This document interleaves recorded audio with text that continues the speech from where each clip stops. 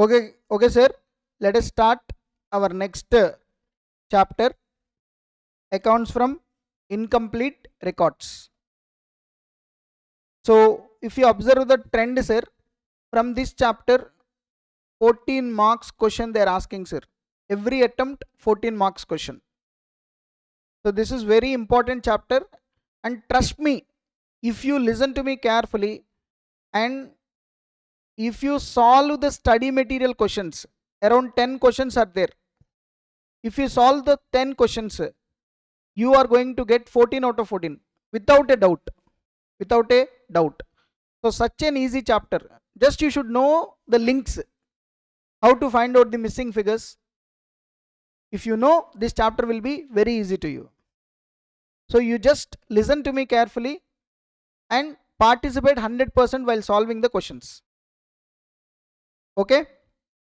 So trust me, you are going to get 14 out of 14. At least 10 marks in the examination, which is a very huge amount, huge marks. Okay? Next, come on, sir. What is this accounts from incomplete records? Let me start first. Sir, you know, in our syllabus, we have preparation of final accounts of commercial entities and also preparation of final accounts of NPOs, non-profit organizations, right? This is the third one, accounts from incomplete records. We know how to prepare final accounts of a commercial entity. How we are going to prepare? Trading account, P&L account, balance sheet. We know how to prepare final accounts of a NPO, receipts and payments, income and expenditure, balance sheet. Now come to this accounts from incomplete records. What is this chapter is all about? If any business organization is not maintaining proper records, therefore we are left with only some information, incomplete information. From this incomplete information, how we are going to ascertain the profit earned by that particular business? That is what this chapter is all about. Accounts from incomplete records. Accounts from incomplete records. Incomplete record means the records are not completed. Generally tell me, sir, what is complete records? Double entry system. We in the beginning itself we said that double entry system we follow.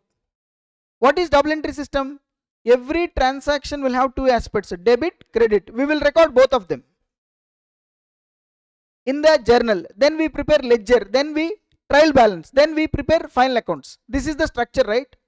Suppose some business organizations, especially small business organizations, they don't maintain proper records. They don't follow double entry system.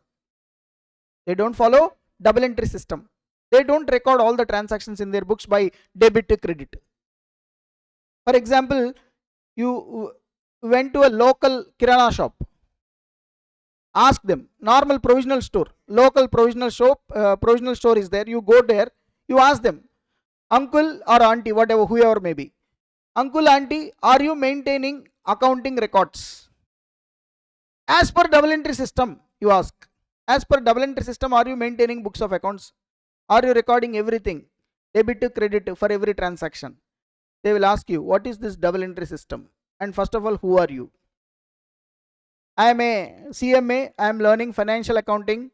So if you allow me, I will set accounting system in your organization. Okay, every day whatever transactions you are doing, we need to write debit and credit in the book called journal. That process is called journalizing. Like that you started telling. They say, we don't have time now, please come after few days. Like that they will tell. Because for a local kirana shop or local provisional shop, maintaining records every day, writing transactions in the books of accounts as per double entry system, it's a very difficult for them, and first of all they don't know all of these things. So therefore they don't maintain records. And even if they maintain records, they will maintain very few records. Tell me, normally as a businessman, what records you will maintain? Maybe cash related transactions, maybe personal related transactions they will record. But nominal accounts, real accounts, they don't maintain.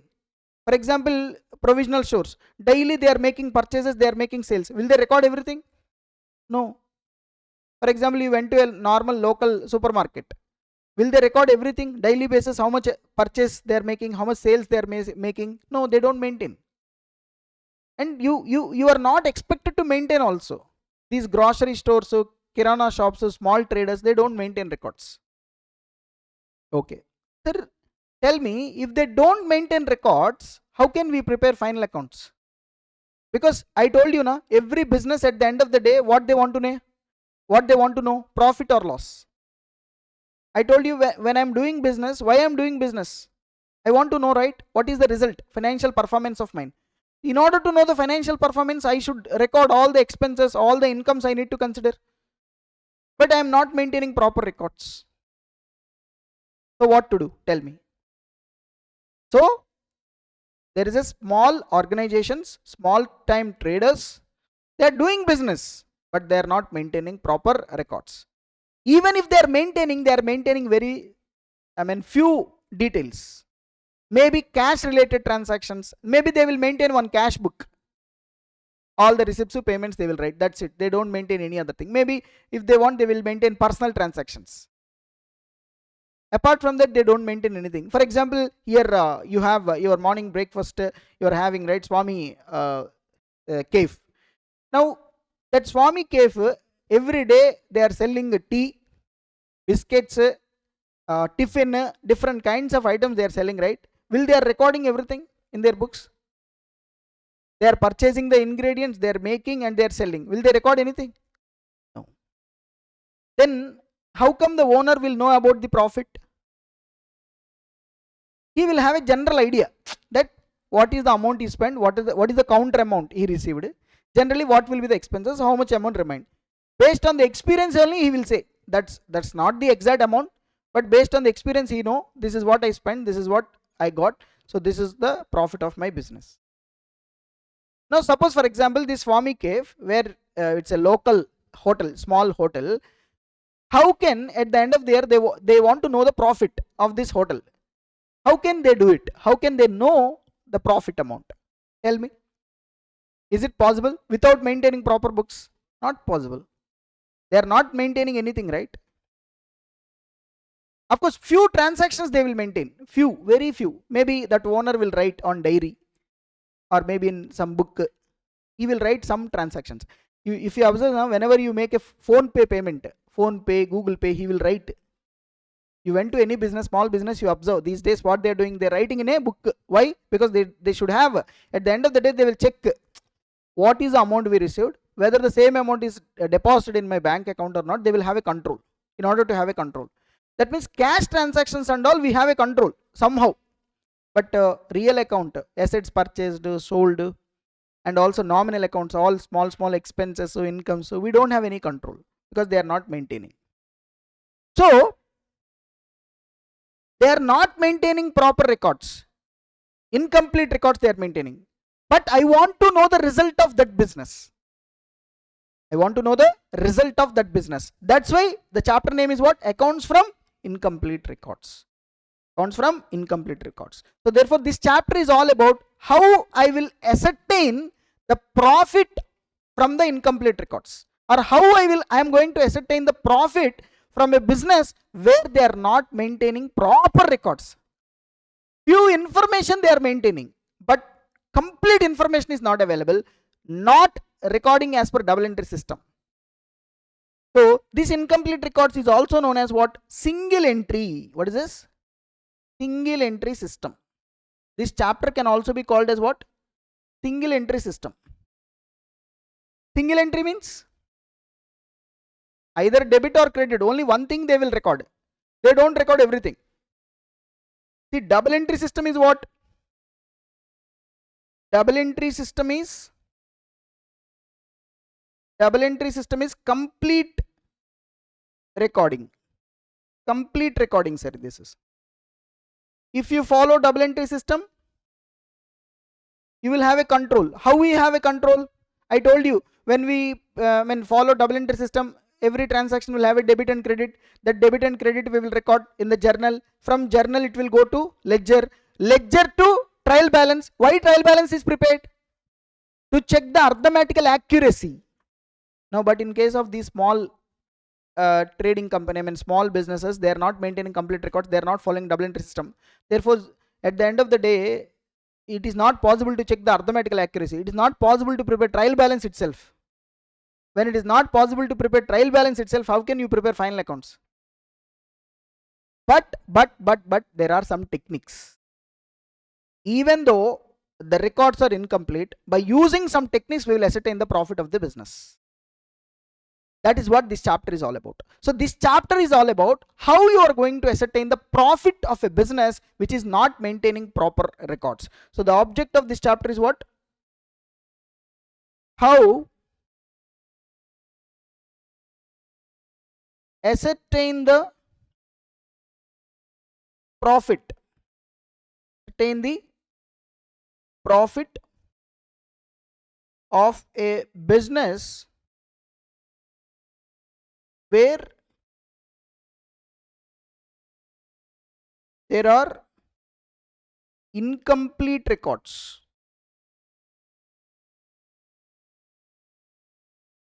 Okay? Ascertain the profit of business where there are incomplete records. I forgot how to ascertain. So this, how to ascertain the profit of a business where there are incomplete records. That is what this chapter is all about. You understand this? Why we are learning this chapter? Tell me, sir. Can you learn this chapter in the context of companies? No, because companies will follow double entry system. Big business organizations? No, big business organizations will follow double entry system. Everything will be there in proper. For example, D-Mart, Forum Mall, EA Mall, all these are what? Big companies, right? They follow double entry system. Suppose big partnership firm is there, they write everything, right? So this is applicable only for what? Small time traders, local stores, sole proprietorships, provisional stores, local business wala. They don't maintain proper records. Even if they maintain, they will maintain only one side, either debit or credit. They don't maintain complete records. But at the end of the day, they want to know the profit. At the end of the day, they want to know the profit. Now you are a qualified person, professional, financial professional. Now you need to help them. How you are going to ascertain the profit from these incomplete records? That is what this chapter is all about. Sir, this chapter says there are two methods, sir. There are two methods to ascertain the profit of a business where there are incomplete records. When a business having incomplete records, how I am going to ascertain the profit? There are two methods. There are two methods. What are those two methods? First method, sir, method number one is net worth method. Net worth or statement of affairs method. Net worth or statement of affairs method. Net worth method or statement of affairs method. Second method, sir, conversion method. Conversion method.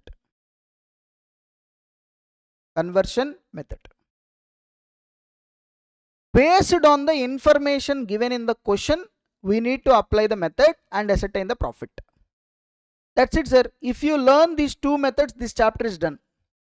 How to prepare or how to ascertain the profit based on these two methods. Sir, here understand, our object is to ascertain what? Profit. That's it. Profit of the business. And two methods: net worth method, conversion method. Net worth method also known as statement of affairs method. Okay, you understood? So first we are going to start with the net worth or statement of affairs method. Before that, say this. So little bit of theory, but I have given the main gist of the theory. So see this theory also once. Preparation of final accounts from incomplete records. I told you also known as single entry system. What is this? Transactions occur in every business organization. Primary function of accounting is what, sir? Record the transactions. Recording. It all starts with recording. Transactions should be recorded in systematic manner. That is double entry system, right? That is what accepted. But however, some entities do not follow double entry system. Such entities are generally what? Small time traders, like grocery stores, kirana shops, etc. They maintain records in usual and sketchy manner. Usual manner they will maintain. They don't maintain proper recording. They will take one book, in that book they will write. Not everything, but whatever the transactions they feel important, they will write. Like some of you, while listening the classes, some problems you are involving, some problems you are not involving. So you are also what? Single entry only. Small traders you are. You are not maintaining records. You are maintaining a casual or sketchy manner. Right? So this leads to what? Incomplete recording. This incomplete method is also known as single entry. So what is meaning of single entry system? You are not following double entry principles. Do not following double entry system. Some transactions you record fully, partially recorded some transactions you don't record at all. That means only cash transactions you are recording. Some transactions you are recording partially. Some transactions you are forgetting to record. So this word single entry is misnomer. Misnomer means you record only some of them. You don't record everything. So the better term is what? Incomplete records. Instead of using the word single entry, the better term is what, sir? Incomplete records. So what are these single entry system features? Unscientific method of recording. Because every transaction will have a debit and credit, but you are recording only one thing. You are not recording everything. And it is mix of no entry, single entry, double entry. Some transactions you are maintaining double entry, some of them you are writing only one entry, some of them you are mixing, you are not writing. Generally the single entry system is used by small business, semi-skilled service providers, workers, etc. No uniformity in recording. And only cash and personal accounts are usually maintained. Original vouchers kept for reference, relevant accounts not prepared. Maybe vouchers they will kept. Whenever they do any transactions, whatever the bills are there, they will kept these small traders, but they don't record anything. So therefore the limitations of single entry is what, sir? Trial balance not possible. Not possible. Trial balance. Can you prepare trial balance without knowing the account balances? No. Profit and loss account is only estimated. Sir, important. Sir, suppose you are running one small shop, sir. You called me. You asked me, sir, I want to know the profit of my business. I asked records. You said, sir, records I am not maintaining anything. Few records, few transactions I am recording. This is my diary. You see in this diary, so whatever transactions I have done, I have recorded. Few transactions I have recorded. Now, based on this information, I want to prepare the final accounts. Can you tell me, whatever the profit I am ascertaining, is this the correct profit? No. Because when the information itself is limited, based on that limited information, I am trying to ascertain the profit, right? So that profit is also what, sir? Estimated only. And balance sheet cannot be prepared, sir.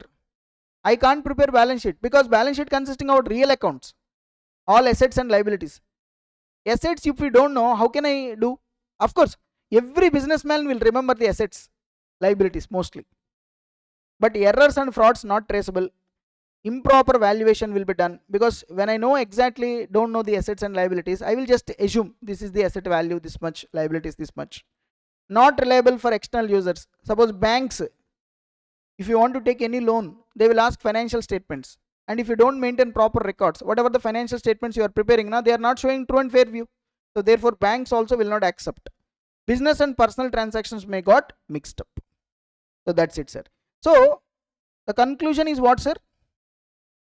You are not maintaining proper records, incomplete records, but you want to know the profit. How to ascertain the profit of a business where there are records are incomplete? Two methods. What are the first method? Net worth or statement of affairs method. So let us start this net worth method first. Sir, you understand the theory? Okay, sir. Let us discuss method. First method, method 1 for ascertaining the profits from incomplete record. What is method 1, sir? Yes, method 1, I told you net worth method or Yes, net worth or statement of affairs method. Statement of affairs method, also known as balance sheet method. Balance sheet method, that is also correct. Balance sheet approach or balance sheet method. Balance sheet method. Net worth method, statement of affairs method, balance sheet method, everything is same. Okay, sir. Now I want every one of you to involve, please, because this is important. I will show you examination question also relating to this. 14 marks they have asked relating to this method. You tell me, you are available only with few information. Okay, now you want to ascertain the profit of the business. How you are going to ascertain? Now till now you have learned final accounts of commercial entity and NPOs. Now by observing these two chapters, can you tell me where the profit, the current year profit is involved? The profit earned by the business, where it is involved? Suppose commercial entity has prepared a P&L. They got what? Net profit. What they are doing this net profit? Transferring to capital account. Capital account is there in balance sheet. Therefore, every year whatever the profit I earned, I am adjusting to capital. Therefore, if I compare capitals of two periods, beginning and ending, I will get the current year profit. That is the idea here. That's why this method is called net worth or statement of affairs method or balance sheet method. So understand, when I prepare P&L account, I will get net profit. That net profit I am transferring to balance sheet. Capital, add net profit. I am doing that. Therefore, the difference between opening and closing capital can be what? Profit earned by the business during the year. Therefore, if I compare capitals of 2 points of time, maybe there is a chance that I will get what? Net profit. That's the idea. That's why this method is called net worth or statement of affairs method or balance sheet method. Now see this, everybody see this, how this is going to work it out. For example, sir, example, capital, my capital on 1/4/2024. Opening capital, for example, 1 lakh, sir. Opening capital 1 lakh.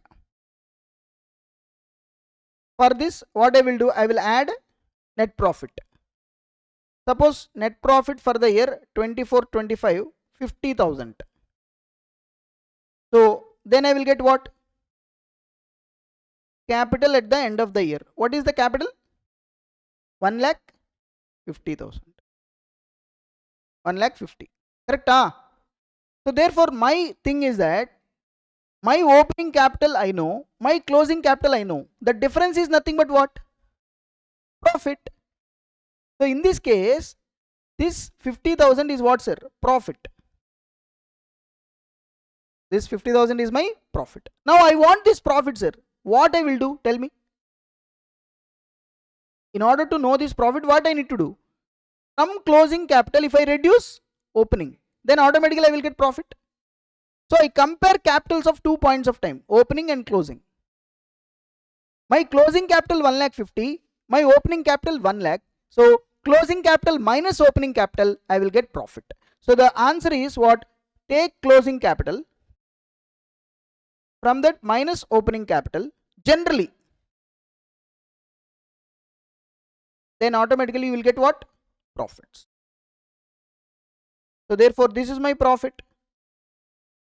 So therefore this is the first method, sir. But now capital will change only because of profit. Sir, capital will change only because of profit. No. Additional capital, drawings, interest on capital, interest on drawings, these things will also change the capital. Therefore, when you are comparing the closing capital with opening capital, what changes happen? If I adjust them, then I will get what? Profit. Here, simple example I have taken, sir. Suppose there is no other adjustment happened, only profit added. Then the simple is closing capital minus opening capital is my profit. Suppose, understand why there will be changes in capital. The capital will change not only because of the profits, because of additional capital introduced by the proprietor, because of the drawings, because of the interest on drawings, because of the interest on capital. These things will also change. Now everybody please see, please see, please see. Suppose my capital on 1/4/2024 1 lakh, okay, and during the year some additional capital was introduced in the business. Proprietor brought some additional capital, suppose 50,000, and during the year drawings, some amount is withdrawn from the business. Drawings, suppose 20,000 drawings, and profit, during their profit will be added, right? Suppose the profit is 10,000. Now tell me what will be the closing capital?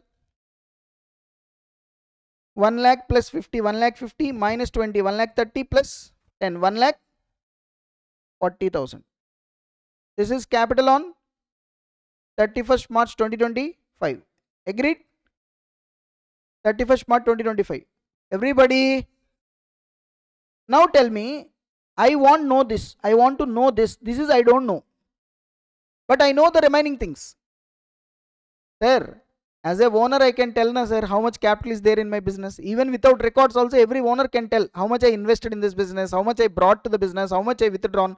So these information is easily available. So therefore that's why they said first method, comparison of capitals, balance sheet approach. Now you tell me here how to ascertain this profit. How to ascertain this profit? First start with closing capital.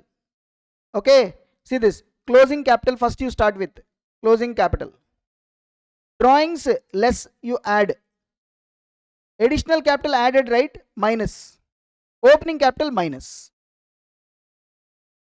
closing capital plus drawings minus additional capital minus opening capital. You will get automatically profit of the year, because the change in the capital because of the drawings, because of the additional capital, I need to eliminate. I want only because of profit. I want only profit. Therefore whatever changes happened in the capital because of the additional capital, because of the drawings, I have to eliminate it. So that's why I start with the closing capital. In this closing capital, while arriving closing capital, additional capital was included, right? Minus it. Drawings was deducted, add. Opening capital included, minus. Automatically will get what? Profit. Automatically will get profit. So therefore here the concept is very simple. How to ascertain here? Simply start with closing capital. Start with the closing capital, that is 31st March 2025. How much is the closing capital? 1 lakh 40. From this closing capital, drawings generally will be deducted from opening capital. That means while arriving closing capital it was deducted. Add drawings, because I don't want to consider drawings. Drawings add. How much is my drawings? 20,000. Add back. Additional capital introduced was included, minus. Additional capital, how much? 50, right? How much I got? Tell me. 1 lakh 40 plus 20, 1 lakh 60 minus 50. 1 lakh 60 minus 1 lakh 10. Now less opening capital. Opening capital. Opening capital. How much, sir? Opening capital 1 lakh. So therefore what is the profit? That's it, 10,000 profit. This is the profit of the business. Exactly. So this is how you ascertain the profit under net worth method. So net worth method, tell me how profit will be ascertained, sir? By comparing the capitals. By comparing the capitals. Capitals will change because of which reason, sir? Profit, additional capital, drawings.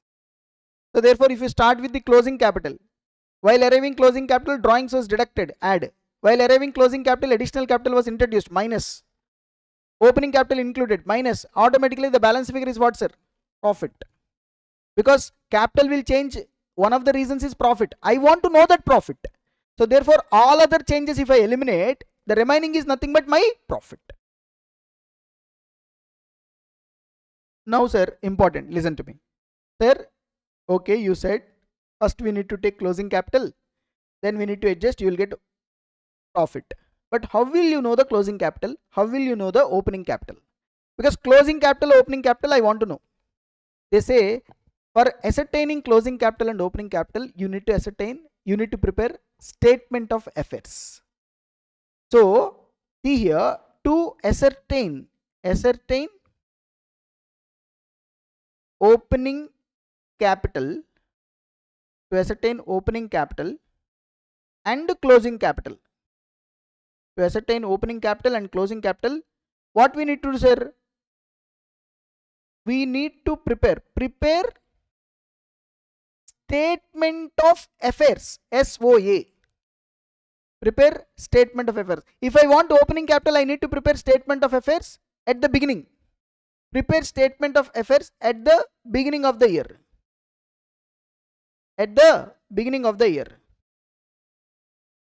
Okay, at the beginning of the year. And ascertain capital as the balance figure, sir. Ascertain the capital as the balance figure. Like how we, if you don't know the capital fund, in NPO what we have done, we have prepared opening balance sheet and ascertain the capital fund as a balance figure, right?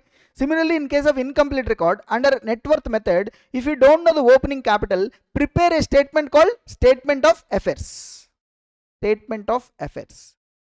It is not a balance sheet. It looks like balance sheet, but it is not balance sheet. Statement of affairs is prepared to ascertain the capital. Simple. Take all the assets, all the liabilities. Assets minus liabilities is capital. Same manner, how we prepare balance sheet, in same manner SOA is prepared. Statement of affairs. And if I want the closing capital, I need to prepare SOA at the end of the year. At the end of the year. At the end of the year, I will prepare SOA, statement of affairs. I will know the capitals. So once I know the opening capital, closing capital, the game is over. First I will start with closing capital. For that I will add drawings. From that I reduce additional capital. From that I will reduce opening capital. The remaining balance figure is my profit. Sir, net worth method, easiest method, sir. Very, very easy method. There is nothing here. Just to compare the capitals. Now if you don't know the capitals, what you do, sir? In order to ascertain the capitals, what we need to do? Prepare statement of affairs. Opening capital, opening statement of affairs. Closing capital, closing statement of affairs. Statement of affairs is nothing but the like balance sheet only, assets and liabilities. The remaining balance figure is nothing but capital. Hello. So therefore, here we will prepare in the net worth method. We prepare two things, sir. Here we prepare two things. What are the things we prepare? One is statement of affairs if capitals are not available. Second, statement of profit, statement of P&L. Okay, statement of P&L. How to prepare statement of P&L? That one, closing capital, add drawings, minus additional capital, minus opening capital. You will get what? Statement of P&L. Hello. I will do it. Wait. Now let us see some. See this, everybody, relating to net worth method or statement of affairs method. Let's see this example, everybody. Hello. This example will give you clear-cut idea how to prepare, how to ascertain profit under net worth method or statement of affairs method. See this, everybody. Ram maintains books on which system? Single entry system. Incomplete records. He gives the following information. Capital on April 1st, 2023, 60,800 opening capital. Capital on April 1st, 2024, closing capital 67,600. Opening capital, closing capital given.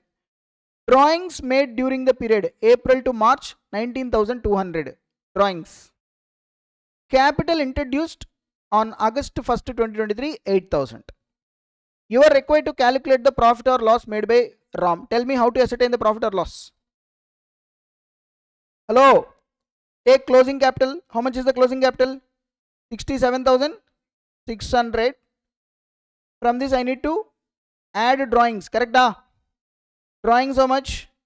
19,200 minus additional capital 8,000 minus opening capital 60,800. So can you tell me the amount?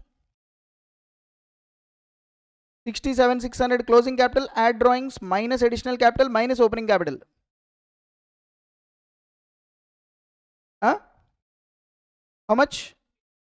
18,000. So 18,000 is the profit. That's it. So 18,000 is the profit. Simple. 18,000 is profit. Just comparing the capitals. Everybody. But see, in examination, you should not do like this. This is just a simple way of doing the things.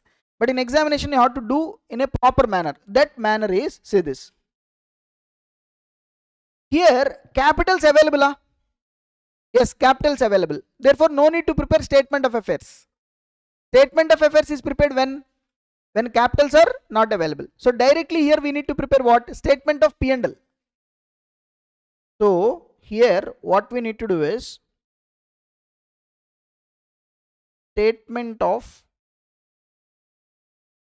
P&L account for the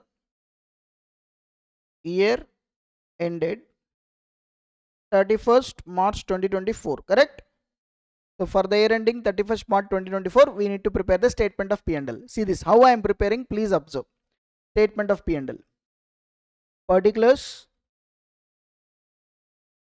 and then amount, rupees. I told you na, how statement of P&L will be prepared. First we need to start with closing capital. So first start with the capital as on 1st April 2024. Closing capital. How much is the closing capital, sir? 67,600. For this, drawings will be what? Add drawings. Why drawings are added? Because drawings already reduced while arriving closing. Now I need to eliminate the effect of drawings because I want only profit. How much capital is changed because of profit? Profit only I want. So therefore I am eliminating. Drawings already deducted, right? So give opposite effect. Add. How much? 19,200. 19,200. Next, sir, less additional capital. Additional capital already included in closing balance. Closing capital changed because of the additional capital. So now you deducted additional capital. How much, sir? 8,000 deduct. Right? So therefore, can you tell me the difference? How much?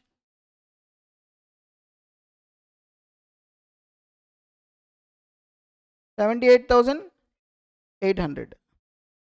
From this I need to reduce capital opening, that is capital as on 1/4/2023. How much, sir, opening capital? 60,800. So deduct. How much? 18,000 is the profit. So profit made during the period. Very simple, very simple. You understand this or not? 18,000 is the profit. If you want, you can cross verify also, sir. You can cross verify like the manner you like. Okay. If you want, you can cross verify. I will cross verify for you. Say this, how I am going to do. Suppose take first opening capital. What is the opening capital? 60,800. Add additional capital. How much is the additional capital? 8,000. Minus drawings. How much is the drawings? 19,200. Add profit. Correct? What is the profit we got? 18,000. Now exactly we'll get closing capital. Check it. 60,800 plus 8,000 minus 19,200 plus 18,000. How much we got? 67,600. This is nothing but what? Closing capital. That is what exactly given. Hello. So this is how profit, but I want this. So I ascertain this as a balancing figure, kind of. Sir, you have to prepare like this. Sometimes you can prepare like a account also. See this. in some problems you see they will prepare an account. Which account? Capital account. Capital account also can be prepared, sir. See this. Suppose in capital account first we will have what? Opening balance, right? Hello? What is the opening balance here? 60,800. In our example, sir, 60,800 opening balance. And whenever drawings happen, what is the entry? Drawings to, capital will be reduced. Capital to drawings. Correct? Drawings, whenever there is a drawings, capital will be reduced. Na? So capital account to drawings. How much? 19,200.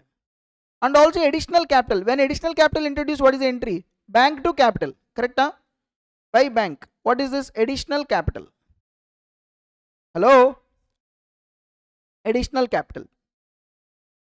What is the additional capital here? 8,000. And they have given closing balance. Balance carried down. What is the closing capital? 67,600 given. These are all given. Simple. Ascertain the balancing figure, which is nothing but profit or loss. So therefore, my opening capital is this, additional capital is this, my drawings is this, my closing capital is this. Therefore, what will be the profit during the year? Can you tell me? By profit, P&L account, nothing but, if you want you can check it, exactly 18,000. This is the balancing figure. Hello? So you can ascertain profit like this also. This is account form, sir. Just we are preparing in a statement form. Both are same only, na? Now ultimately what you remember, tell me. How to prepare statement of P&L? First you will start with closing capital. Tell me, closing capital. Add drawings minus additional capital minus opening capital. You understood the logic? That's it. So this is how the statement of affairs method will work. Now see, sometimes what happens is, I told you na, closing capital, opening capital they will not give. When they have not given, statement of affairs we need to prepare and we need to ascertain. Now in this example you see here, one example I have given. Following is the position of Aravind as on 31st March 2024 and 31st March 2025. 31st March 2024, 31st March 2025 details given, sir. Cash, debtors, stock, plant and machinery, creditors, bills payable. These are the records available.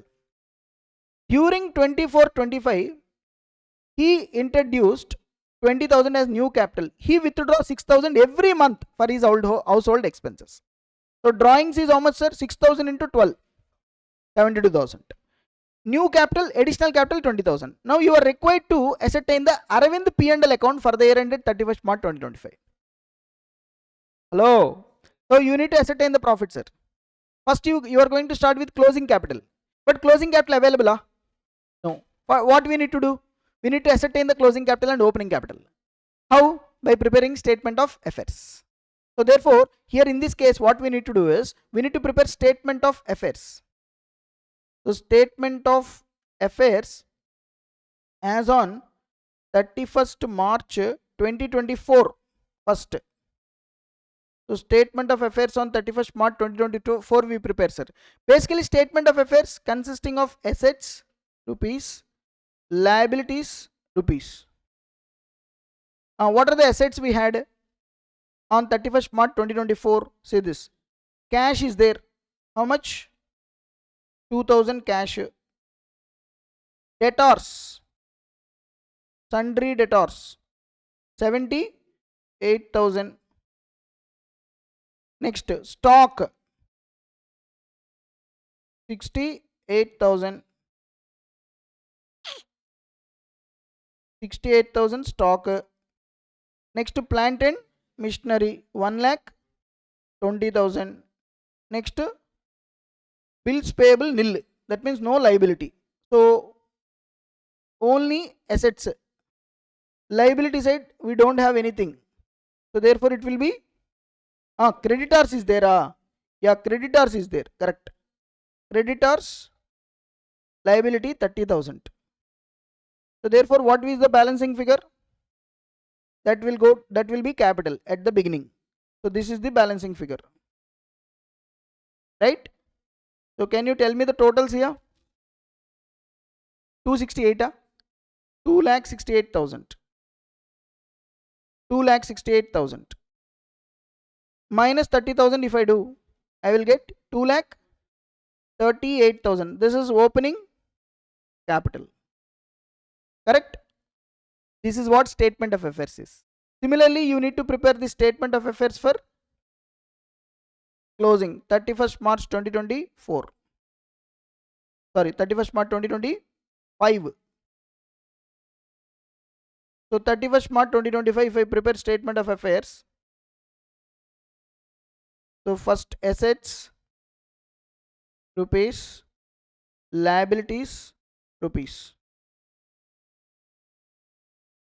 Okay. Now asset side, if I check, what are the assets, sir? Cash, sundry debtors, stock, plant and machinery. That's it. This side we have creditors.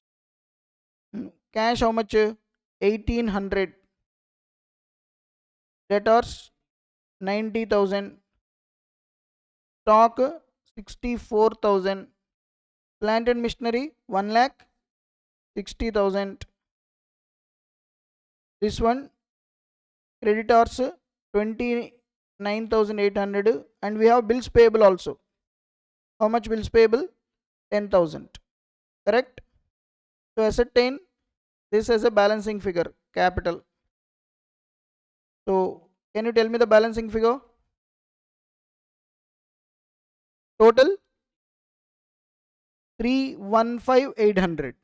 3,15,800, sir. 3,15,800 is the total. What is the balancing figure? From 3,15,800 you reduce these two, 29,800, 10,000.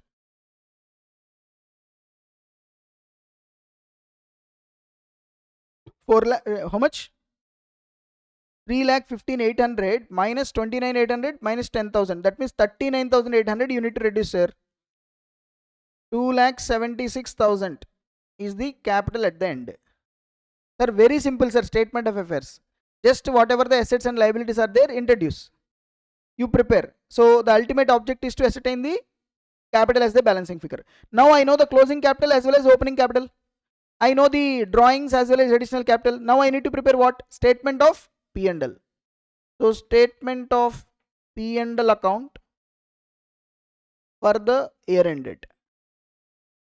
For the year ended. That is 31st March 2025. Statement of P&L account for the year ended. How I prepare statement of P&L account? Tell me. First I need to start with what? Closing capital. Correct? Closing capital you need to start with. That is 1st April 2025. Correct? What is the closing capital? 276,000 is the closing capital.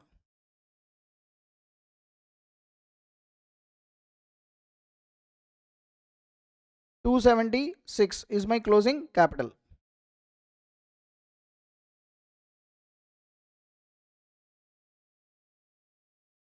For this closing capital, what I need to do? Add drawings. I will add back. How much? Actually, drawings, he withdraws 6,000 every month. Every month for his household expenses. Every month. Correct? So 6,000 into 12. 72,000. Okay. Next, less additional capital, right? Additional capital. How much is the additional capital introduced, sir? 20. Given. Additional capital introduced 20. So minus it. What are the changes? 276 plus 72 minus 20. 328 less opening capital. Opening capital. That is on 31st March 2024. Now tell me what is the opening capital, sir? Opening capital 2,38,000. See this. minus. So how much we got? 90, yeah? So 90,000. Can you tell me what is this? Profit during the period. So profit during the period. So this is how profit is ascertained under net worth or statement of affairs or balance sheet approach. Sir, have I explained in a easy manner? You know, now you can solve the questions relating to it. Yes. Now, sir, generally capital will change because of profit, additional capital, as well as drawings. Apart from this, there is interest on capital, interest on drawings. If there is a interest on capital, what you do, tell me? Interest on capital. Interest on capital generally will increase, added to the capital, right? So it is added to the capital, right? And therefore we will deduct. Interest on capital, generally what we will do, add to the capital, right? So that means it is included in closing. So if I want only profit, I need to deduct. Similarly, interest on drawings will be deducted from the capital. Therefore now I need to add. That means same treatment, sir. Like I added drawings, right? Similarly, interest on drawings also be added. Interest on drawings will also be added. Additional capital less, right? Similarly, interest on capital will also be less. Logic? Sir, generally drawings means what, sir? Proprietor taking money or assets from the business. It is deducted from his capital, right? Similarly, whatever the interest he need to pay on those drawings, that is also deducting his capital. Therefore, while you start with opening capital, while arriving closing capital, you might have deducted it, right? Now you are starting with closing capital. I need to ascertain the profit. So in this closing capital already it is deducted. So now I need to give the reverse effect. Similarly, interest on capital, it is already included. Now you need to deduct. So same treatment, sir. How additional capital will be deducted, interest on capital will also be deducted. Drawings will be added, interest on drawings will also be added. So 2 questions I have solved, sir. Sometimes they will itself give the capital, sir. Then just you need to prepare statement of P&L. Sometimes they won't give you capital. Then you need to prepare statement of affairs and then statement of P&L account. You need to prepare. Hello.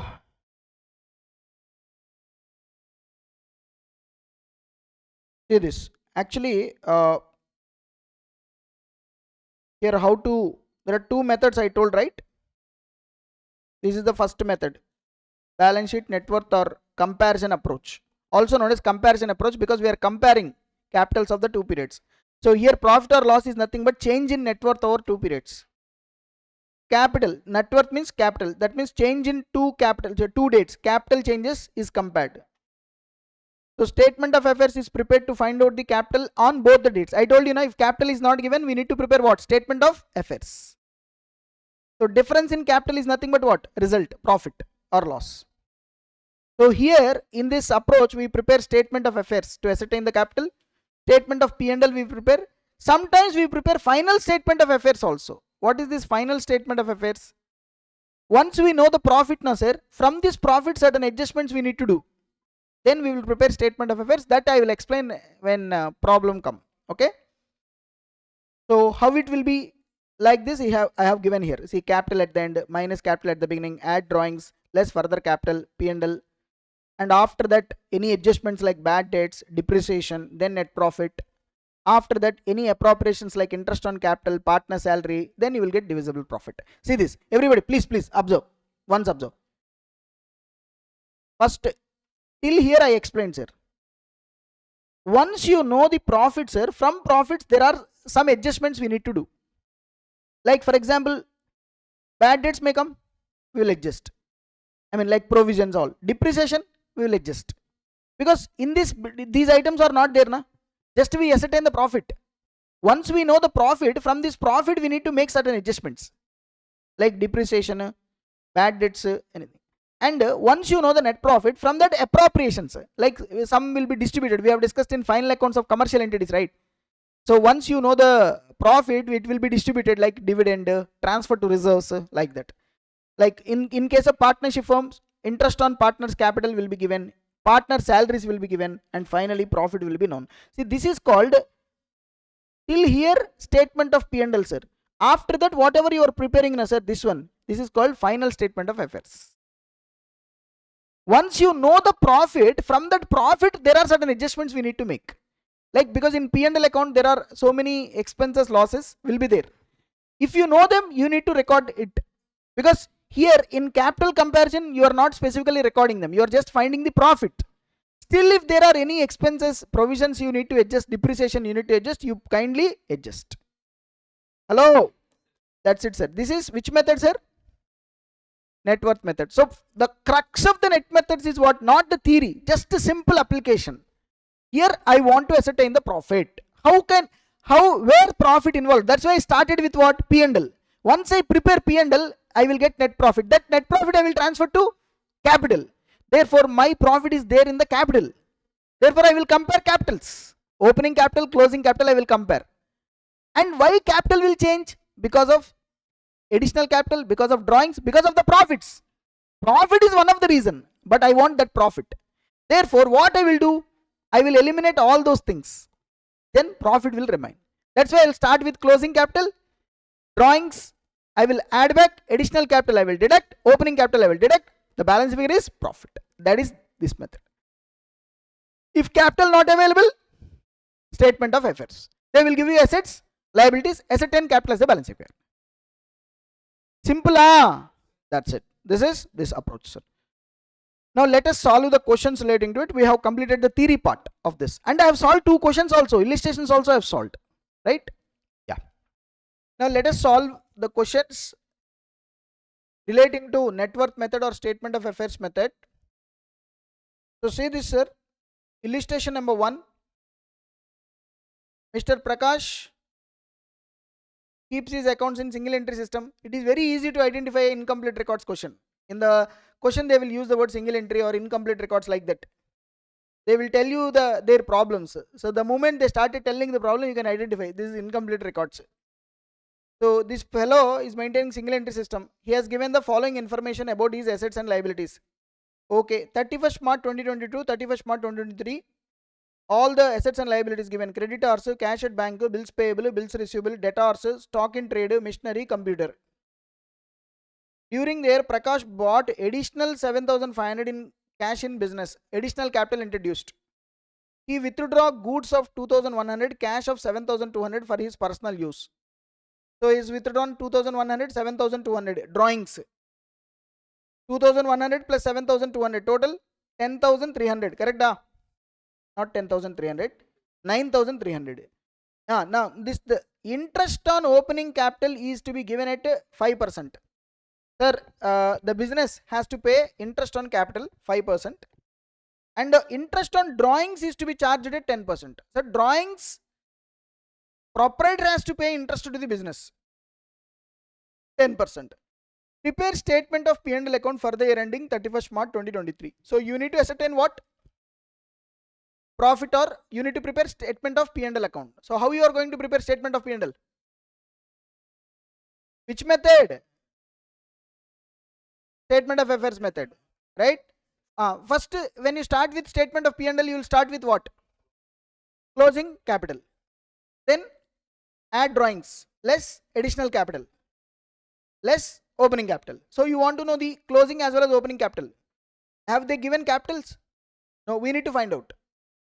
So they have given, right? So you prepare statement of affairs, ascertain the capitals. Once you know the capital, adjust it, remaining items, ascertain profit. So very simple. It will not take 2 minutes. 2 minutes you can complete this. So how can we complete this? See this. Illustration number 1, statement of affairs. Correct? So statement of affairs as on 31st March 2022. Write all the assets. What are the assets? Can you tell me? Cash at bank. Yeah, do it. Do it on your own. Very simple. Cash at bank, bills receivable, debtors, stock, machinery, computers, right? Computers. All the assets I have recorded.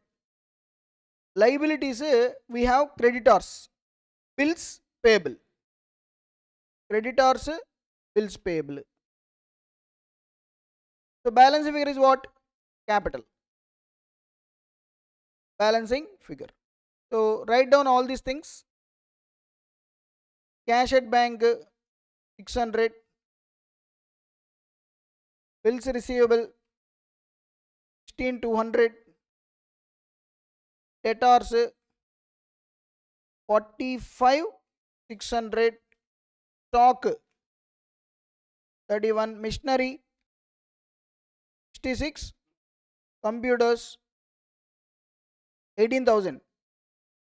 That's it. This is the assets, right? Liabilities at creditors. Creditors 55,200. Bills payable. Bills payable 26,400. Correct? So tell me the balancing figure. Huh? 96,000. This is what? Opening capital. Opening capital. Similarly, you prepare statement of affairs as on 31st March 2023. Same manner. Statement of affairs, assets, liabilities, rupees. Same manner. Same assets, right? Cash at bank, bills receivable, debtors, stock in trade, stock, machinery. Sir, you can do it, sir. This one. This is your practice. For your practice, this question given. Because already we solved in the example itself. Computer. This side we have creditors, bills payable. Okay. Now ascertain the capital as the balancing figure, right? How much? 1500 cash in bank. Bills receivable 18,300. Debtors 50. Stock, machinery 70. Computers 17. Creditors 58. Bills payable. Correct? 28,200. What is the capital? Balance of year 131,400. So this is the closing capital, right? So we know the opening capital, we know the closing capital. Now can I prepare what? Statement of P&L, right? So statement of P&L for the year ending 31st March 2023, correct?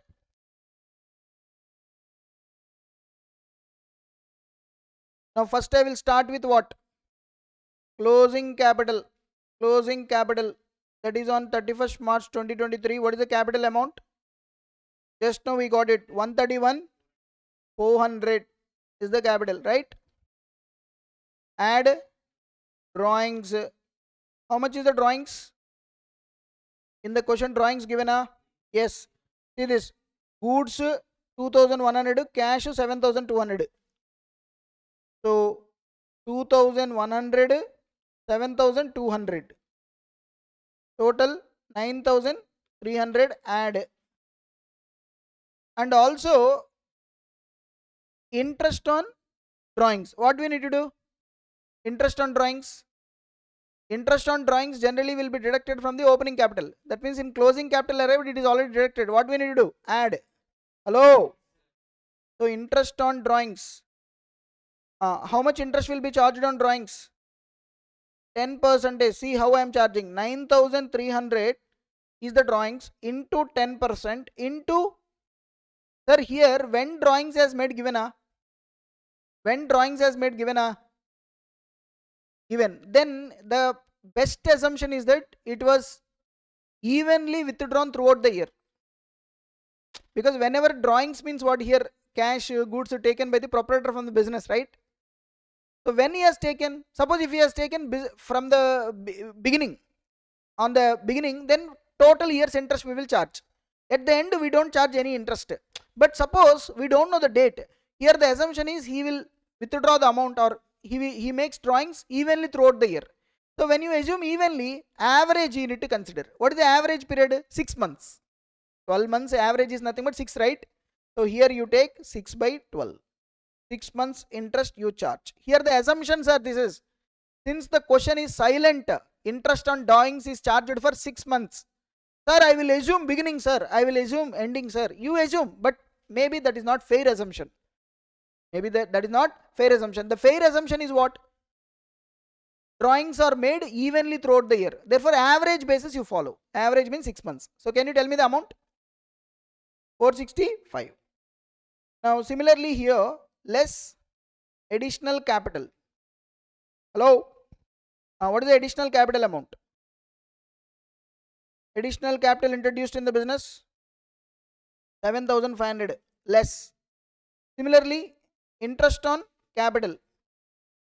Interest on capital also be deducted, because while ascertaining the closing capital it was included. So minus it. Interest on capital, how much, sir? 5%, right? 5%. What is the capital already there in the business? Capital. Opening capital, sir.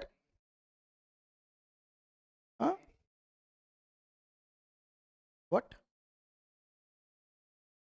96,000 opening capital plus how much additional introduced? 7,500. So therefore interest on drawings, interest on capital will be given. Sorry, here interest on opening capital, look at the wordings, interest on opening capital is to be given at 5%, not on the additions. So interest on opening capital, please sir, read the wordings carefully. What is the opening capital? 96,000. On that 5%. You don't take interest period here, because you are considering from the beginning. This is opening capital. So therefore 12 months interest will be given. But drawings we don't know. That's why we assumed average.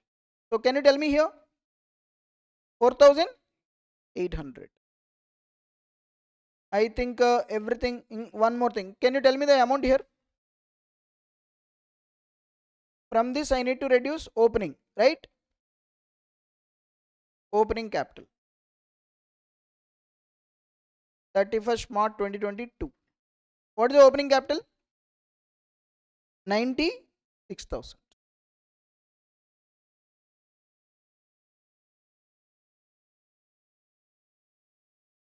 So tell me the profit. 32,865. This is the profit during the period.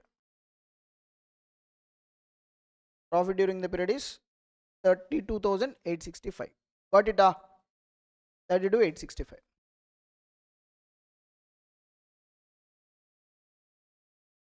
Can you tell me this amount?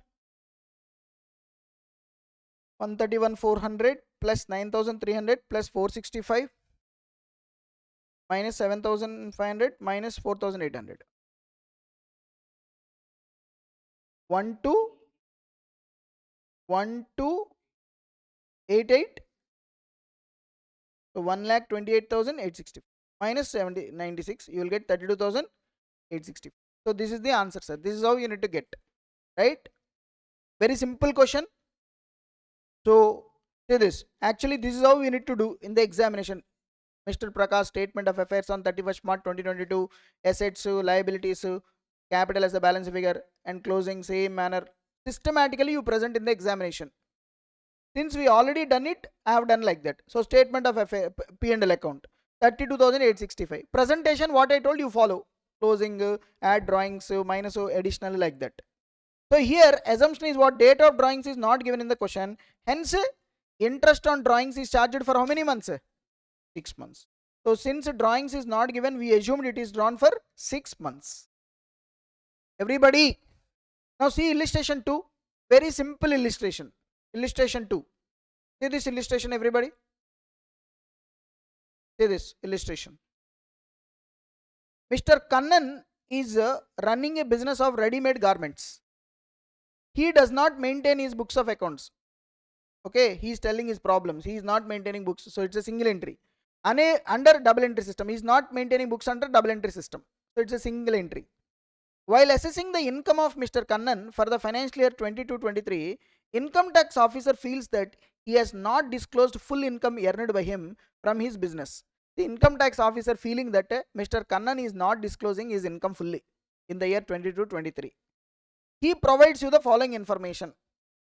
31st March 2022, 31st March 2023, what will be the assets, liabilities, Mr. Kannan monthly drawings, monthly 32,000 he will draw from the business drawings. That means yearly 32,000 into 12, correct? Next, income declared to the income tax officer 9,12,000. During the year 22-23, the life insurance policy of Mr. Kannan was matured and amount received 50,000 was retained in the business. That means it is what? Additional capital, correct? Because 22-23 life insurance policy, see this LIC and means personal. LIC of Mr. Kannan was matured and amount received 50,000 was retained in the business. That means additional capital. Now state whether the income tax officer contention is correct. Explain by giving necessary working. Sir, here tell me, Mr. Kannan is not maintaining proper record, sir. He is not following double entry system. Now how much profit he disclosed to income tax officer? 9,12,000. 9,12,000 he declared to the income tax officer. Now we need to check whether this profit is correct or not. How we know the profit is correct or not? We will find out. Statement of P&L account by comparing the capitals, right? Now tell me, first opening capital we know na? No. Opening capital given ah? Not given. But opening assets and liabilities given. So statement of affairs we will prepare. At the end, statement of affairs you will prepare. So therefore you will know opening capital, closing capital. Once you know that, you know the closing capital, drawings we know, additional capital we know, then we will get the profit automatically. Hello. Here very simple, sir. So can you tell me opening capital how much? Very simple. Illustration 2. Opening capital, for example, statement of affairs as on 31st March 2022, correct?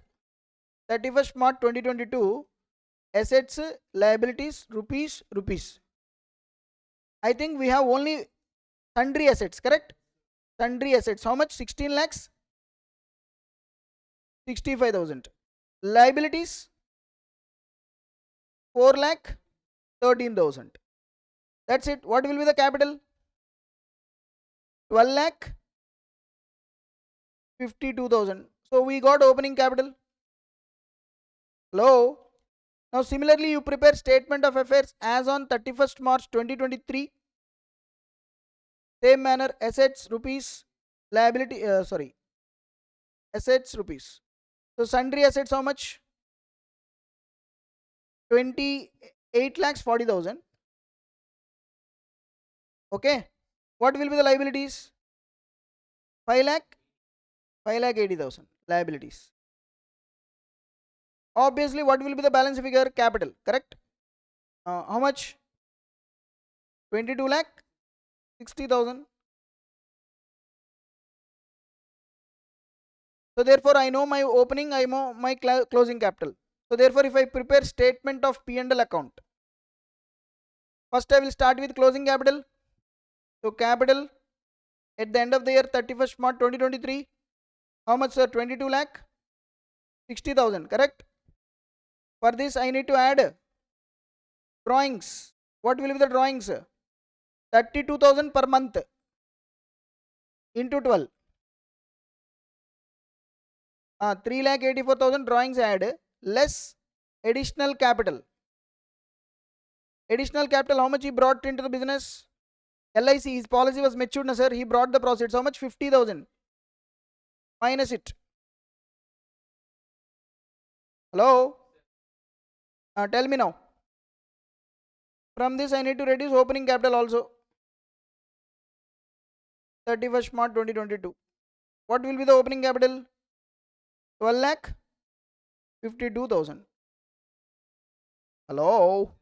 Can you tell me? 22 lakh 60 plus 3 lakh 84 minus 50,000. 25 58,000 minus 12 lakh 52,000. 13 lakh 6,000 is what, sir? Profit. Hello? But how much you declare it to the income tax officer? Declare it to income tax officer. Is this correct or wrong? 13 lakh 6,000. 13 lakh 6,000 correct or wrong here? Wrong. 1342 came na. Where we done mistake? Correct only na. 22 lakh 60 correct. Drawings 3 lakh 84. Yes, added back. Additional capital 50,000. Yes. So 25,94,000. 25,95. I think this total is wrong. Correct. Now what is the total here? 25,000, 94,000 minus 12 lakh 52,000. How much we got?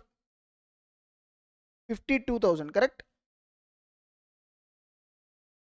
13. Got it wrong? 1342,000 is the profit. But how much is declared to IT officer? 9 lakh 12,000 is declared to him. 912.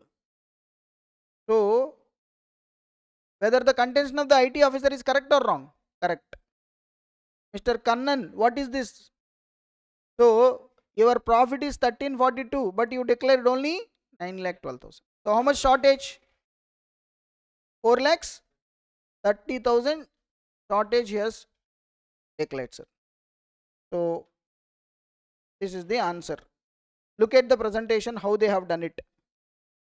So see, this profit is 13 lakh 42 and income declared 9 lakh 12. So suppressed income is suppressed 4 lakh 30. So therefore income tax officer contention that Mr. Kannan has not declared his true income is correct. Mr. Kannan true income is in excess of income declared by 4 lakh 30,000. This is how you need to answer. So don't be under the impression that these easy questions they will not ask in exams. They will ask. That's CMA for you. So they will ask. You see the examination question, I will show you. The same similar kind of questions only they will ask.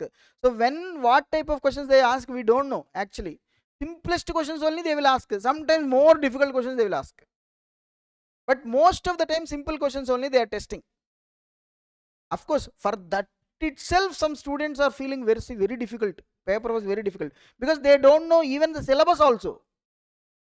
The problem with CMA students is they don't have time to see syllabus also. That much busy, always busy. They don't know the syllabus. If I said them, see, you have hire purchase, so they say hire purchase, is it? Hire purchase chapter is there for us, like that they will ask. And in examination they will see and they are surprised, hey, how can he ask out of syllabus questions? And it is there actually. So please understand the statement of, are you understanding this net worth method? Yeah, 2 questions we have solved, sir. So we are discussing accounts from incomplete records, sir. In accounts from incomplete records, our main object is to ascertain the profit earned by the business. To ascertain the profit from incomplete records, I told there are 2 methods available. The first method is what, sir? Statement of affairs or net worth method or balance sheet approach or method. Now in that method we are solving the problems. So how we are going to ascertain the profit in that method is take the closing capital, add drawings, less capital introduced during the year minus opening capital. Automatically you will get the balance sheet figure as the profit. Now come to illustration number 3. This type of question they have asked in the recent exam. We will see that recent exam question also. First to see this question. The following information is available from Mrs. Shashi, who maintains books of accounts on single entry system, clearly mentioned. 1/4/2022, 31st March 2023, they have given certain items, sir. Cash and bank, sundry debtors, stock, furniture, creditors, 10% loan from Mrs. Shashi. So this business has taken a loan also from Mrs. Shashi. Okay. Mrs. Shashi withdrew rupees 5,000 from business every month. So 5,000 into 12 for meeting her household expenses. What is this? Drawings. During the year, she sold investments held by her privately for 35,000 and invested the amount in her business. Additional capital introduced. Personal investment sold, sir, and they brought into the business. So it is what, sir? Additional capital introduced during the year. At the end of the year, this is 2022 23, sir. At the end of the year, it was found that full year's interest on loan from Mrs. Shashi has not been paid. Sir, there is a loan from Mrs. Shashi, right? 30,000. On this loan, the interest was not paid. What is the interest here? 10%. So 30,000 into 10%, it will be 3,000 interest. We need to pay interest on loan. Okay. Next, depreciation at 10% per annum was provided on furniture for the full year. We need to provide depreciation also. Shop assistant was to be given a share of 5% on the profits ascertained before charging such commission. Before charging such commission, shop assistant will be given a share of how much, sir? 5% on the profits. Kind of a commission, sir. Whatever the profits earned, 5% on the profits. But look at the wordings. 5% of the profits ascertained before charging such commission. That means whatever the profit is there, before charging such commission, on that 5% we need to provide. Actually, if you remember these type of questions where we have solved, before charging commission, after charging commission, final accounts, same thing we need to apply here. Suppose let us assume profits before charging such commission is 100, on that 10%, 5% like that. Okay, see this. Calculate profit earned during the year ending 31st March 2023 by Mrs. Shashi. So they are asking us how much profit is earned by Mrs. Shashi. So based on the information given, sir, which method is the best suitable method, sir? The method suitable is statement of affairs method, because you know the opening items, closing assets and liabilities. So first to find out the opening capital, then closing capital, then make adjustments like closing capital, add drawings, minus additional capital introduced, minus opening capital. You will get the profit, right? But here, even after getting the profit, trading profit, there are certain things you need to do, like interest, depreciation, commission, like this. These items they have given. Okay, because when you compare capitals, you will get a profit, but that profit is not final profit here, because at the end of the year they are doing something. See this, at the end of the year 2022 23, it was found that full year's interest on loan from Mrs. Shashi has not been paid. So therefore, in these transactions, in these items, that interest was not adjusted. Now we need to ascertain, we need to adjust it in the profit, and also depreciation we need to provide on the furniture for full year. Furniture is 29,000, on that 10%. And after that, once you know the business profit, net profit, you need to give a commission of 5%. So like this you need to solve, sir. So how you are going to approach, sir, here? First to find out the opening capital. How you are going to find out the opening capital? Prepare statement of affairs at the beginning. Ascertain the capital as a balancing figure. Correct? So let me solve this simple question, but you have to be very careful here. First I am preparing statement of affairs as on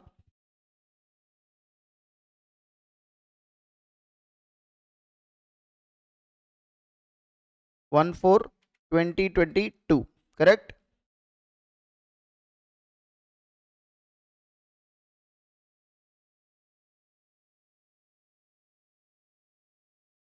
So assets rupees, liabilities rupees. What are the assets we had? Cash and bank, 20,000. We have debtors, stock, furniture. Debtors, stock, furniture, right? Debtors how much? 17,000. Stock how much? 40,000. Furniture how much? 40, 29,000. These are the asset side information available, right? Now liability side, we have creditors. How much? 32. And also loan, right? Loan from Mrs. Shashi. How much loan they have taken? 30,000. So ascertain the balancing figure. That is capital, nothing but.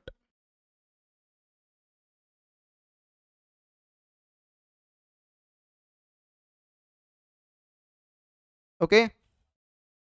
44,000. So 44,000 is the balancing figure, sir. So I got opening capital. Same manner you prepare statement of affairs at the end as on 31st March 2023. Assets rupees, liabilities rupees. So asset side same, cash and bank, sundry debtors, stock, furniture.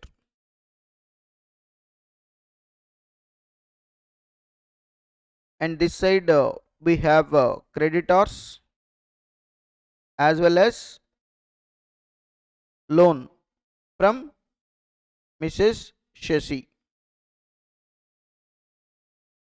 Okay.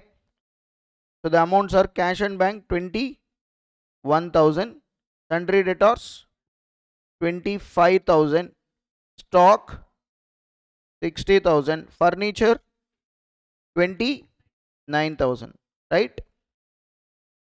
And then creditors, if you see, we have 22,000 and loan from Mrs. Shashi 30,000. Okay. Now you will get the capital as the balancing figure.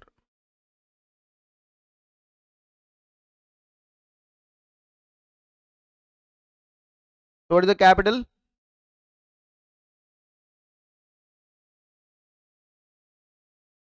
83,000. So 83,000 is the closing capital. 83,000 is the closing capital. Now I know the opening as well as closing. So now I can prepare statement of P&L, right? So statement of P&L now. Statement of P&L account for the year ended 31st March 2023. Now here, very important, sir.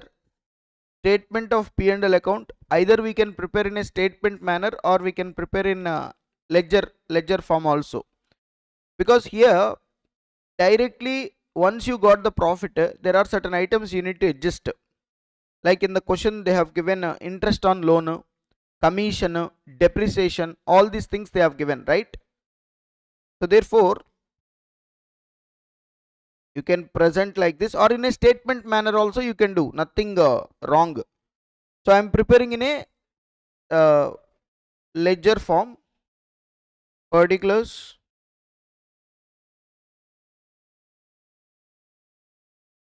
rupees, inner column, outer column, like that, particulars, rupees.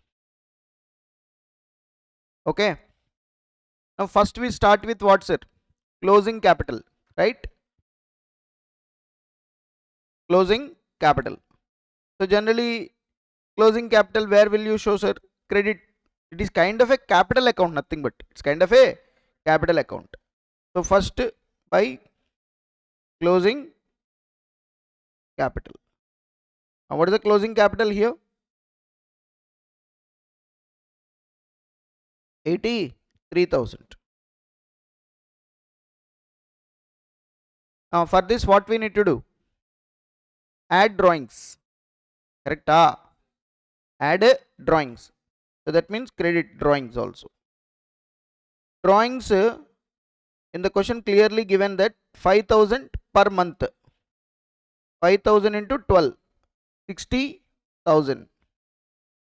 And also she introduced an additional capital by sale of her private investments, 35,000. So it is nothing but capital. Additional capital introduced less. So debit side. To additional capital. Additional capital. How much is the additional capital, sir? 35,000. And then minus opening capital. What is the opening capital? We already got it from statement of affairs. 44,000. Say this, 44,000 we got it from statement of affairs. 44,000 we got it now. Take this. So closing capital 83,000, take it from statement of affairs as well as opening capital. Now I think if you close this here, tell me what will be the trading profit. This is not ultimate profit. This is profit of trading. How much? 64,000 is the profit. So 64,000 we got profit, sir. Now this profit is not final. So by trading profit, and in the question what they have given, sir, at the end of the year they came to know full year's interest on loan from Mrs. Shashi has not been paid. So we need to pay interest on loan. So therefore to interest on loan, actually what is the loan amount, sir? 30k on that 10%. So 3,000 interest is the expenditure we need to recognize. And also depreciation, sir. Depreciation also we need to provide, sir. 10% on furniture. Furniture amount is 29,000. So 29,000 into 10%. How much, sir? 2,900. So from 64,000 I need to reduce 3,000 as well as 2,900. Why, sir? Why, sir? Because whether this 64,000 already included all these things or not? No. Why? Because these things are not yet provided in the books. Read the question carefully. At the end of the year, it was found full year's interest was not paid, depreciation is not provided. Therefore, this profit of 64,000 is not adjusted with these items. Now I need to reduce because these are basically expenses, right? They will affect my profit. Now tell me, what will be my net profit here? What will be my net profit? 64,000 minus these two things. 58,100, correct? This 58,100 is the net profit. Okay. Now one more adjustment, sir. That is, in the question clearly said that once you got a profit, you need to pay commission to the shop assistant. That payment of commission is nothing but appropriation from profits, right? Because whatever the profits available, on that you are giving 5%. Here the commission is given on the profits after charging such commission, before charging such commission. That word is very, very important. He said before charging such commission. Suppose in the question if they give after charging such commission, then tell me what you do. After charging such commission, then we'll make an assumption like in financial statements. Let us assume net profit after charging some commission is 100. So on that commission is 5%. So it will be 105. So whatever the profit available is 105. On that 5 commission will ascertain. In examination question they tested that point. Same question they have given. But what they done is, instead of before, they use the word after. I will show you that question also, examination question. So therefore you have to be very careful. Here they clearly said before charging such commission, before charging such commission. That means whatever the profit available. What is the profit available, sir? 58,100, correct? So this is the net profit available, 58,100. On this 58,100 we need to pay commission. So to commission to assistant, top assistant. So this is the commission we are paying to shop assistants. 58,100, 5% commission we are paying, right? So 58,100 into 5%, 2,905, sir. Commission 2,905. Sir, suppose in the question if they have given like this, the commission is paid after charging such commission. If they use the word after, then what to do is, see this, let us assume 100 will be the profit after charging such commission. On that 5% commission means it will be equal to 105. So therefore this 58,100 is equal to 105. How much is for 5? Like this you need to do. So 58,100 into 5 by 105. So that is 2766 is the commission.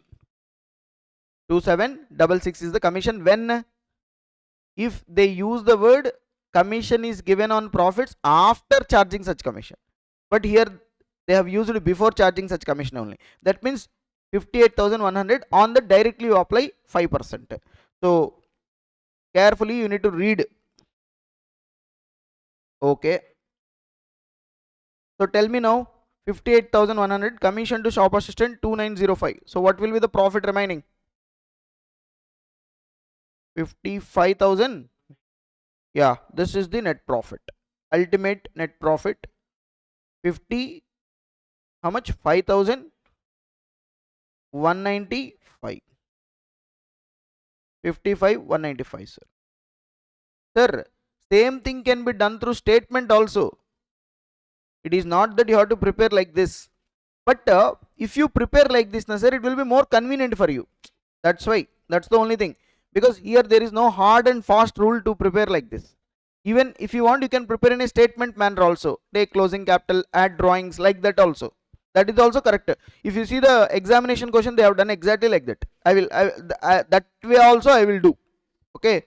So this is how you need to do the things, sir. Now here, sir, one more thing, sir. Once all these things are done, what will be our statement of affairs looks like? That is also we need to. Sometimes they will ask, sir. So statement of affairs as on 31st March 2023.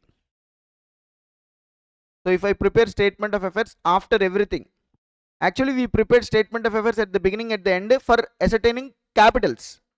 But here, after considering all the items, how the statement of affairs will be.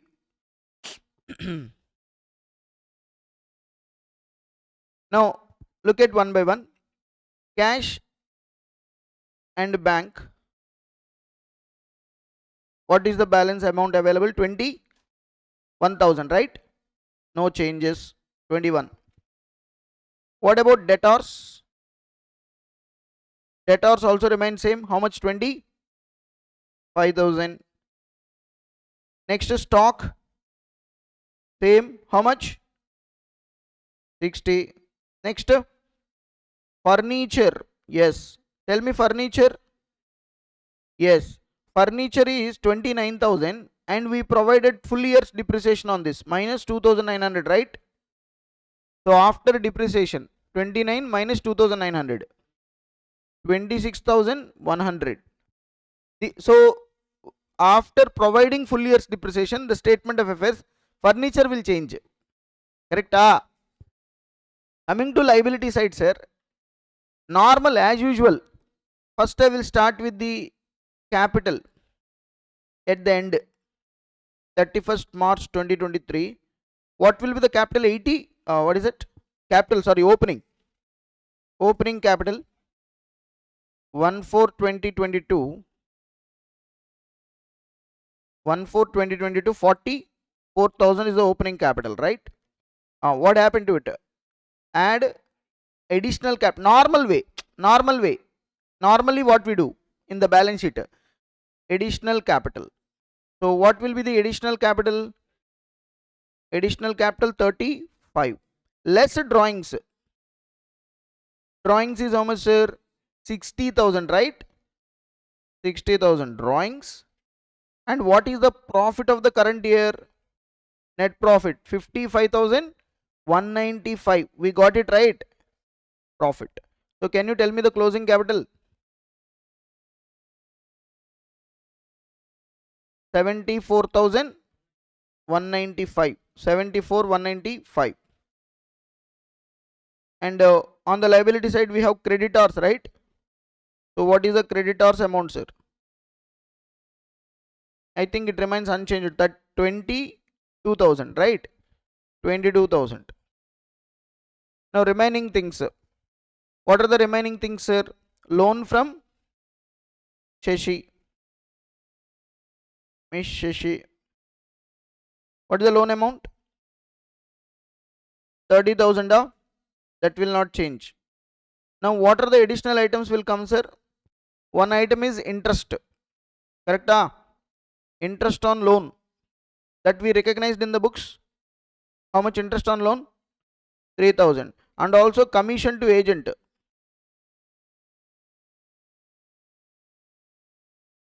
Commission to agent, right? This is also the new item. Commission to agent. How much is the commission, sir? 2905. Any other item? That's it. You see balance sheet tallied or not? So what changes we have done? Now those changes we have made. So can you tell me total? 132,100. So 1,32,100. 1,32,100. That's it, sir. 1,32,100. So presentation aspect you need to focus in this question.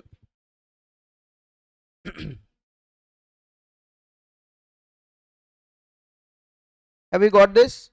Can you able to solve, sir? Sir, this type of question they have asked in examination, sir.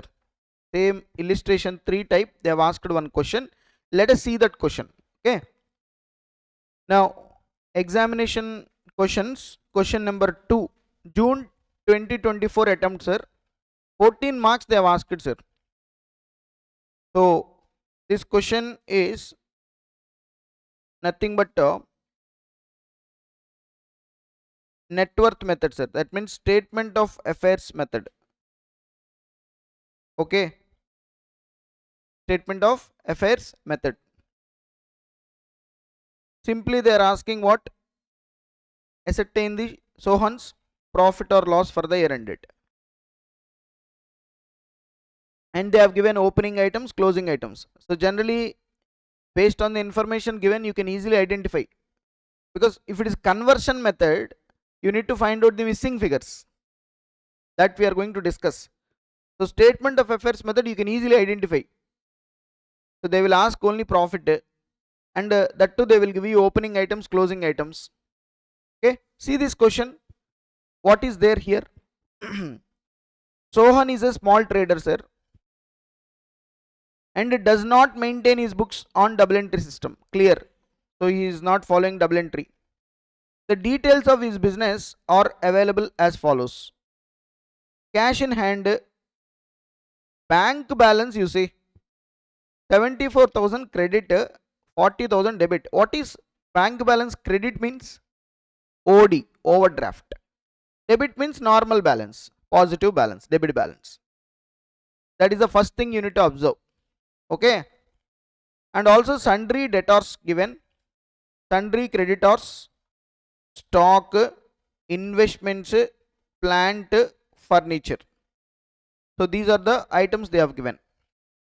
Now what happened next? Sohan had withdrawn 3 lakhs during the year. Drawings. And he introduced a fresh capital of 65,000, not 8,65,000. This is this 8, you please write it down, 65,000. Okay. So Sohan introduced fresh capital of how much? 65,000 on 1st October 2022. A provision for 5% on sundry debtors is necessary. So we need to create provision for doubtful debts, sir. 5%.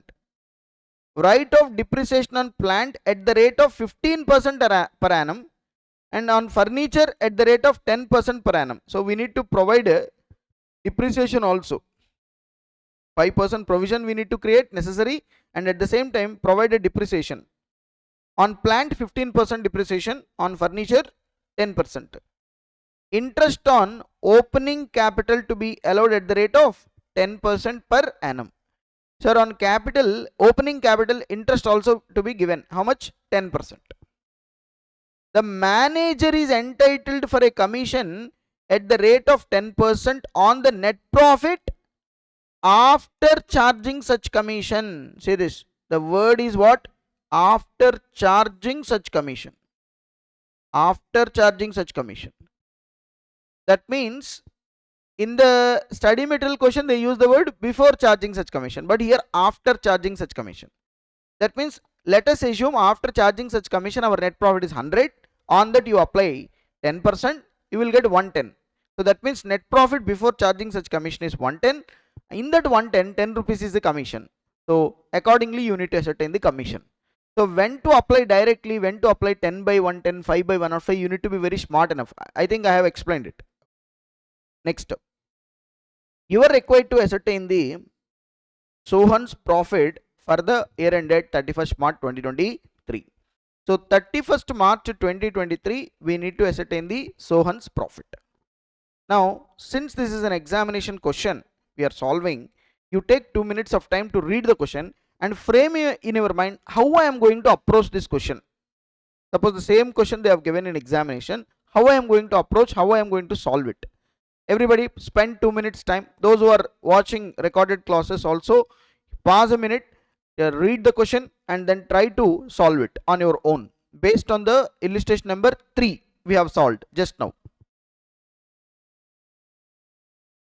How you are going to approach, sir? First we'll find out the opening capital, then closing capital by preparing statement of affairs. Then we'll make adjustments. But here you need to understand we have provision for doubtful debts is there, as well as depreciation, as well as interest on opening capital. Of course, interest on opening capital is the thing which is directly will be adjusted, but in P&L account we will get this provision as well as depreciation. These two things are very, and also commission. Okay, 3 adjustments like illustration number 3. See this. So here same approach what we have done in study material, the same approach we can follow. So this is what is the item, sir? June 24. Huh? So June 24 exam question I am solving. In our question bank, this is question number 2. Okay. So first we are going to prepare what? Statement of affairs. Statement of affairs as on. See, I am preparing statement of affairs side by side. That is 1st April 2022, 31st March 2023, correct? 1st April 2022, 31st March 2023, or you can prepare like in the illustration number 3 separately also. Last year statement of affairs, current year statement of affairs also you can do, nothing wrong. Assets one side, liabilities another side, right? So tell me the items. First, cash in hand. Cash in hand, opening not there, closing 1000, right? Similarly, next, cash at bank, that means bank balance. Bank balance. So what is the bank balance at the beginning, sir? It is actually OD. Bank balance is in negative, 74,000 credit balance it is showing. So liability side we need to show as a bank OD, correct? So bank overdraft OD. How much, sir? 74,000 OD, sir. But at the end it becomes how much, sir? 40,000 debit. Closing it came to debit only, na? At the end of the 31st March 2023. At the beginning there is a overdraft. Hello. Next, sundry debtors. Look at debtors. Opening 5 lakhs 30. Closing 8 lakhs 80. Okay. Next, sundry creditors. Sundry creditors 1 lakh 50, 1 lakh 95. Correct? 1 lakh 50,000, 1 lakh 95,000. Next, stock.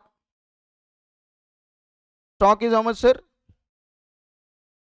1 lakh 70, 1 lakh 90. Next, investment, sir. How much investments? 1 lakh 20, 1 lakh 35. Next, plant opening 2 lakhs. Closing 2 lakhs. Next, furniture 14,000, 14,000. Okay. That's it. Any other item? No. So can you tell me?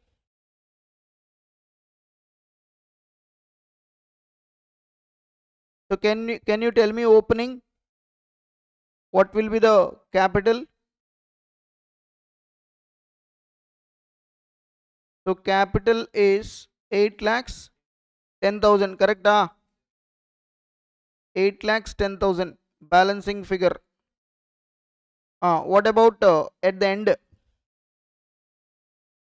Check this. At the end of the year, what will be the capitals?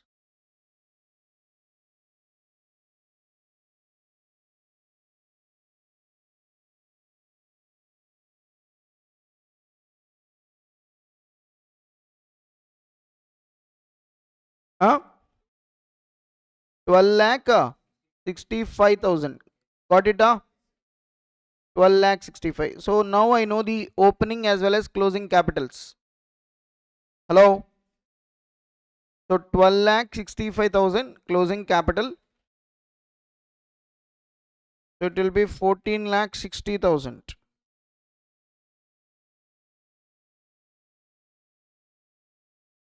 So it will be 9 lakh 60,000 totals. So total is 9 lakh 60, 14 lakh 60. So these are statement of affairs, sir. Which one?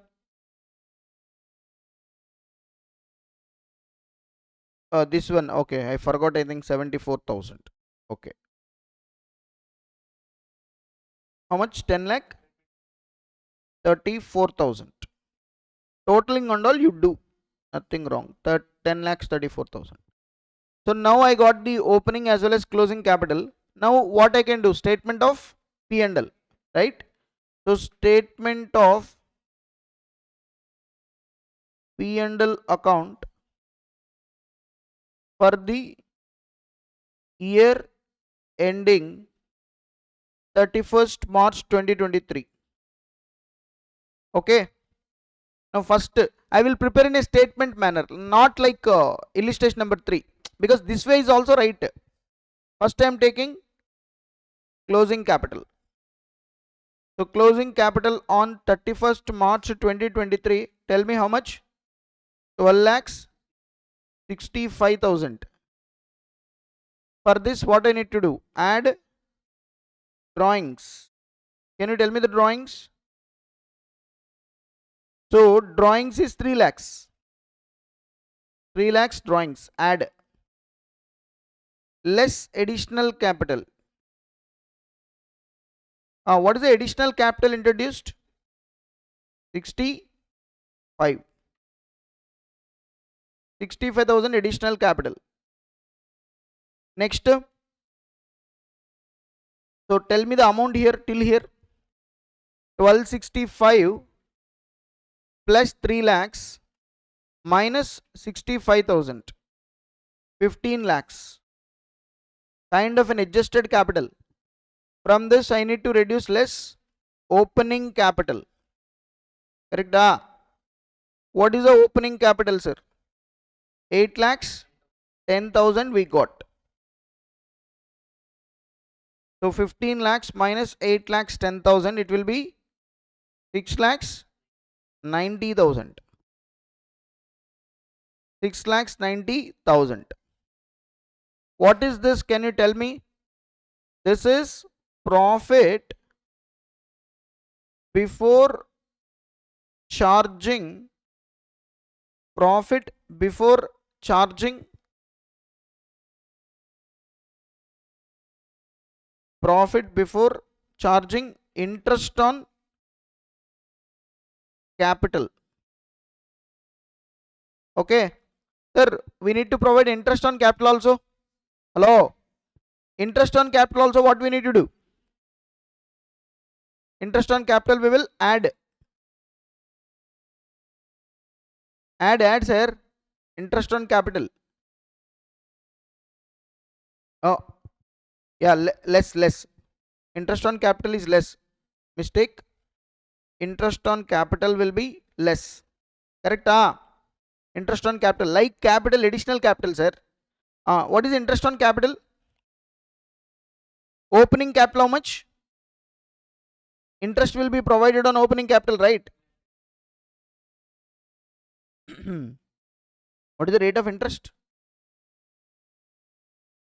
10%, given, yes, interest on capital to be allowed at the rate of 10% per annum. Opening capital 8 lakhs 10,000, on that 10%. So 81,000. Everybody, so what is the profit? Remaining profit, tell me. 6 lakhs 90 minus 81. So it will be 6 lakhs 9,000. So this is the profit before provision and depreciation and commission also. 3 things we need to provide, sir. Now one by one you provide, sir. First, sir, provision for doubtful debts. Doubtful debts provision, how much? We need to create a provision of 5% on debtors. Correct? What will be the debtors balance at the end? 8 lakhs 80,000. On that 5%. How much? 44,000 provision. Done. Provided. 44,000 provision. Next, sir, less depreciation. Depreciation we need to provide, sir. Actually here depreciation is provided on 2 things. One is plant, another one furniture. So first you tell me plant. How much depreciation, sir? 15%. Correct? 15% per annum. So what is the plant amount? 2 lakhs. So 2 lakhs into 15%. How much, sir? 2 lakhs into 30,000 depreciation. Correct? Same provide on the furniture. What will be the furniture balance? 14,000. On this 14,000, what is the furniture depreciation rate? 10%. Apply 10%. So it will be 1,400. Now you tell me the figure after reducing provision and depreciation. 6 lakhs 9,000 minus 44,000 minus 30,000 minus 1,400. 5 lakh 33,600. What is this? Can you tell me? This is profit. Yes, before charging commission.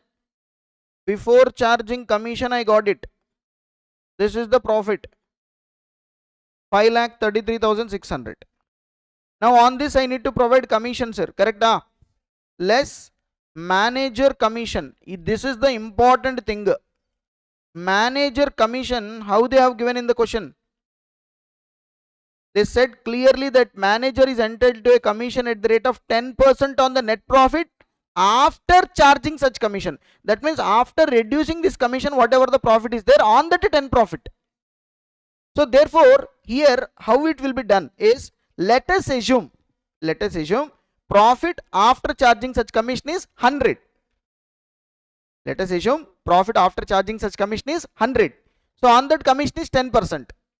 So if you do the, see this, if I assume like this, 100 is my profit after charging such commission and I provide 10% commission, it will be 10. So 100 plus 10, 110. So this is my profit before charging such commission. So therefore this 5,33,600 is equal to 110. How much is for 10? Then you will get the commission. So therefore 5,33,600 into 10 by 110. 5,33,600 into 10 by 110. 48,509. This is the commission. Less commission. Sir, this adjustment of commission is not new to us. We already done. These type of questions already we have done, sir. 4,85,091. What is this? This is net profit. So finally the profit of the business is 4,85,901. Can you check the answer and tell me we got the correct answer or not? Correct? Yes. See, the suggested answer also says this one only, 485,91. But here when they started, sir, they started with capital 11,89,600. Because what they have done is, these adjustments they have not done separately, like provision for doubtful debts, depreciation, they are adjusted in the statement of affairs itself. After that they have prepared this. There are two ways, sir. See, one is directly take statement of affairs as it is items without making any changes. Another one is, what you can do is, the depreciation and what is that provision, you adjust in the assets itself. That means, for example, provision for doubtful debts is there. Sundry debtors 8,80,000 is there, na? From this 8,80,000 reduce 5% provision. Therefore it will change here. In the balance sheet, I mean statement of affairs itself, you make a change. Like similarly on plant depreciation, minus it from 2 lakhs, 15%, furniture 10%. That means whatever the depreciation, whatever the provision for doubtful debts, you change in the statement of affairs itself. Therefore obviously your closing capital will change. And then start with the closing capital. Then don't take these adjustments again. Automatically you will get the profit. Just reduce the commission. Sir, are you understanding what I am saying? But I am following the same manner how we done in illustration 3. We have not made any changes to the assets. Here in the answer what they have given, they started with this. So some of you might get a doubt, sir, how 11,89,600? How 11,89,600 is? You can see like this. Say, I will tell you.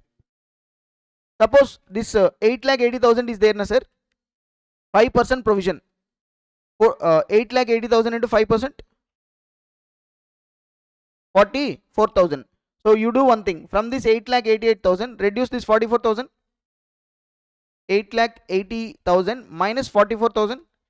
It will be 8,36,000. So take here 8,36,000. And also come to plant. Plant is 2 lakhs is there, na? Hello? Plant is 2 lakhs. How much is the depreciation? 15%. Apply 15%. 30,000, right? 2 lakhs, if you provide 30, reduce 30,000, it will be 1,70,000 you take here. And also furniture 10%, 14,000 into 10%, 1,400. So 14,000 minus 1,400. So it will be 12,600. Now take these changes. Now tell me what will be the closing capital.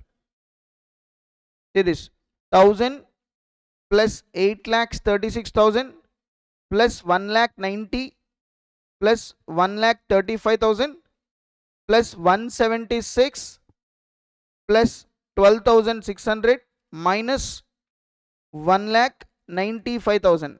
See this, how much we got? Please check this once.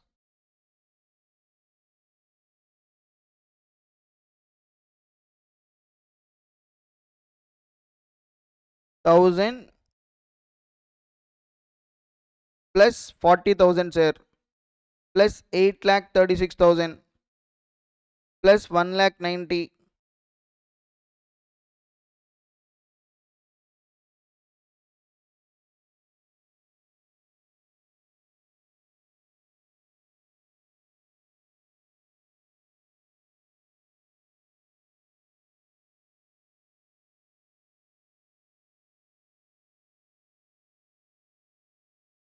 Huh?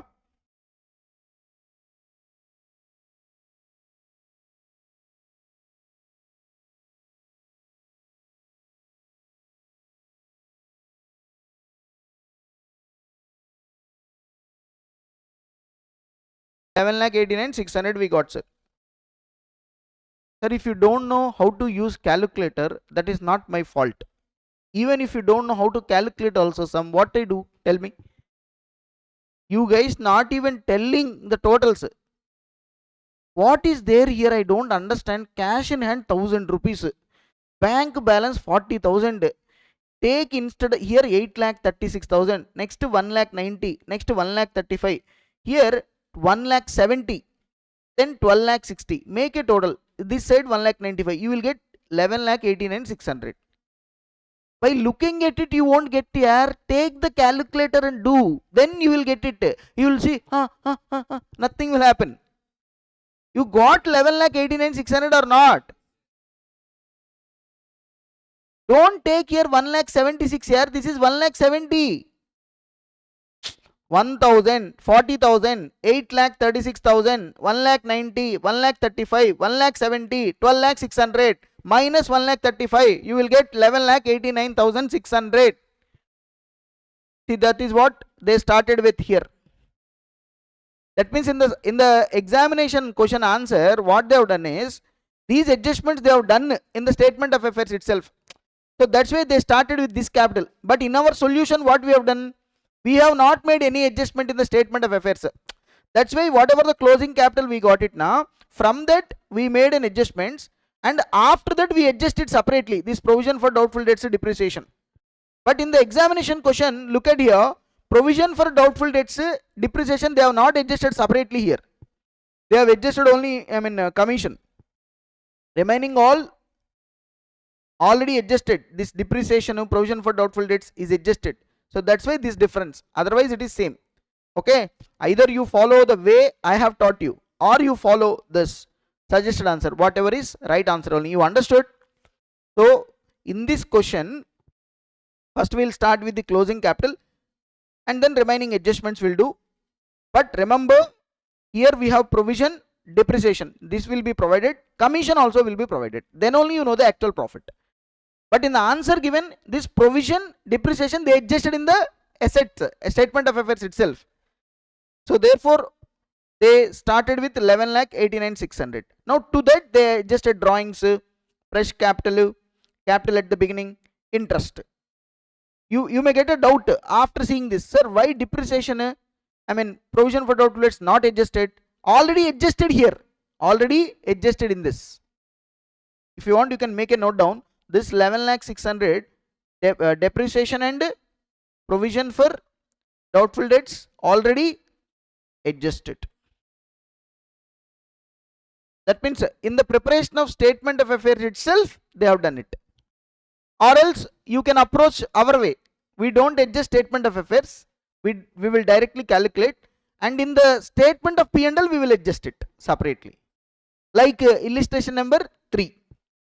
So therefore, I think you can easily say that this question is inspired from illustration 3. So you write down here, similar to illustration 3. But only thing is that commission point. Only thing is what? Commission point. Their commission is what? before charging such commission. Here after charging such commission. So if the word before after changes na, that will have a huge impact on the calculation of commission. You understand it? So that's it. So this is the examination question, sir. See this question they have asked for 14 marks. So if you have done it reasonably well, I think 14 out of 14 you can get it. No question that you are going to lose the marks here, because only 3 adjustments. Maybe most of the students will do wrong here. Manager commission, they don't get it because they don't read properly before after, but I think you can do it. I have explained you enough. So, and this one also, if you want you can write down that one also. So actually I have given it in the financial statements, you can write down. That's at net profit after charging such commission. Net profit after charging commission. Net profit after charging commission is 100, I am assuming. So therefore NP before charging commission. NP before charging commission and then commission. So if net profit after charging such commission is 100, what will be the commission? Can you tell me? Commission is 10% on net profit after charging such commission. So it will be 10. So 100 plus 10, it will be 110. Because net profit before charging commission, from that I reduce commission, then I will get net profit after charging such commission. So therefore what I have done here, I assumed my net profit after charging commission is 100, and in the question clearly said that whatever the net profit is there on the 10% commission, so therefore 100 into 10, 10. So therefore 100 plus 10, 110 is my net profit before charging such commission. So therefore this profit available with us, 5,33,600 is equal to what? 110. Correct? So on this I need to find out this 10. That's it. So 533,600 into 10 by 110. If this is equal to 110, how much is for 10? That's the question, ante. Very simple. Got it? That's it, sir. This is examination question. Also I explained it, sir, to give you some confidence that whatever we are learning is absolutely coming in the examination. So there is no way you can skip this. So 14 out of 14 you should get. That's it, sir. So we are discussing accounts from incomplete records, sir. In accounts from incomplete records, as I told you, our main object is what, sir?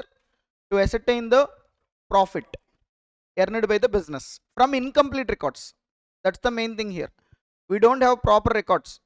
They are not following double entry system, but still we need to ascertain the profit, because profit is very important to know for every business whether they want to continue or not.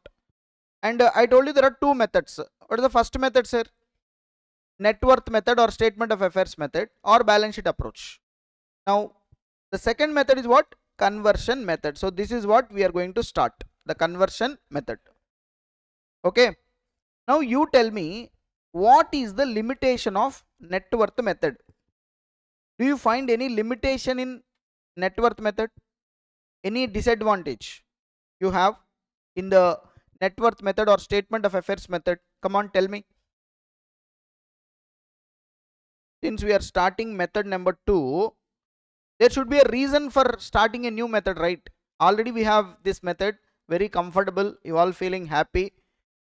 If this could be the last method in this chapter is over now.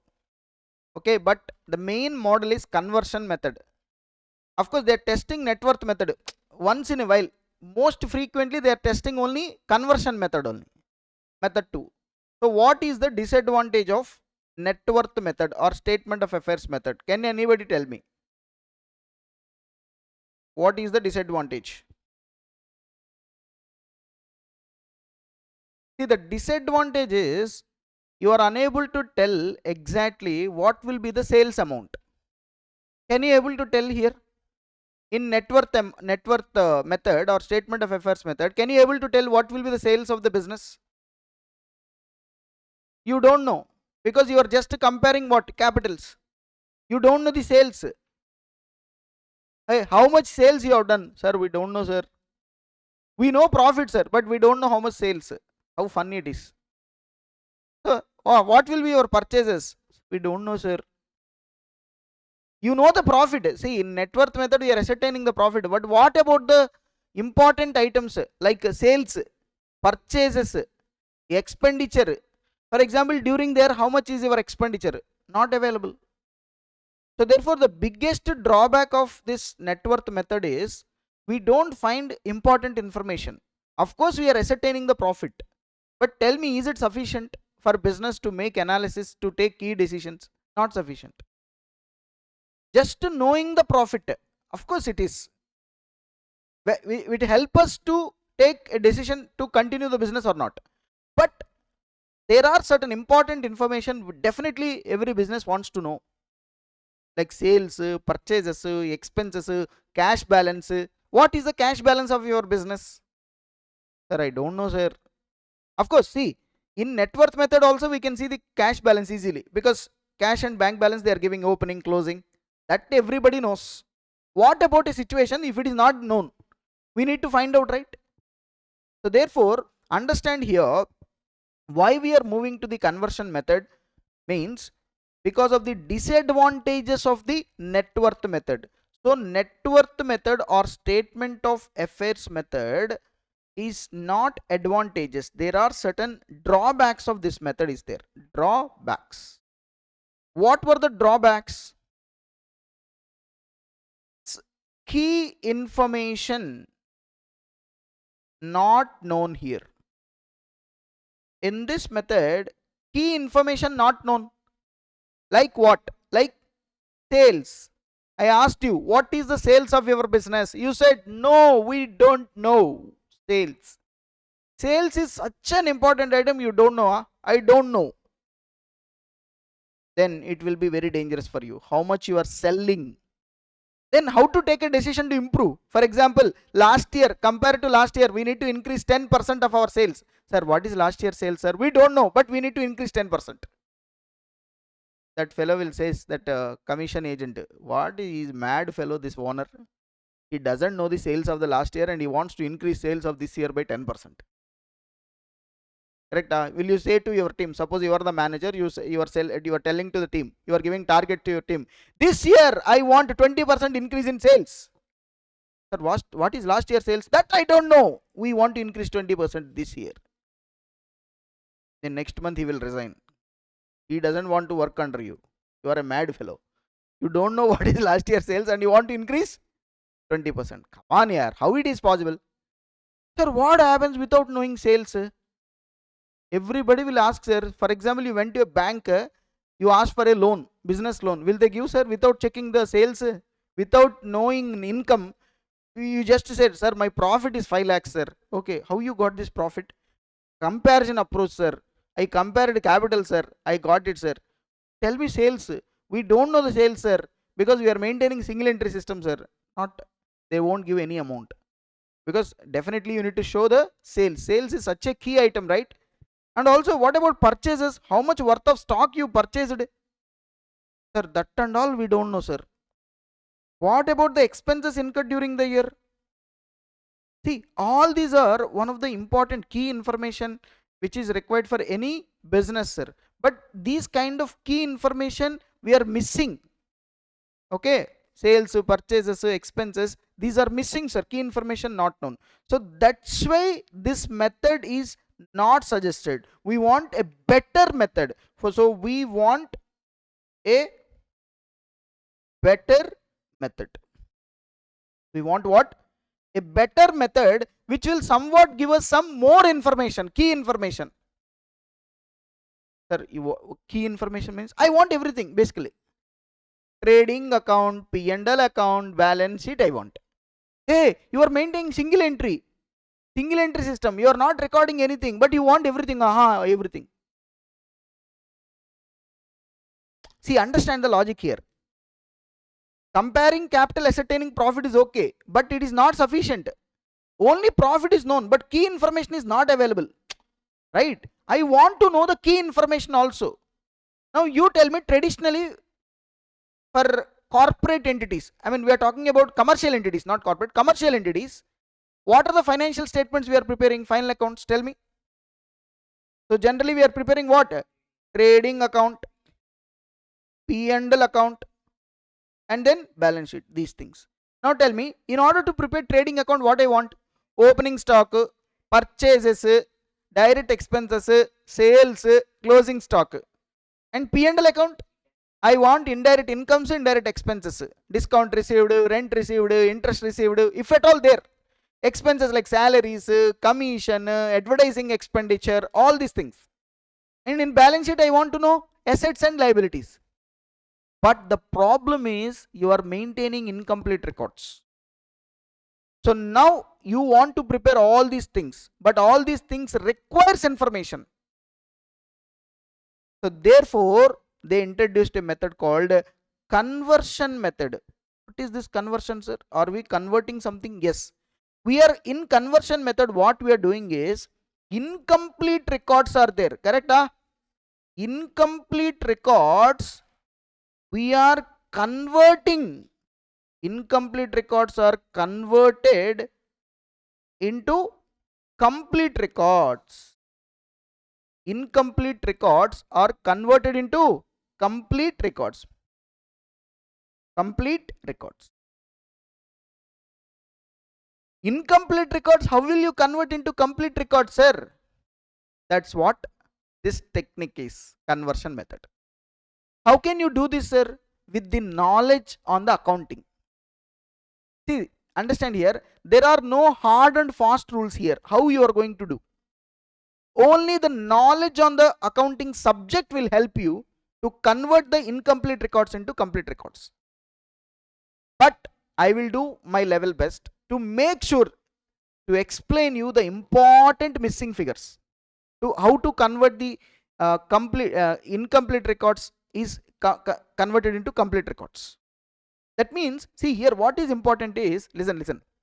What is important in conversion method is missing figures, sir. What is that? Missing figures I want to find out. So missing figures ascertainment is one of the major thing in conversion method. For example, I want to know the sales. I want to know the sales. See this. Sales I want to know. Tell me, sales can be what? Cash as well as credit. Sales can be cash or credit. First of all, tell me why you want to know the sales. Because sales will come in trading account. Only if you know the sales, you will get gross profit, right? So you need to know the sales. Sales can be cash sales, credit sales. Suppose they have given cash sales, but credit sales not given. Now I need to find out credit sales. How will you find out credit sales? Generally by preparing debtors account. By preparing debtors account, you can ascertain credit sales as the balancing figure. Right? Suppose cash sales not given, then prepare cash book and ascertain cash sales as the balancing figure. Similarly, for example, purchases.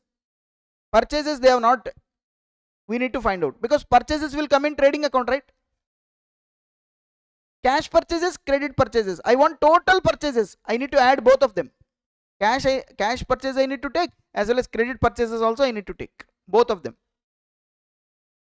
But in the question, they will give you cash. They may not give credit. You need to find out them. How to find out credit purchases? Creditors account. Generally I am talking. Of course, there are situations where you need to prepare creditors account as well as bills payable account also. There is an interconnection. Suppose, for example, cash purchase is not given, then cash book. Try to prepare a cash book.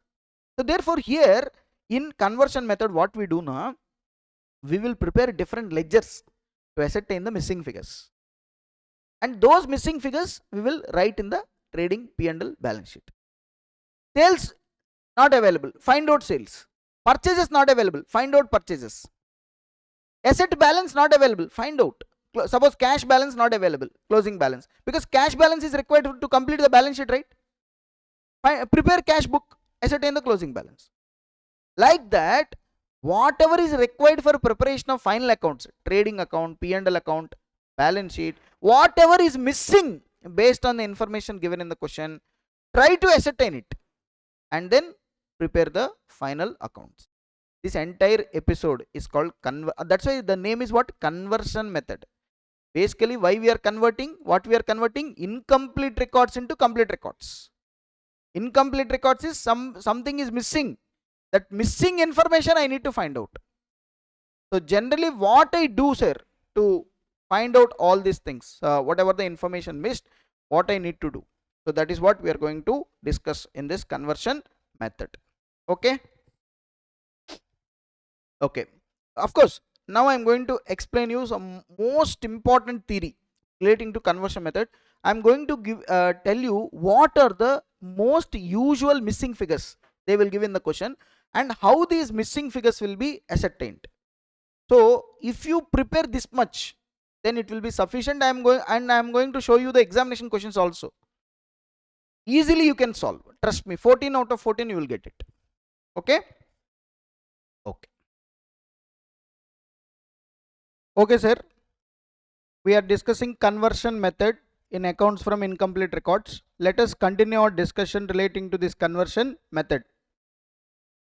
So basically in conversion method, we are converting incomplete records into complete records. So we need to prepare ledger accounts to find out the missing items. Missing figures calculation is most important here, because in conversion method we will prepare trading account, P&L account, balance sheet. Now in order to prepare trading, P&L, balance sheet, we require items, different items, right? Those items are not available readily. So with the available information you need to ascertain them. Therefore basically you are kind of completing the records. The incomplete records you are bringing them into the complete form. That's why this is conversion method. Okay. Sir, basically in conversion method, which type of ledgers we will prepare? What basically we will prepare to ascertain what? Okay. Let me give you a brief idea about these things. Very, very important. The theory which I am going to provide now for solving the questions. See, whenever you are solving a sum relating to the conversion method, the following things may be required to be prepared. Not for all the problems, depending upon the information given in the questions. So I am talking in general. In general, the following things are very, very important. So what are those?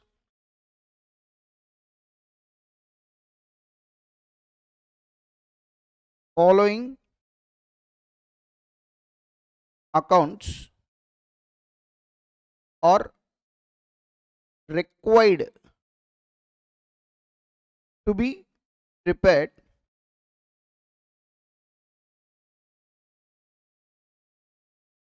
to ascertain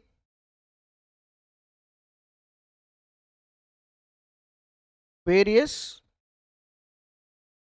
items. So to ascertain various items, maybe we require to prepare different kinds of accounts.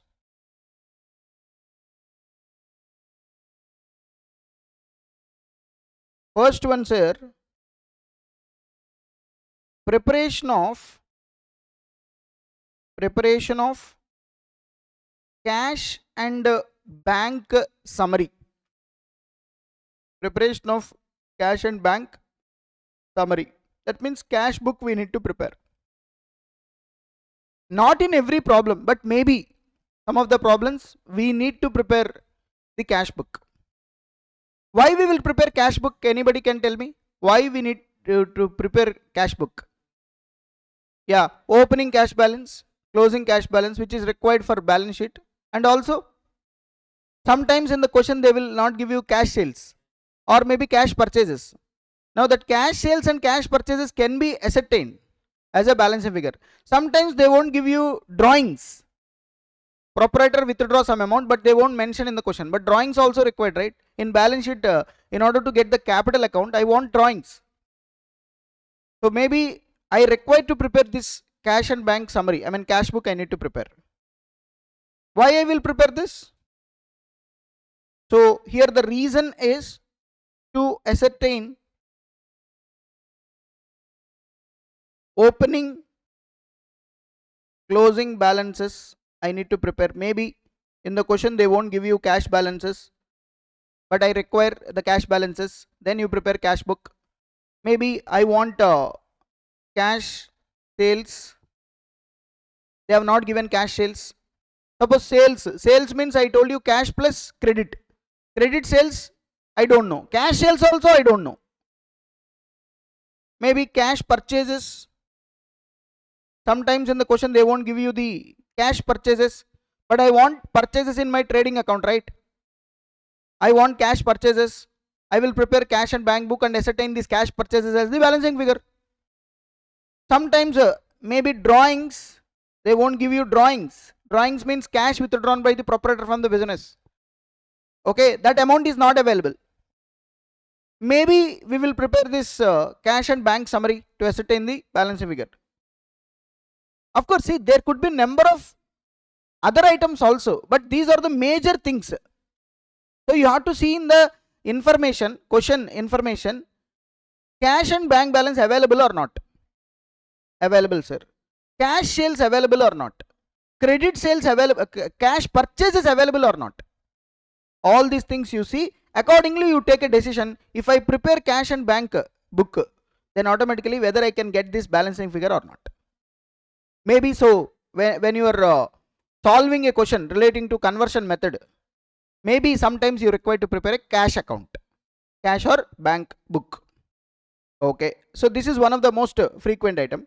Second ledger or second account you may require to prepare is debtors account. Preparation of what? Debtors account. Most frequently you may require to prepare debtors account, sir. When you are preparing final accounts under conversion method, most frequently you may require to prepare debtors account. Okay, sir, why we will prepare debtors account? Maybe for credit sales, because in debtors account we have opening balance, closing balance. During there whatever the sales we done to the customers to sales, basically credit sales. So maybe credit sales they won't give in the question. I need to ascertain. How will I ascertain credit sales, sir? By preparing debtors account. Maybe debtors opening balance is not available. Maybe closing balance is not available. Maybe sometimes bills receivable received. Sir, we have seen bills of exchange chapter. Whenever from the customer, we draw bill on the customer, right? We sold goods to customer, amount is due from the customer, we draw the bill.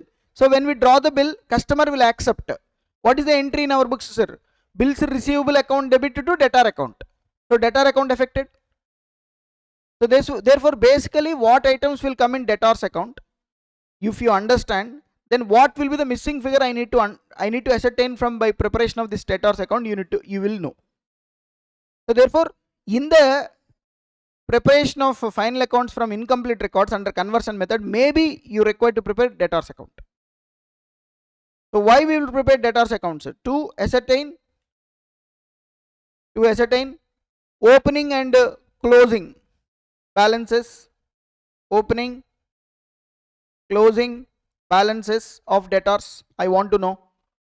Why I want to know opening and closing balance of debtors? Because without them I can't prepare balance sheets. Opening, closing balances, and also I want to know what? Credit sales. Important here. If I want to know the credit sales, what I need to prepare? Debtors account. Generally debtors account will be prepared. And also suppose for example payment to debtors, during there how much payment you done to debtors, that will also be reflected in debtors account, right? Debtors to cash we will write. So debtors account will be debited with cash. Suppose for example see, they have not given how much amount we paid to debtors during the year. If you don't know how much amount they paid, you can't ascertain the cash balance at the end of the year. So there is an interlink, right? Are you understanding? Suppose for example during the year you paid some amount to debtors, but they have not given. Now you want to know the what is the amount, sorry, not paid, sir, I mean payment received from debtors, not, see, debtors we will collect the amount, we will not pay amount, sorry, I by mistake. We will collect the amount from debtors, right?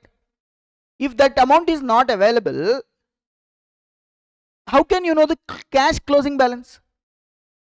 Because whatever the amount collected from debtors, that will be there in the cash book also. So therefore sometimes we will prepare debtors account for which reason? Collection from debtors. collection from debtors. What will be the collection from debtors? I want to know. I know every other item. I don't know the collection. Maybe for that purpose I will prepare debtors account. Maybe one more thing is what? Bills receivable received. Bills receivable received. This is very, very important, sir. Bills receivable received. In bills of exchange chapter, whenever we receive any bill from the customer, what is the entry? Whenever bills receivable to customer. For that. Maybe in the question this is not available. This will be ascertained as a balancing figure. Okay. So preparation of debtors account. Maybe based on the information given in the question, sometimes we need to prepare the debtors account also to ascertain any one of these as a balancing figure, because I want all of them. I want any one of them to prepare the final accounts.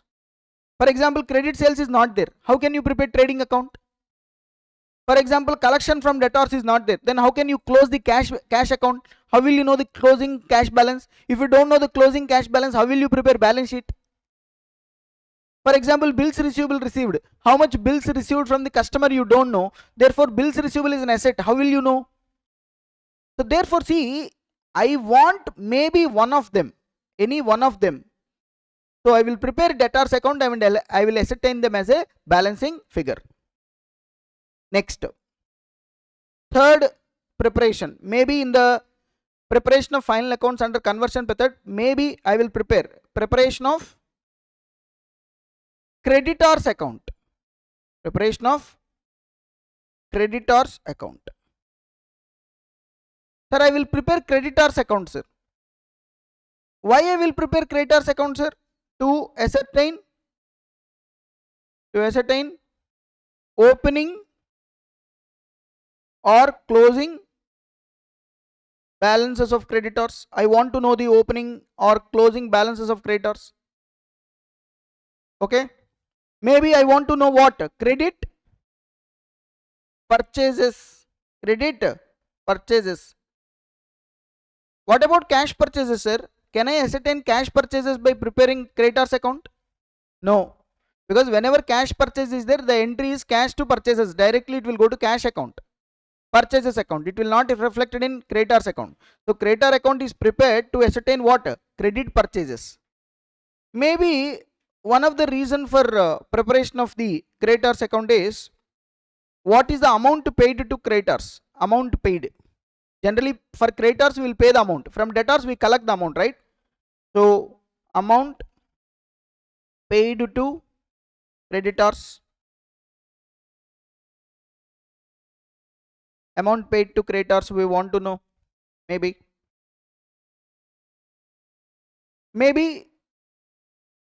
is bills payable accepted. Bills payable accepted. Bills payable accepted. For example, I sold goods to you, sir. You are my debtor. From your point of view, I am your creditor. So when I draw a bill, you will accept, right? So drawee books, what entry we will write, sir? When bills payable accept, his point of view, bills payable is a liability. So therefore, drawer account debited to bills payable. Drawer account debited to bills payable. So the drawer is nothing but what? Creditor. Nothing but. Hello. So bills payable accepted. Maybe another reason for preparation of this this one is bills receivable endorsed. Bills receivable endorsed. So you remember in bills of exchange we have discussed one concept called endorsement. What is endorsement? Whatever the bills receivable are there in my favor, I will endorse to my creditor. Right? What is the entry for that? Creditor to bills receivable. That means this bills receivable endorsed will also affect what? Creditors. So sometimes why we will prepare creditors account? To ascertain the bills endorsed, bills receivable endorsed. In bills of exchange chapter we have seen, whenever bills receivable is there, we will endorse in favor of our creditor. When we endorse, what is the entry? Creditors to bills receivable. Hello. So therefore, basically, why we need to prepare creditors account? Maybe I want to know the opening, closing balance of creditors. Maybe I want to know the credit purchases. Maybe I want to know how much amount I paid to creditors. Maybe I want to know how much bills payable accepted.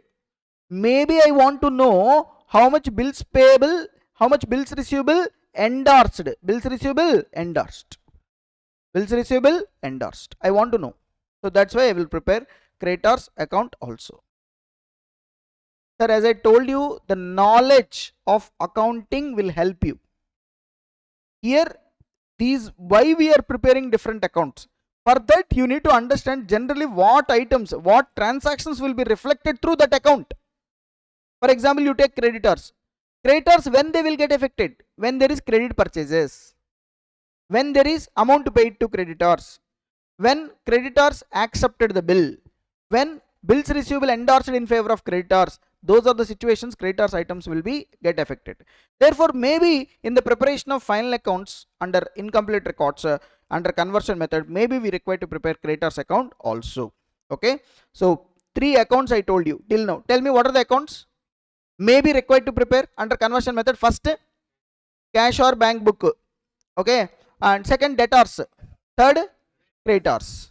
Why debtors account will be prepared? Maybe opening closing balances, maybe credit sales, maybe collection, maybe bills receivable received. Why creditors account is prepared? Maybe opening closing balances, maybe credit purchases, maybe amount paid to the creditors, maybe bills payable accepted, maybe bills receivable endorsed. Hello. Next, fourth one. Sometimes we may require to prepare preparation of bills receivable account. Bills receivable account.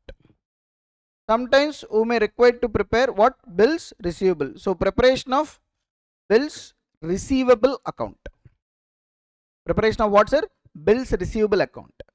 Sir, sometimes we may require to prepare bills receivable, sir. Why we will prepare bills receivable, sir? To ascertain opening or closing balances of bills receivable. Because these opening and closing balances will come in balance sheet. Hello. Next, bills receivable collected. How much bills receivable collected? Right? How much bills receivable collected? And also how much bills receivable endorsed? Maybe any one of them we want to know. I want to know the opening closing balances of bills receivable. Maybe how much bills receivable collected. See, I mean, when payment is received, what is the entry? Bank to bills receivable.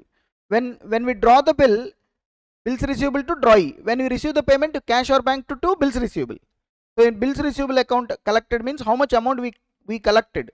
Because if you don't know the amount collected, you cannot prepare cash and bank balance.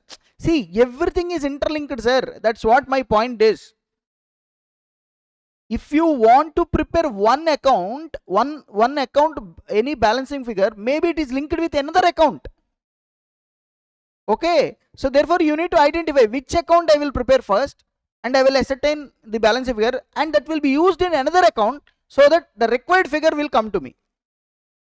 Maybe for example, you see here bills receivable endorsed. Tell me what is the entry? Bills receivable endorsed. When bills receivable is endorsed, what is the entry? Creditors to bills receivable. Suppose in the question, bills receivable endorsed not given. So therefore you cannot prepare creditors account. You cannot close the creditors account. You don't know the creditors closing balance. Or suppose you don't know the credit purchases. If I want to ascertain credit purchases as the balance figure, I should know how much is bills receivable is endorsed in favor of creditors. But that endorsement amount I don't know. Therefore first I need to prepare bills receivable account. And this bills receivable endorsed may be ascertained as a balancing figure. That will be used in the creditors, and ascertain credit purchase as the balancing figure. Important. Everything, every account is, I mean, not everything, some accounts are interlinked. So therefore if I want the required figure, definitely I need to see whether all available information available or not. If not, maybe some other account I need to prepare first. The figure I used there may be used here, then I get the required figure. So bills receivable account, okay. Sometimes next to similarly preparation of bills payable, yes, preparation of bills payable account, bills payable account, preparation of bills payable account. Why we will prepare bills payable? Maybe to ascertain opening, closing balances. I want to know the opening, closing balances of bills payable, which is help me to prepare the balance sheet, okay. And also bills payable accepted, I want to know. Bills payable accepted, I want to know. See here you can in bills receivable, sir, bills receivable received also you add, okay. Bills payable accepted, maybe I want to know. Maybe I want to know how much is the bills payable discharged, we paid on the maturity date. That information is not available. Bills payable discharged, all these things we want to know. So that's why I will prepare bills payable account. Generally bills payable discharged.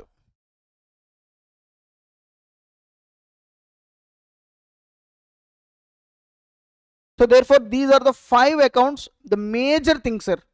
In any problem, any one of these 5 things you need to prepare. These are only important.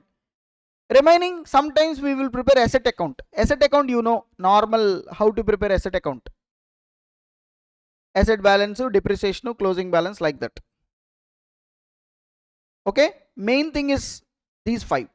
Now sometimes we will prepare what is preparation of opening statement of affairs. Opening statement of affairs. I need to prepare opening statement of affairs, sir. I need to prepare opening statement of affairs. Where we got this statement of affairs, sir? Net worth method. In net worth method, why we are preparing statement of affairs? To ascertain capital. So in the question sometimes they don't give you capital. So to find out capital, at the beginning, generally we will prepare statement of affairs. Suppose if you don't know the opening capital, then how can you prepare the closing balance sheet, sir? First you need to start with the opening capital, right? So therefore maybe sometimes we will prepare this statement of affairs. And then finally preparation of trading account. We'll try to prepare trading account, okay. We'll prepare P&L account,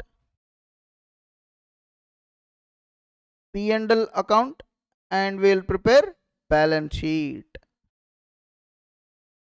Preparation of trading, P&L, balance sheet. So to prepare trading account, P&L, balance sheet, what items missing? All those items we will ascertain by preparing various accounts.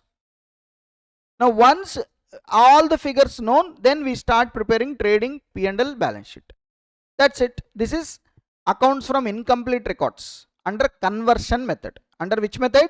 Conversion method. So conversion method. You understand basically? Sir, tell me, sir, generally which accounts you will prepare in conversion method? Tell me. Cash and bank. One important thing, cash account. Cash includes bank also. Second, debtors account. Third, creditors account. Fourth, bills receivable. Fifth, bills payable. These 5 accounts are very, very important. If you know these 5 things how to prepare, then majority of the problem is over. Maybe apart from these 5, maybe an asset account is required to be prepared, which is very, very easy. Now, once you prepare these things, at the end you are going to prepare trading account, P&L account and balance sheet. Now, see this. I have given you brief idea about what to prepare, why we are preparing. Now, understand, I am going to taught you how to calculate some important missing figures. Calculation of missing figures. For example, majorly I will focus on two items. One is how to ascertain purchases, how to ascertain sales, because these two are major in any problem. I will show you examination questions also. The major focus is on what? Ascertaining purchases, ascertaining sales. So these two things we will focus first. Okay, remaining things definitely when you are solving we can easily grab them. So but major focus on this calculation of some missing figures. Hello. So let us start discussing the calculation of missing figures. Now let us continue our discussion, sir. Now focus on the calculation of missing figures under conversion method. See, the first missing figure we need to focus is how to obtain the credit sales. I mean ascertaining the total sales, sorry. First one is what, sir? Calculation of total sales. Everybody please focus because this is very, very important one. Calculation of total sales. Now come on, tell me what is total sales? Yes, very good. Total sales is equal to cash plus credit. Agreed? Cash sales plus credit sales. If I add both of them, I will get total sales. Common sense. What happens is sometimes he will give you cash sales, but he won't give you credit sales.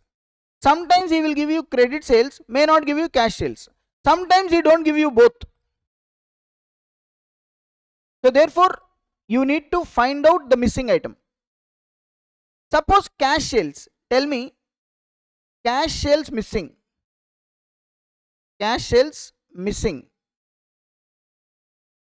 Cash sales missing. How will you find out? Tell me. Cash sales missing. How to find out?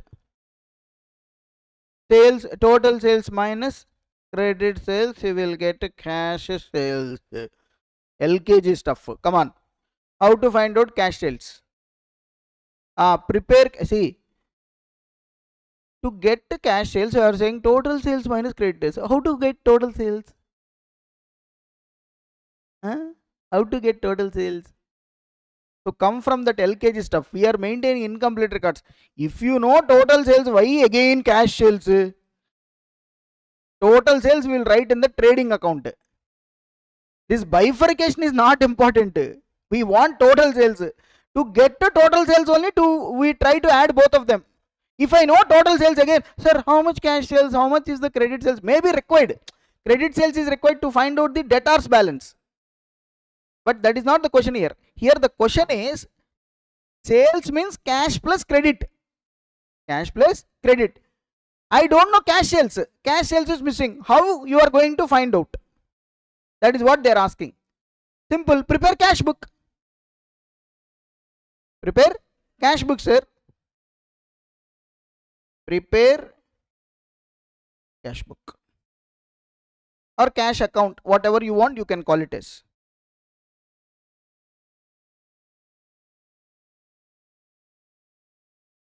Prepare cash book. Ascertain cash sales as the balancing figure. Prepare cash book. Ascertain cash sales as balancing figure. Very simple.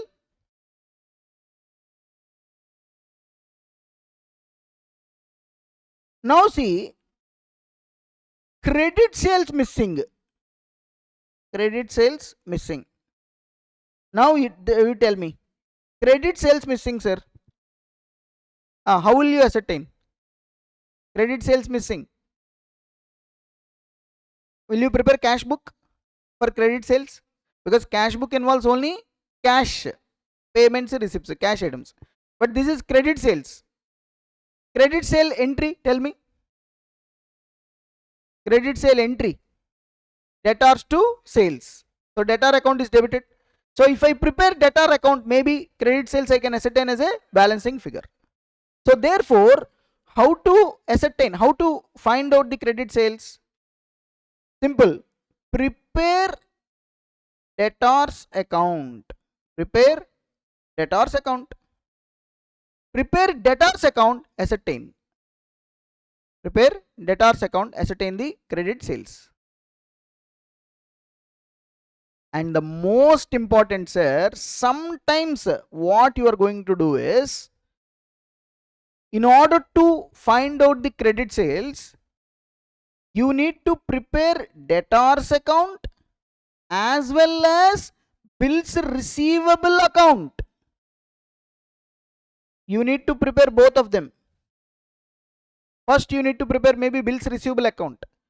In that bills receivable account, whatever the balance, that balance will be reflected in debtors account, and from debtors account you are going to ascertain the credit sales. Important, sir. So therefore understand my intentions are here.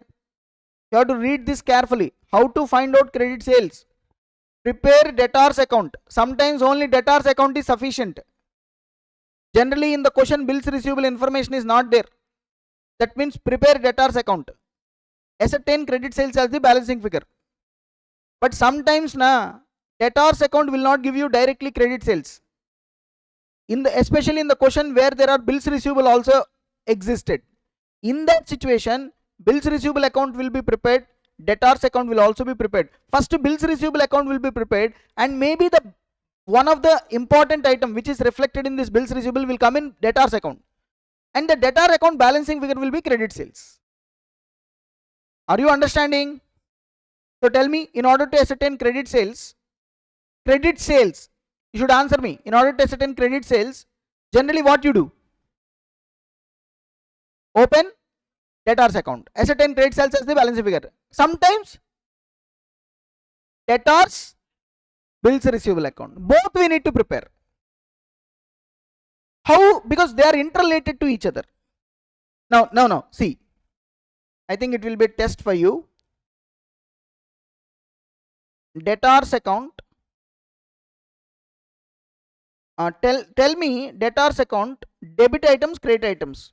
What items will come on the debit side, what items will come in the credit side? Just think and tell me. Oh, opening balance, abba, super, extraordinary, marvelous. Closing balance, pakka. This is also one of the very intelligent logical item you told. Okay pa, accepted, intelligent, you know. So debtors account opening, closing, you said right. Then tell me, collection from debtors.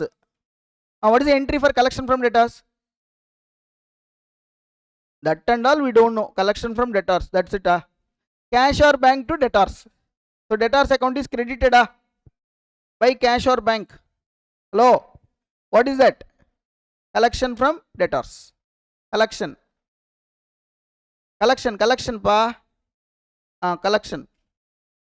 Next, credit sales, important item.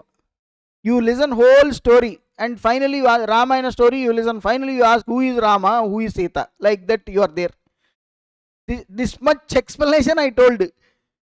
Debtors account, see here also I have written, debtors account is prepared to ascertain credit sales, and you are not telling that item only. Super, come on. Debtors account. One more item is what? Credit sales. What is the entry for credit sales? Debtors to sales. Credit sales. Why credit here? Sales.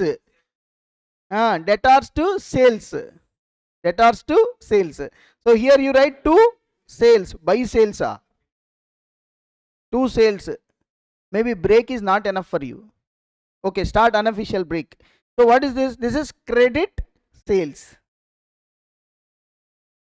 Credit sales. For you I am writing all these things.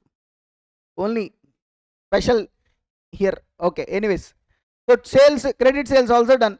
So therefore collection from debtors, credit sales. Any other item? Debtors account. Come on, think and tell me.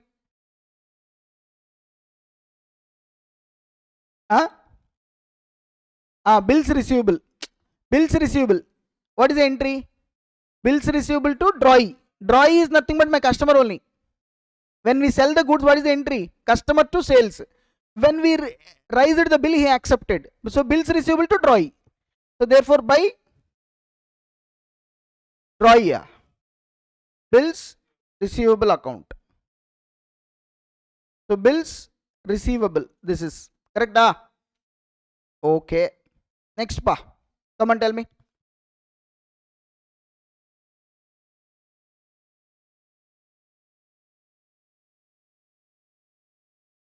Maybe I will write this at the end, sir.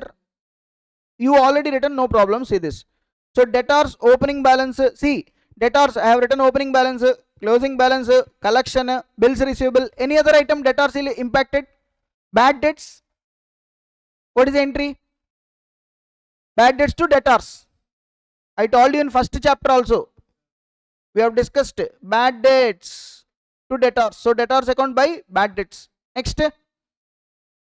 Any other item? Sales returns pa. Sales returns. Whenever sales returns happen, what is the entry? Sales returns to debtors. Correct? So by sales returns. These are all elementary stuff. Okay. Next. One more item. Discount allowed. Whenever we make the payment, customer will give discount, right? Sorry, whenever we collecting the amount, we are going to give discount to customer. What is the entry? Discount allowed is basically loss to us. Cash or bank account debit, discount allowed account debit to customer account. So by discount allowed. Okay. Any other items? Mostly this is right. Commonly, I am telling you, mostly these are the items. Mostly. So see this. So if I prepare a debtors account, sir, maybe they will give you in opening balance, closing balance, they will give you collection, they will give you bills receivable, bad debts, debtors, sales returns, discount. Write everything. So what will be the balance figure? Balance figure is nothing but sales, credit sales to sales. What is this? Credit sales. So credit sales is the balancing figure. See here, I forgot one more item, sir. I will explain that also. Balancing figure. See, for this is what we are preparing this account. Credit sales generally, because we are discussing missing figures concept, right? In that missing figure, first one is what? Sales. In that cash sales, you prepare cash book. I am discussing credit sales. How will you find out credit sales? By preparing debtors account. Debtors account, everything you write down. The balance figure is nothing but sales. Generally. Now one more item I forgot it. Can you able to recollect any item affecting debtors here? Any item I forgot it? See, tell me, when we receive bills, what is the entry? Bills receivable to drawee. When the same bill dishonored, drawee account debit to bills receivable. So drawee is my customer only, debtor only, right? So to bills, debtor account to bills receivable, right? What is this? Bills receivable dishonored. So whenever bill is dishonored, sir, that will also be debited to debtors account. Sir, this is already we discussed, sir, in bills receivable chapter, bills of exchange chapter. Whenever we received bills from the customer, bills receivable to customer. The same bill, if he paid cash or bank to bills receivable. If he doesn't pay, it will be dishonored. Therefore, customer account again will be reinstated. Customer account debit, drawee account debit to bills receivable, nothing but. So therefore, to bills receivable, that is bills receivable dishonored. Now see, in the question, whatever the items, you may not get all the items. See, they don't give you all the items. Maybe they will give you opening balance, closing balance, maybe they will give you collection. And if whatever items are there, write down. opening balance is there, closing balance is there, collection is there. Balance figure is credit sales. Balance figure is credit sales, basically. Sometimes the balance figure may be collection from debtors. Collection, this one. Then you should write all the items. Sometimes the balance figure can be closing balance, sometimes opening balance. Depending upon the information given in the question, you prepare the debtors account. But here we are discussing about credit sales, please understand. So when I don't know credit sales, how can I know total sales? When I don't know total sales, how can I prepare trading account? How can I ascertain gross profit? When I don't know gross profit, how can I prepare net profit? Everything is interlinked. So therefore, in order to know the sales, I should know credit sales also. In order to know the credit sales, I need to prepare debtors account. In order to prepare the debtors account, whatever the information given, pass it. Ascertain credit sales as the balancing figure. Ascertain credit sales as the balancing figure. Hello? You understood? So tell me, in debtors account generally what items will come? Opening balance, closing balance. Next, collection, bills receivable received, bad debts, discount allowed, sales returns, bills receivable dishonored. Bills receivable dishonored. Balance figure is what? Credit sales generally. Hello? Okay. See this question. Everybody. From the following information, calculate total sales made during the period. I want total sales, sir. From the following information, I want total sales. Debtors as on January 1st, 2023. Sorry, 2013. January 1st, 2013, debtors 40,800. Cash received from debtors 121,600. Sales returns 10,800. Bad debts 4,800. Debtors as on December 31st, 2013. That means closing 55,200.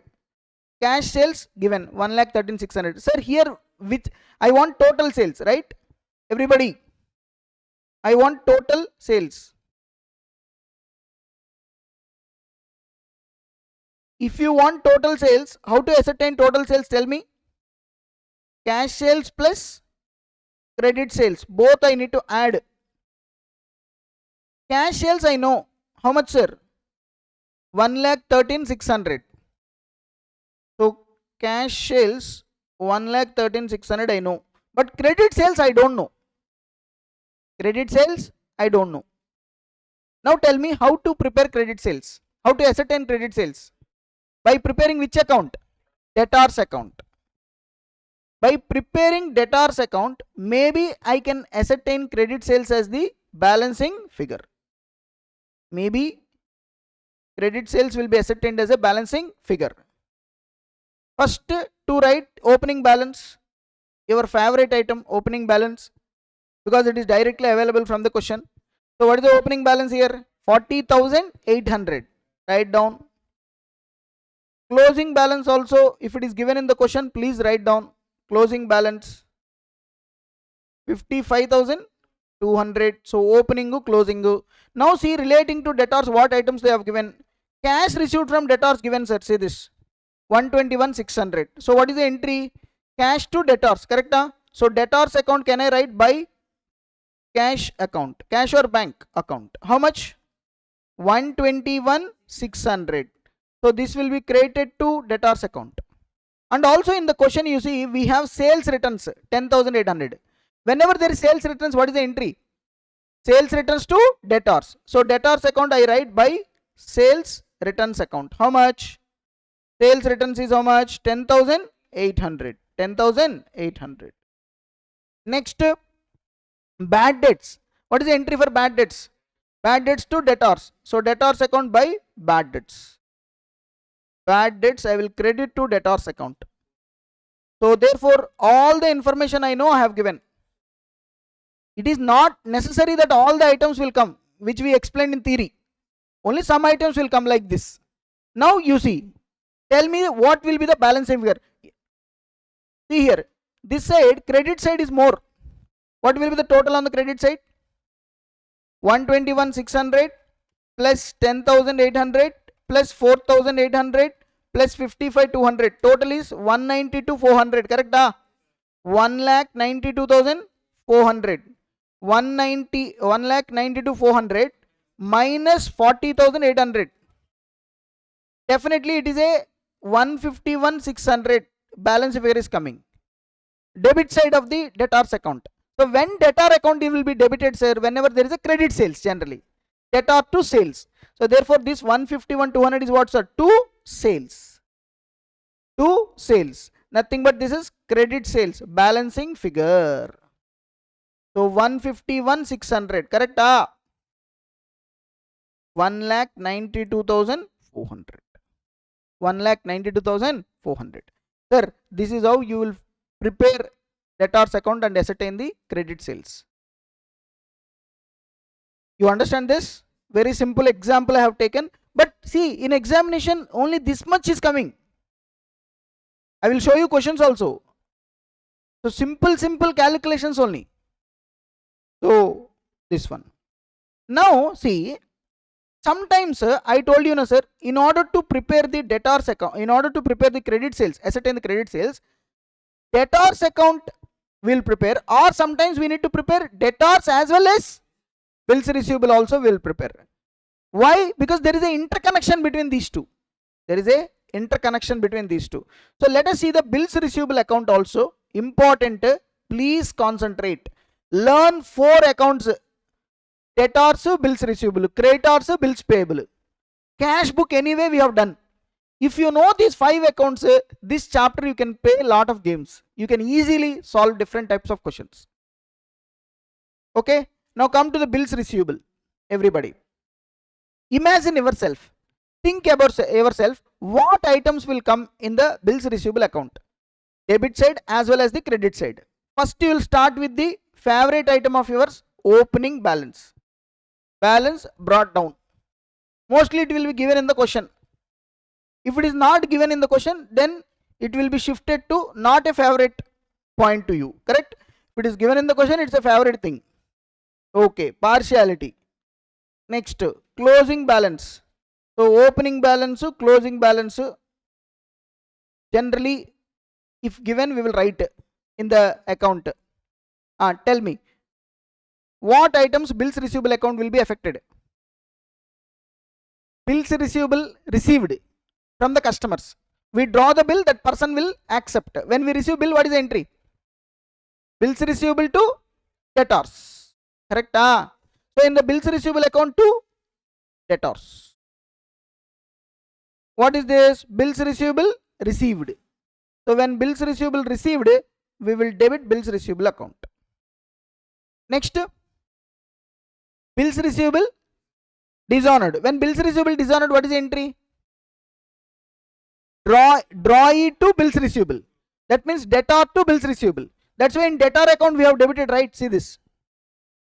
Debtors to bills receivable. Same entry, bills receivable account by debtors. What is this? Bills receivable dishonored. Bills receivable dishonored. Okay. Next, any other item? Bills receivable paid. Sir, when you pay the, when you receive, sorry, amount received from bills receivable. On the due date, if you receive the amount, what is the entry? Cash or bank to bills receivable. So therefore by cash or bank account. Amount received from bills. Amount received on due date. Next, sir, any other item affecting the bills receivable? Any other item affecting the bills receivable?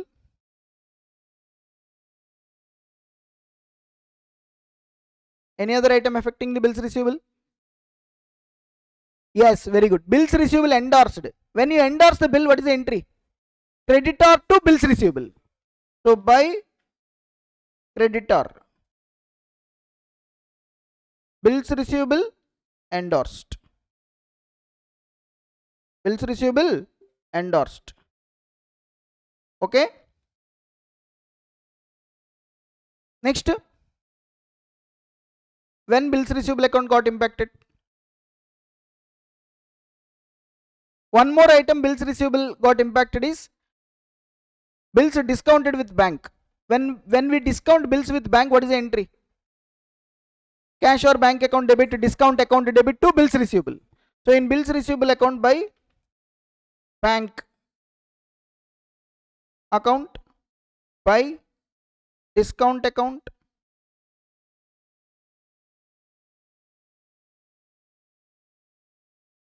so nothing but what? Bills discounted. So when we discount the bill, bills receivable account will be created. Everybody. So generally these are the items will come in bills receivable account. Bills receivable account. Sir, bills receivable chapter already we discussed, sir. You know how bills will be impacted by different situations. So therefore tell me, sir, in bills receivable amount, think about it, analyze it. Bills receivable account I am preparing. What items may come? Opening, closing. Bills receivable received. Whenever I receive bills, bills receivable to debtors. Next, due date payment received. Bank to bills receivable. Bank to bills receivable. Then dishonored. Debtor to bills receivable. Now bill discounted. So bank account debit, discount account debit to bills receivable. Next, bills receivable endorsed. Debtors, bills receivable to creditors. Sorry, creditors to bills receivable. So different situations these items got impacted. Now what happens here is important. Listen to me, everybody. What happens here is sometimes, suppose, sir, this is not given in the question, sir. Bills receivable received from debtors. We draw some bills on customers, sir. They accepted. What is the entry? Bills receivable to debtors. Suppose it is not given. So you prepare bills receivable account, ascertain this as a balancing figure. And this will be reflected in debtors account. Say this. Then only you can ascertain credit sales.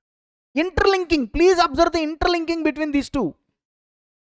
Why I said to ascertain credit sales, sometimes you need to prepare debtors as well as bills receivable. Because you know, in the bills receivable account, debtor account is also got affected when we receive the bills from debtors. Generally, right? This one.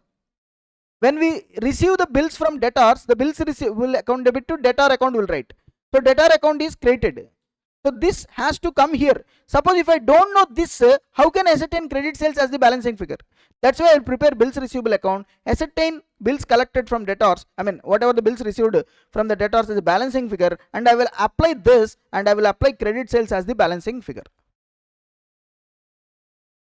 Hello? Sir, tell me the link between debtors and bills receivable account. Both the ledgers, which transaction will affect? Which transaction will affect both the ledgers? Two items. Sorry, one item. See, my question is, which transaction is affected debtors as well as bills? Debtors account will be affected, bills also got affected. Which transaction? Two transactions. Sales. Sales will, what is the entry for sales, credit sales? Debtors to sales. Bills receivable were affected. I am asking a transaction which is affecting both debtors as well as bills receivable. First, bills receivable received. When we receive the bill from the customer, DROI, what is the entry? Bills receivable to DROI. DROI is nothing but debtor. So that is one transaction. Second, dishonored. Dishonored also, what is the entry? Debtors to bills receivable. So therefore, these are the two transactions which are affecting both the accounts, right? So therefore, sometimes I want to ascertain credit sales, but I don't know the bills receivable received or bills receivable dishonored. Therefore, I will prepare bills receivable account and I will ascertain any one of them as the balance figure and I will reflect them in the debtors account and I will affect credit sales, I will ascertain as a balancing figure. Understand the link between the debtors account, bills receivable account. So what is the link? What are the transactions which are affecting both? Bills receivable received, bills receivable dishonored. Those things may be missed. So I prepared this and ascertain. Here I ascertain them as a balancing figure and I will reflect them here so that I will get credit sales. You understand? Observe the linking. Hello. Now I will solve one question. I will show you one question so that you will understand this. Come on, see this question. Everybody, come to this question, important question. This will make you understand what we are talking about is. See this, everybody. From the following information, calculate total sales. They are asking total sales. Why you want total sales? In order to finish trading account. Trading account sales will come. If you don't know the sales, how can you know gross profit? If you don't know gross profit, you will not get net profit. So prepared trading account, I want sales. So I want total sales. Cash sales they have given 8180. Now I want which sales? Credit sales I want. Now what is the information they have given in the question? See carefully. Bills receivable in the beginning given. Debtors in the beginning given. Bills receivable encashed during the year given. Encashed in the sense honored. Cash received from debtors given. Bad debts given. Sales returns given. Bills receivable dishonored given. Bills receivable at the end given. These are the items they have given. Now you tell me, you want total sales here. So how to get total sales? Tell me. How to get total sales? Cash sales plus credit sales. Cash sales plus credit sales. So you need to add. See here, credit sales. In the previous example, sir, I forgot, sir. Actually, credit sales we got 151,600. So cash sales 113,600 plus 151,600. My total sales will be 2,65,200. Previous example I forgot, sir. So cash sales plus credit sales here also. Cash sales already given in the question, sir. How much, sir? 8180. Now I want credit sales, sir. Now tell me, generally, if I want credit sales, generally I prepare debtors account. But here, bills related information is also there. Understand, whenever in the question, debtors as well as bills receivable information is there, prepare bills receivable account first. Maybe one of the items of the bills receivable is going to impact my debtors.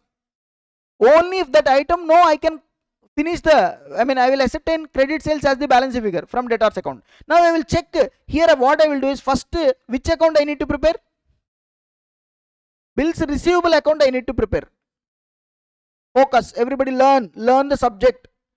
It is take only one time. I told you now, 4 ledger accounts: debtors, bills receivable, creditors, bills payable. If you know these 4 along with the cash, over, you can get good marks. Trust me. So learn one time. So bills receivable account. First we'll start with your favorite item, opening balance. Correct?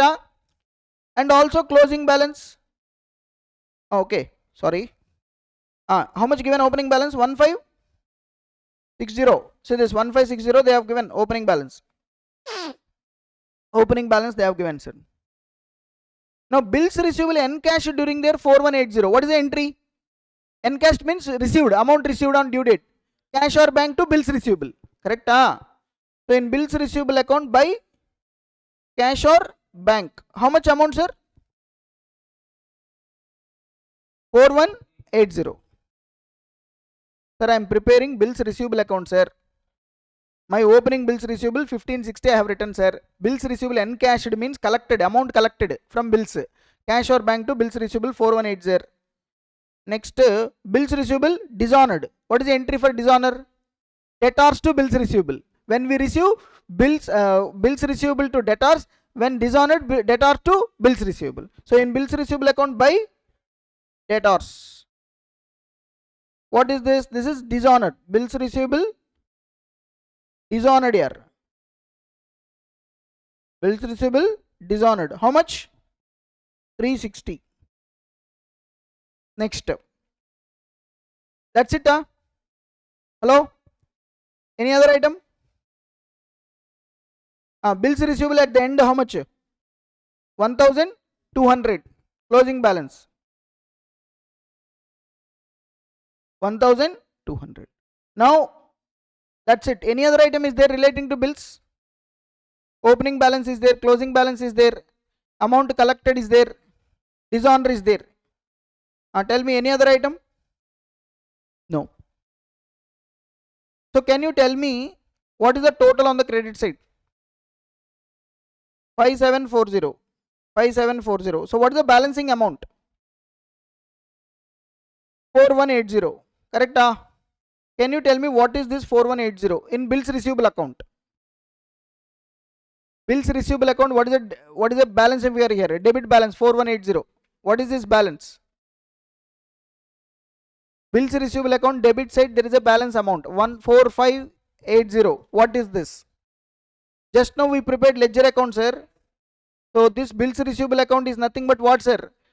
Bills received during the year. Bills received, bills receivable received. When we receive bills receivable, what is the entry? Bills receivable to debtors. So therefore to debtors account. Bills. So this is nothing but bills receivable received. First we draw the bills here. They will accept, right? So we receive. So when we receive, what is the entry? Bills receivable to debtors. Generally 4180. So this is the balancing figure. So now see, first time preparing bills receivable account, I ascertained bills received from debtors as the balancing figure. Now I can finish what? Debtors account and ascertain credit sales as the balancing figure. You understand this? Now come to the debtors account, sir.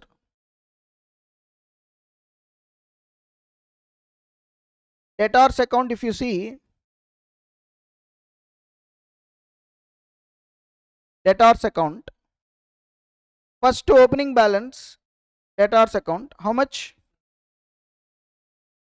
Debtors at the beginning 6160, write it down. Next, relating to debtors, what transactions are there? Cash received from debtors, cash or bank to debtors, right? So by cash or bank, how much, sir? 14,000, write it down. Next, relating to debtors, bad debts is there, how much? 560. So debtors account is created with bad debts. Bad debts, how much, sir? 560 rupees bad debts. Next, sales returns is there, yes, 1740. So debtors account by sales returns 1740. Next, any other item relating to debtors? Debtors at the end 5100. So by balance carried down 5100. Now important, sir. Now see, one more item we got it from bills receivable. What is that? Collection from debtors. Bills receivable received from debtors. What is the entry? Bills receivable to debtors 4180. So therefore bills receivable to debtors account. So in debtors account by bills receivable.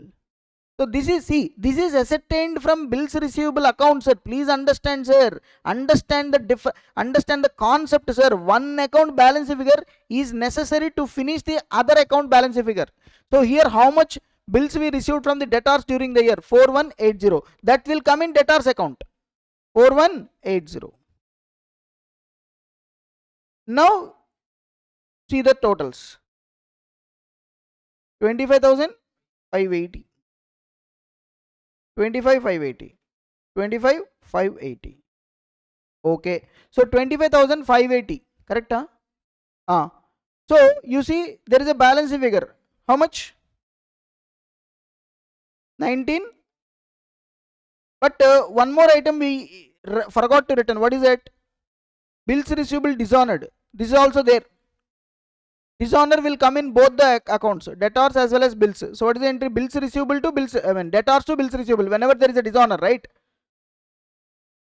This one, sir. Debtors account is created in bills receivable account. So basically what is the entry? Debtors to bills receivable. So that will be reflected here. To bills receivable. Nothing but dishonored bills. Bills receivable dishonored. How much? 360. Now tell me. So to debtors, right? What is this? Credit How much? 19,060. So 19,060 is my sales, credit sales. 19,060 is my credit sales. 19,060 is my credit sales. Debtors to sales. So debtor account, sorry, wrong reference I have given, sir. Debtors to sales. I have written sales. You need to write sales here. Sorry, by mistake. Sales. Sir, this is balancing figure, sir. This is balancing figure. Correct? Sir, you understand this? If you understand this, then this will be over. Why I prepared bills receivable account? Can anybody tell me? Because there is one transaction which is affecting debtors, maybe the balance figure of this. So here bills receivable received from debtors, this one, and this comes in debtors account. Then only debtors account closing balance figure credit sales I can obtain. Hello. So this is the concept, sir. This is the concept.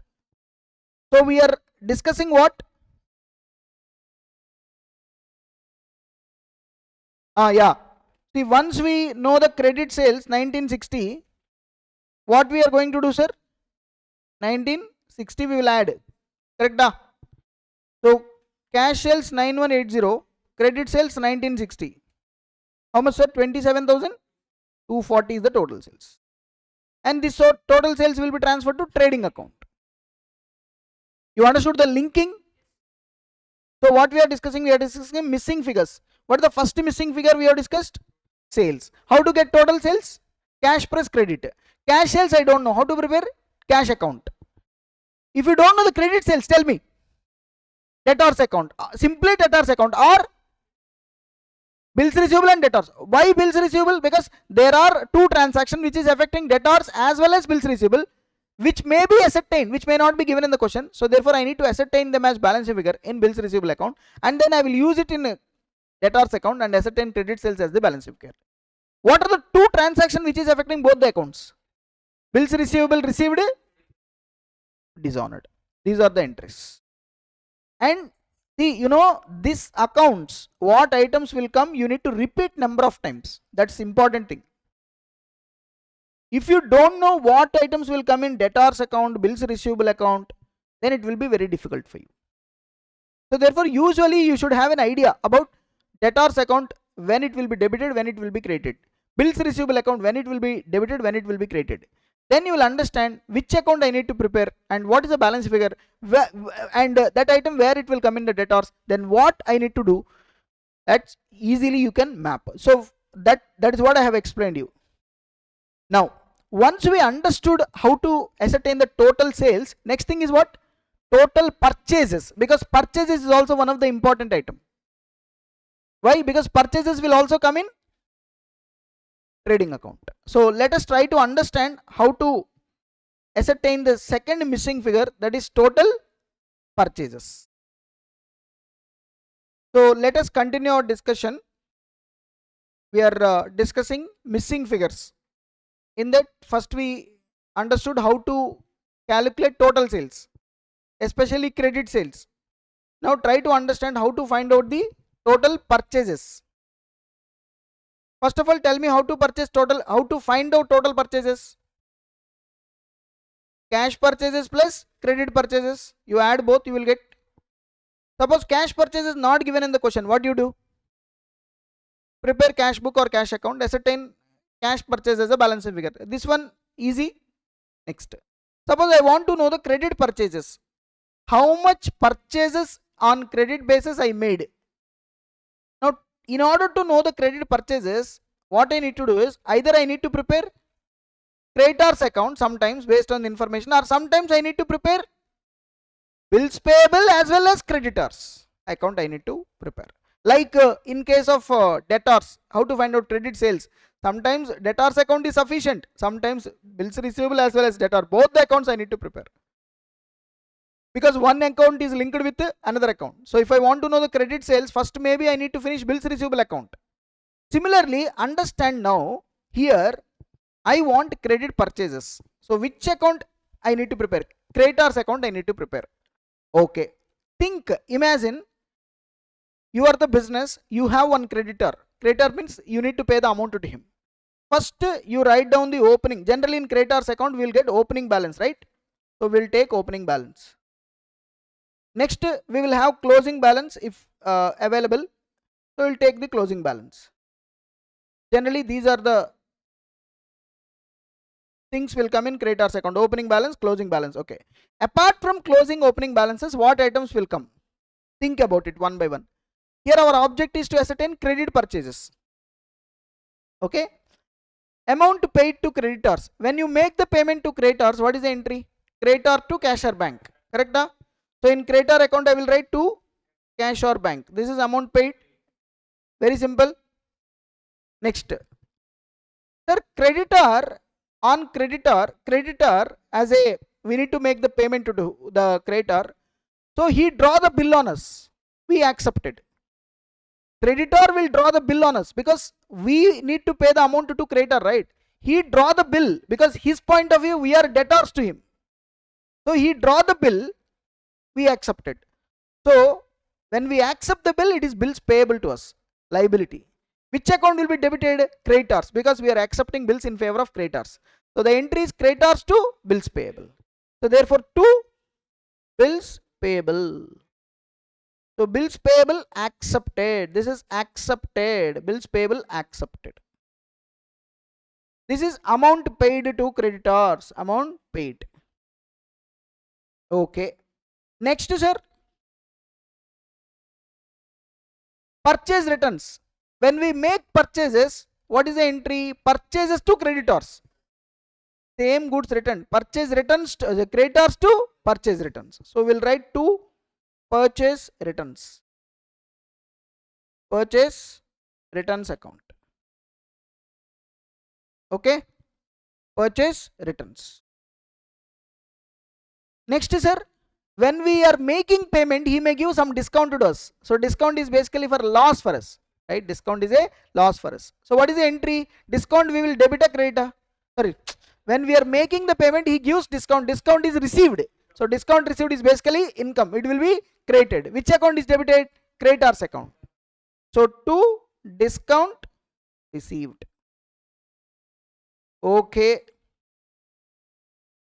Next, creditor's account.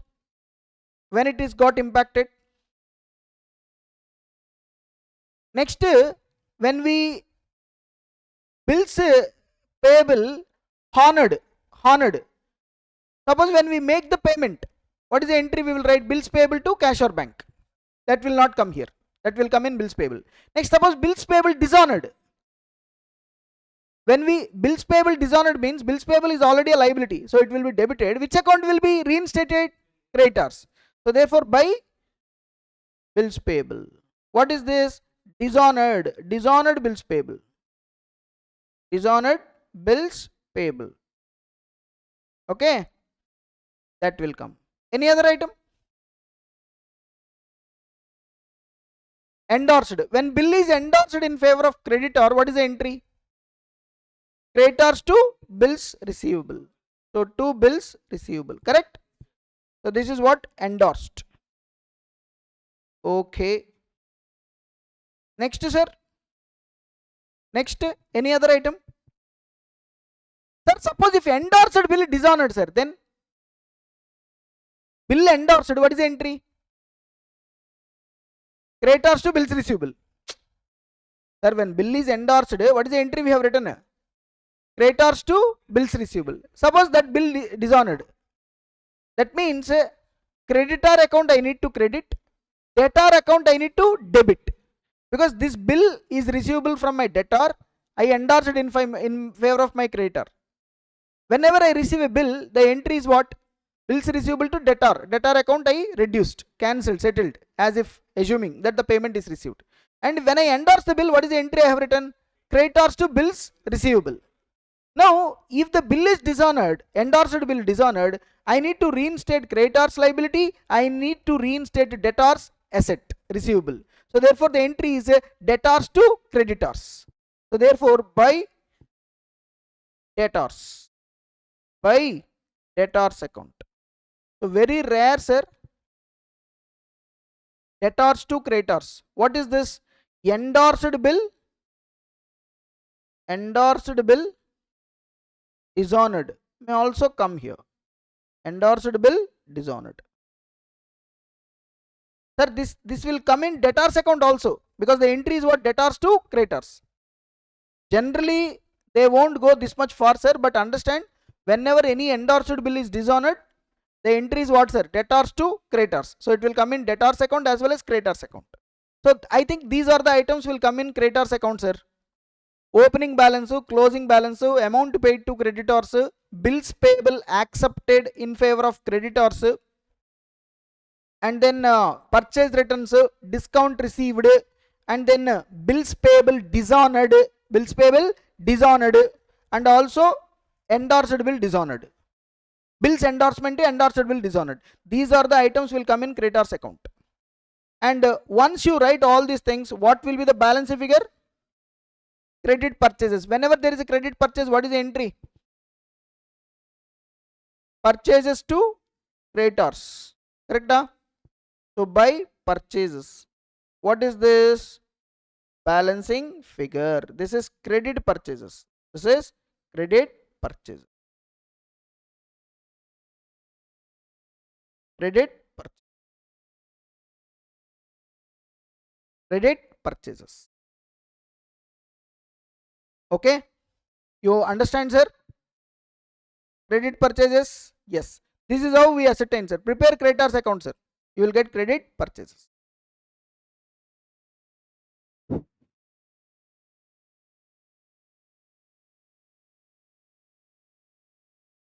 Now see this, everybody.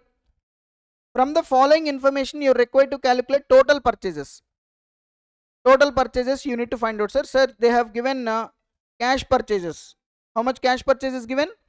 1700. Creditors opening balance given 800. Cash paid to creditors. Purchase returns. Creditors closing balance. So we need to find out what? Total purchases. We need to find out total purchases. How to find out total purchases, sir? Cash purchases plus credit purchases, right? Cash plus credit. Cash purchases already given, sir. How much, sir? 1700. Now I want what? Credit purchases. In the information only debtors, creditors account is there, bills receivable not there. So I prepare only creditors account. So prepare creditors account, sir. Creditors accounts. The party to whom I need to make the payment, I will prepare their account. First I will write opening balance to balance brought down. What is the opening amount I need to pay? 800, sir. So take it 800. And during there, observe what transactions happened. Cash paid to creditors. So when you make the payment to creditors, what is the entry? Cash paid to creditors, what is the entry? Yes, creditor to cash or bank account. How much? 3100. Correct. Next, purchase returns. What is the entry for purchase returns? Creditors to purchase returns. When we make purchases, the entry is purchase to creditors. When we return, reverse the entry, nothing but purchase creditors to purchase returns. So creditors account to purchase returns. Okay. How much purchase returns? 100. Now closing to balance carried down. What's the closing item, sir? 1340. Now you see, these are the items given. We recorded opening, closing, cash paid, purchase returns. Now what is the balance figure? Tell me. 3740. 3740 is the balance figure. Can you tell me what is this? By purchases. Which purchases? Credit purchases. So these are credit purchases which we ascertained as a balancing figure. 3740. Okay, so the entry is purchases to creditors. So creditors account by purchases 3740. That I will write here 3740. So 1700 plus 3740. How much, sir? 5440 is my total purchases. 5440 is my total purchases. Everybody, that's it. This is how we ascertain what, sir? Credit purchases. Simply credit purchases by preparing creditors account. But I told you, na sir, sometimes we need to prepare what? Bills payable account also. Bills payable account also we need to prepare, sir. So let us see how bills payable account will be prepared, sir. Important. Learn this also. So bills payable account. Bills payable account. Generally, what items will come in the ledger account of bills payable? First, opening balance. Buy balance brought down. Opening balance will be there. Closing balance will be there. Opening as well as closing, both balances are there.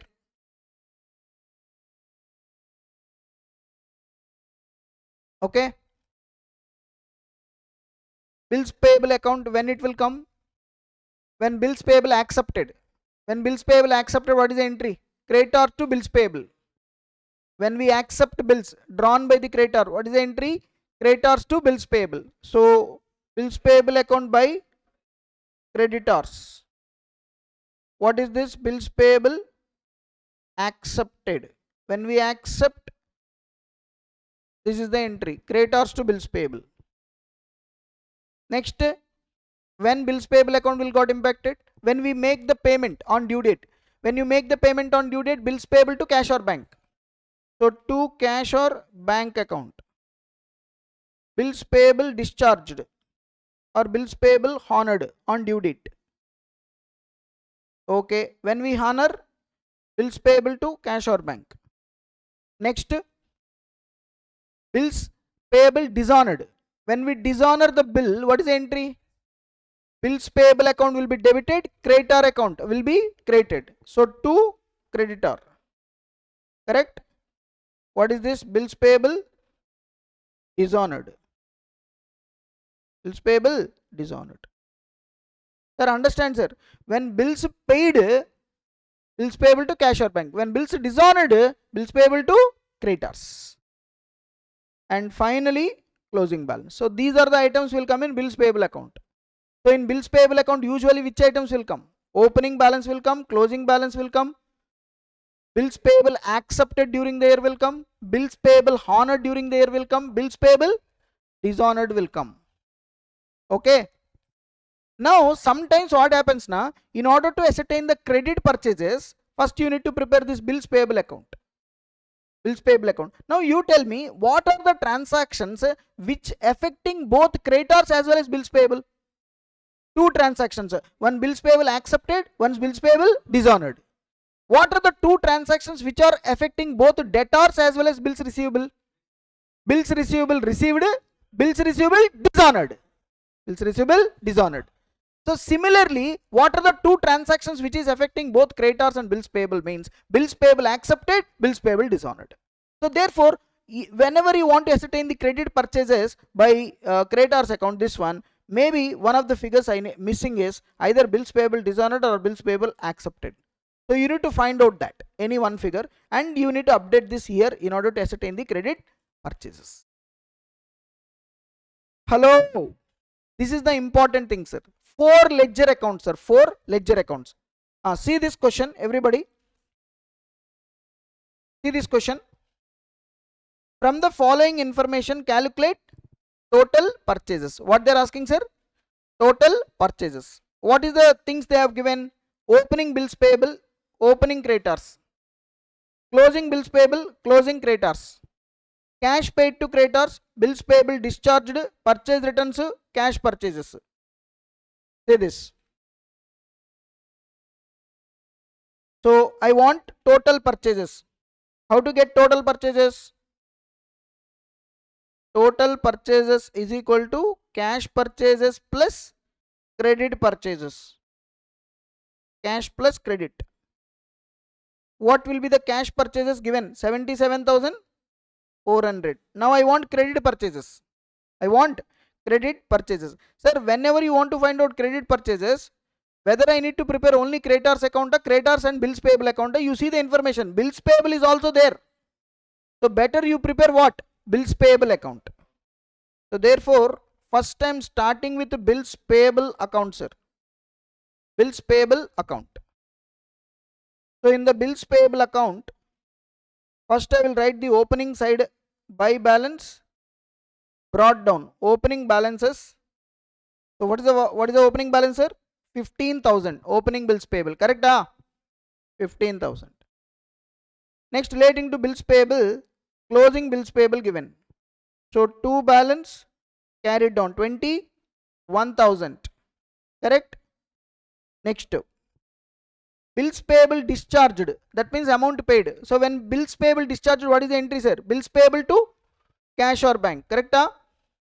So cash or bank account, how much, sir? Cash or bank account 26,700. Correct? That's it. Any other item relating to bills? No. See this. Only these items, these 4 items. Opening 3 items. Opening balance, closing balance, 26,700, bills paid. So can you tell me here what will be the balancing figure, sir? Balancing figure 32,700. What is this balancing figure is all about? By creditors. What is this creditors?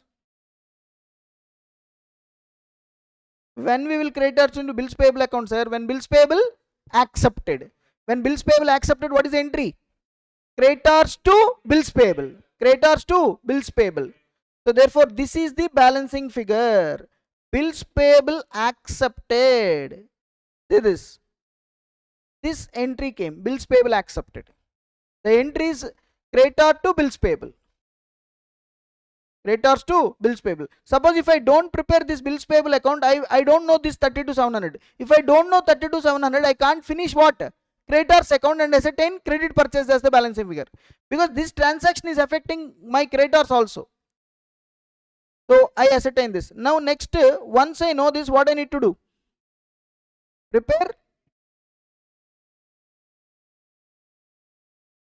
creditors account we need to prepare, sir. Creditors account. Creditors account first, opening balance. What is the opening balance? Creditors opening balance.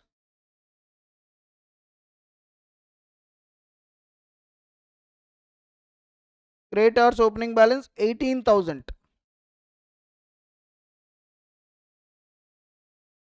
So 18,000 opening balance. Closing balance 12,000 now. Hello. And during the year, what happened?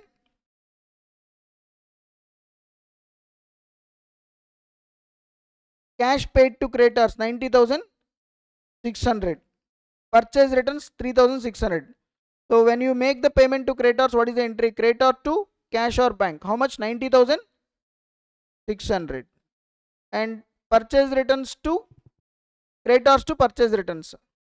Purchase return 3,600. And also bills payable accepted. When bills payable accepted, what is the entry? Creditors to bills payable. To bills payable account, which is came from bills payable account. How much? 32,700. This one 32,700. Correct? Hello? 32,700.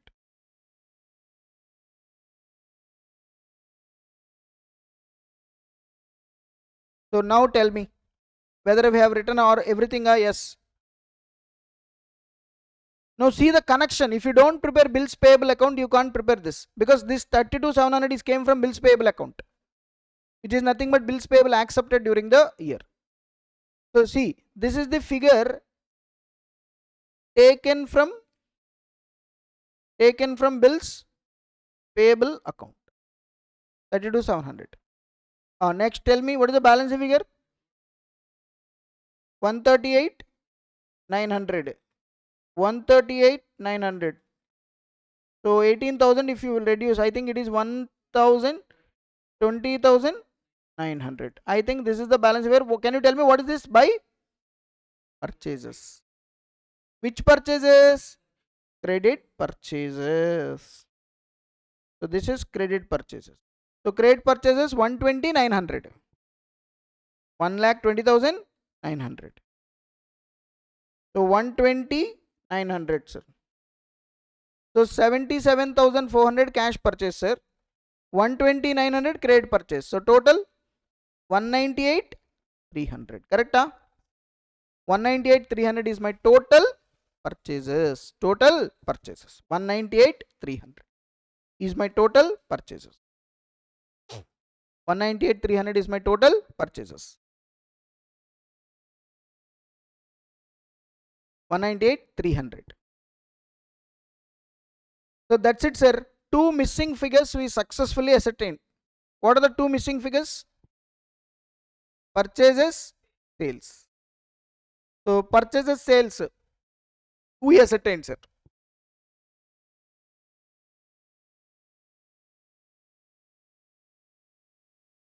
Now in this sales also, if you see, sir, bills receivable account we prepared. We got bills receivable received 4180. This we have written here. So that means this figure taken from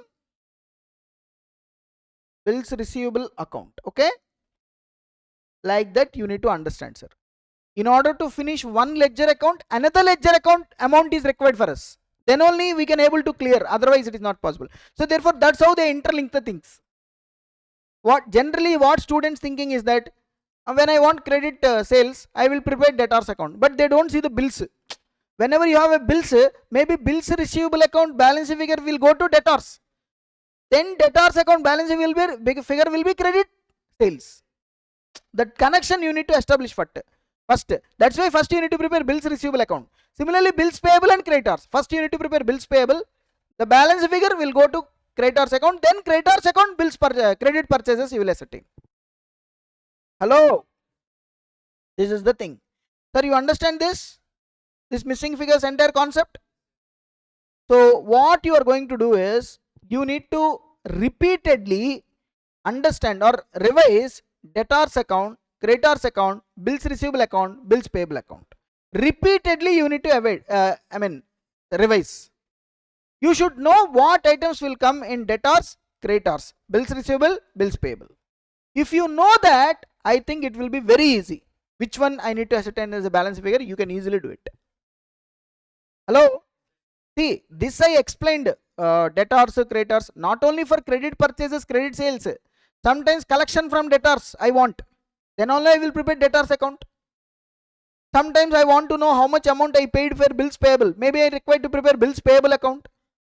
So these four ledger accounts, any balance figure I want, I will prepare in the same manner, because I know what items will come. What items will come, I will post. Whatever the items are there, I will post. Remaining is my balance figure. But mostly missing is credit purchases, credit sales.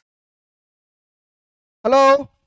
So tell me, sir, in order to find out last and final conclusion, what we are discussing, come on, tell me, 1 minute discussion. What we are discussing? We are discussing conversion method in final accounts, correct? In conversion method, we need to convert the incomplete records into complete records. For that, we need to prepare missing figures. We need to find out the missing figures. We need to prepare some ledger accounts. Generally, what are the most frequent ledger accounts we will prepare? Cash and bank, debtors, creditors, bills receivable, bills payable, assets, okay. Then what is it? Statement of affairs. Then finally we will prepare trading, P&L, balance sheet. And detailed I discussed what items will come in debtors account, creditors account, bills payable, bills receivable. So this is the thing. Okay. Now, okay, sir, we are discussing accounts from incomplete records. If you recollect accounts from incomplete records, how we are going to prepare final accounts from incomplete records? How many methods are there? Two methods. One is statement of affairs method or balance sheet approach. Another one is conversion method. So in conversion method, we will prepare complete financial statements, trading account, P&L account, balance sheet, everything we will prepare, right? And there are some missing figures. Those missing figures we will find out. We have discussed like for example, how to calculate total sales. Sometimes they will not give you credit sales. Then you need to prepare debtors account. If required, bills receivable account. Sometimes purchases, they won't give you credit purchases. So cash purchase also sometimes missing. Then we need to find out credit purchases. We need to find out by preparing creditors account, bills payable account. This is the theory we have discussed. Okay. Now let us solve the questions relating to this conversion method, sir. Very, very important in examination. Most of the times they are testing from this conversion method only. Okay. So I think till 4 questions we completed. Yeah, illustrations. I think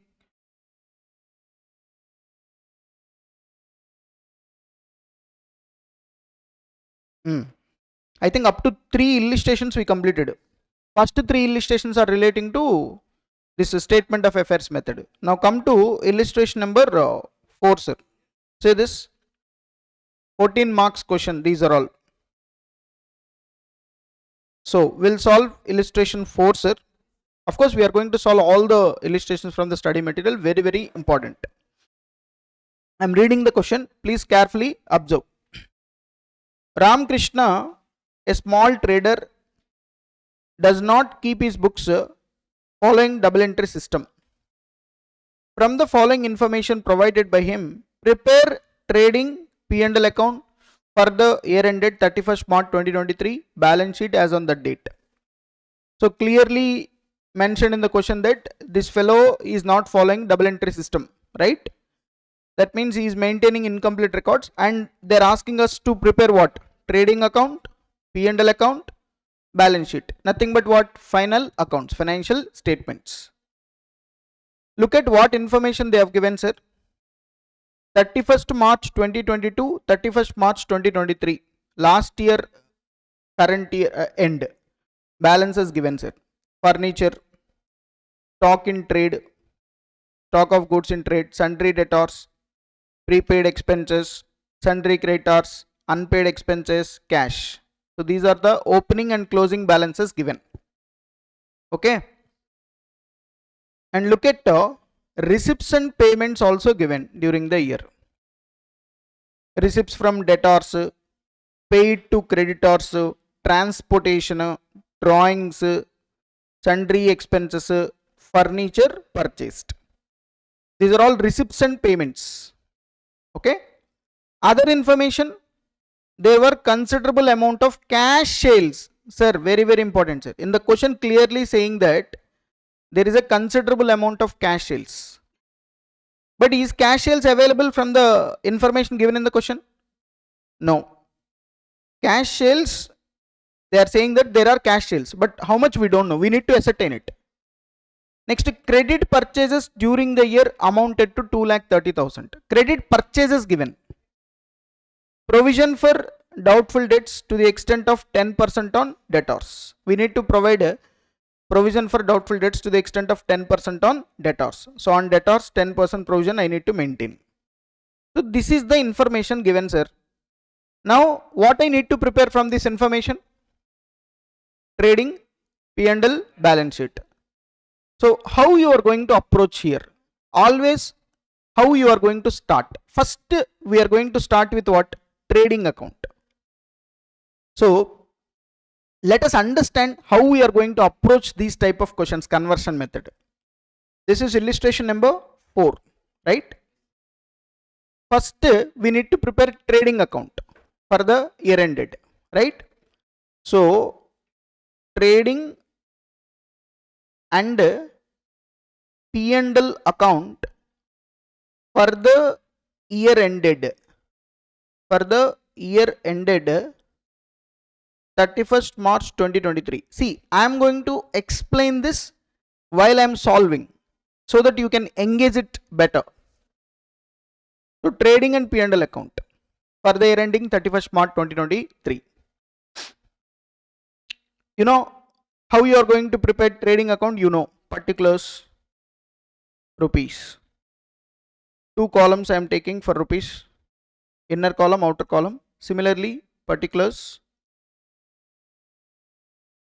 rupees, rupees. So debit side, credit side, sir. Debit items, credit items. Now you have to recollect me, because we have already done how financial, final accounts of commercial entities we have done, right?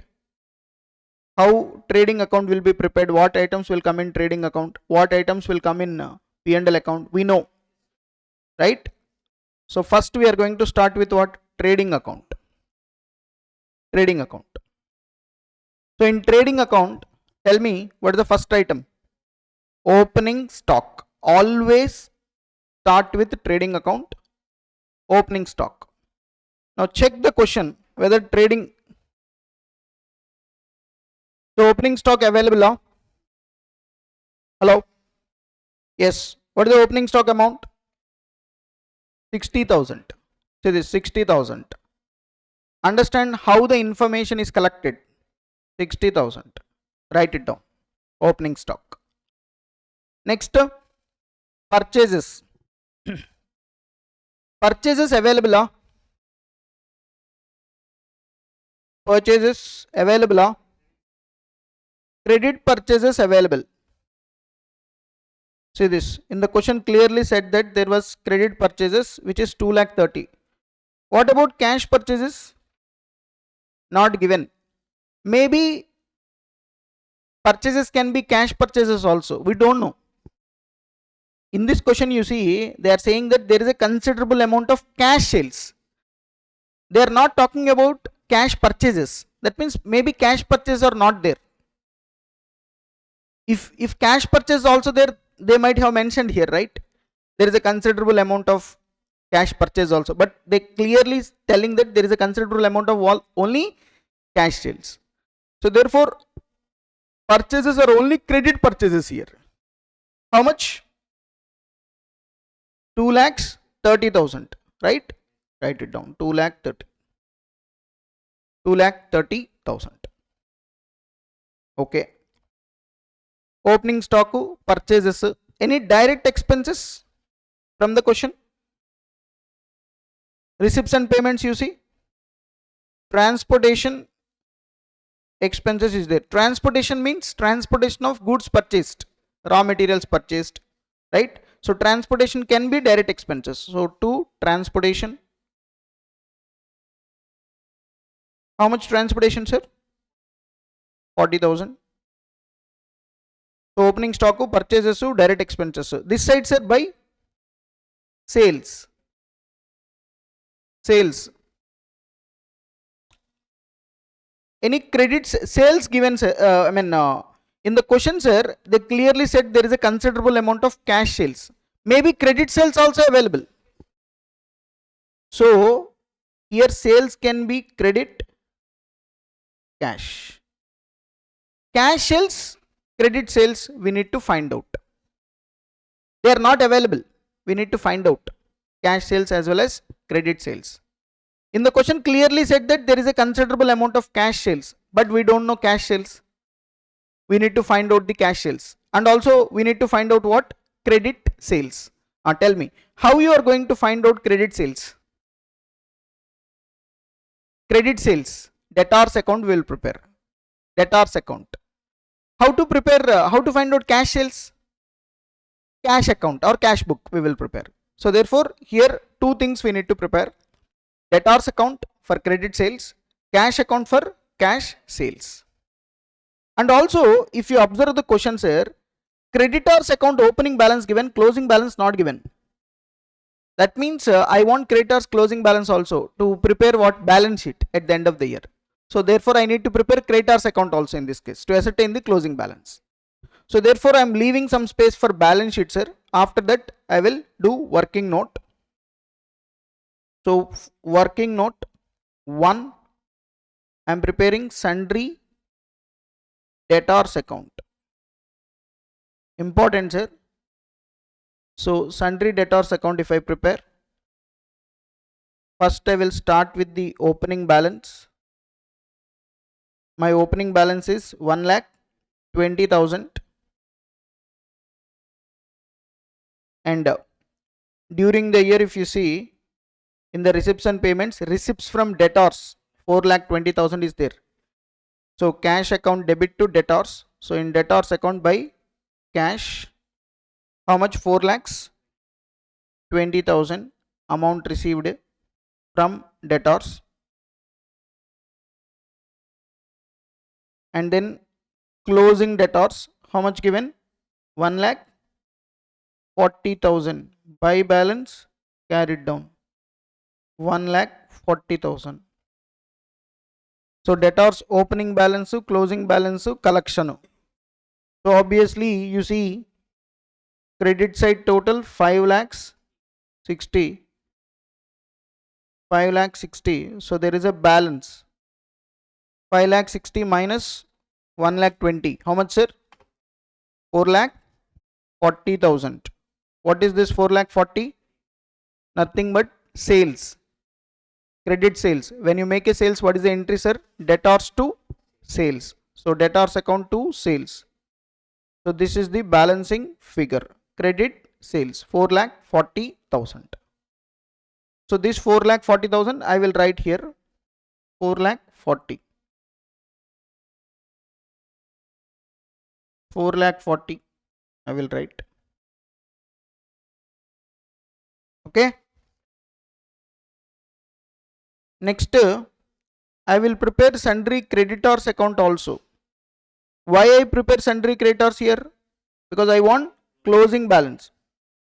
I know credit purchases.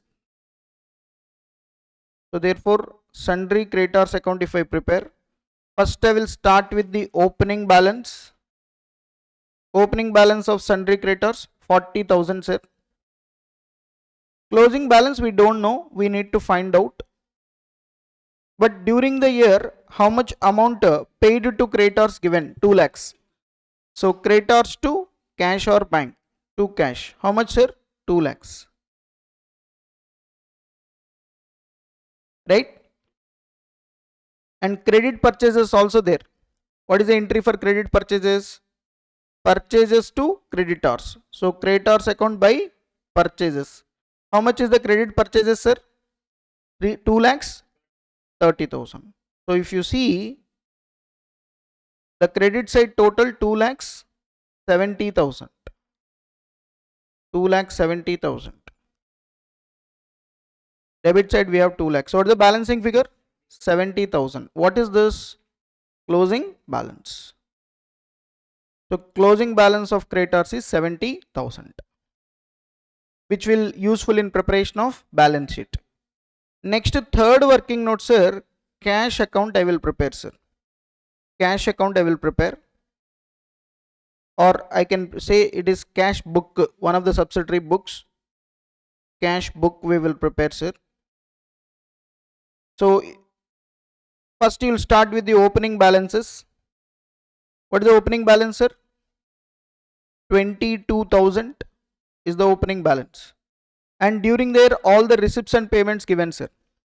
So receipt side you see receipts from debtors 4,20,000. So cash to debtors. So to debtors account 22,000. How much, sir? Collection from debtors 4,20,000. Correct? Hello. 4,20,000. And paid to creditors 2 lakhs. So creditors to cash. So by creditors,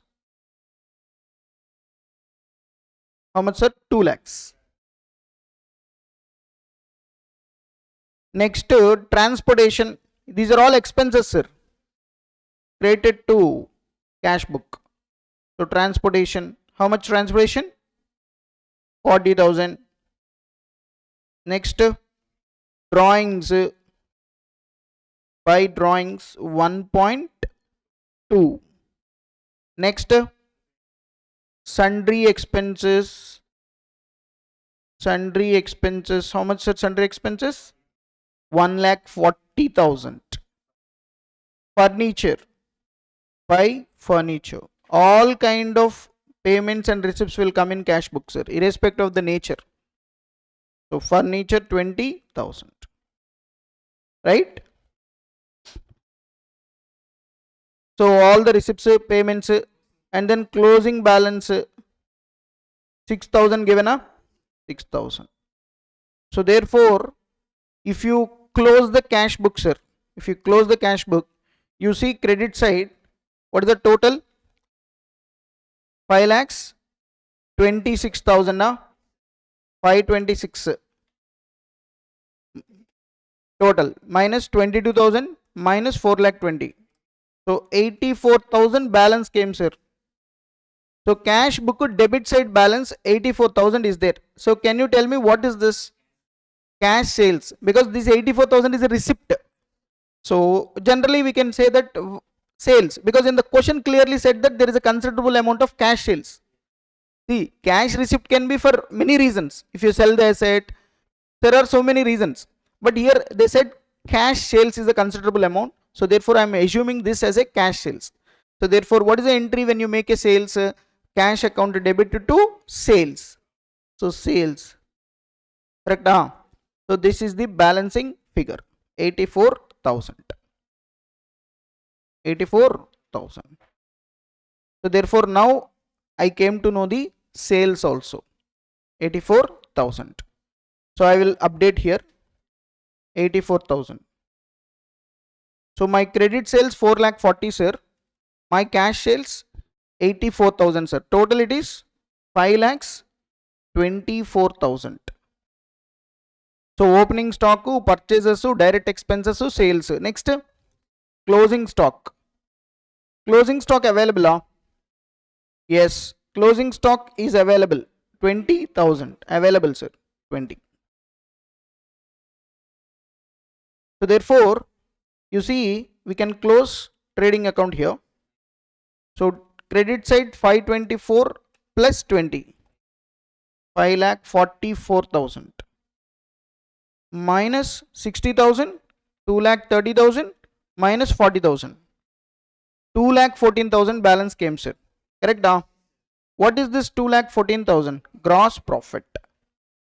So this is gross profit which is transferred to P&L account. So 2 lakh 14,000 gross profit came. Now once you know the gross profit, you start preparing the P&L account, sir. Gross profit 2 lakh 14,000.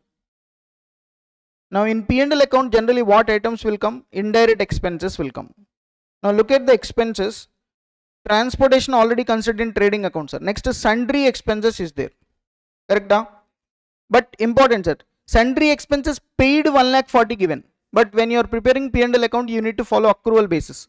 You need to consider how much expenses incurred during the year. So this 1 lakh 40,000 is paid during the year. What is the opening unpaid expenses? 12,000. So opening outstanding means these expenses belong to last year but not paid. Maybe it is paid in the current year. Therefore what we need to do? We need to deduct. Correct? And what is the closing expenses outstanding? 20,000. Closing outstanding means it is incurred but not yet paid. Incurred means it is part of current year expenses. So we need to add. So therefore, outstanding expenses given in the question, unpaid expenses.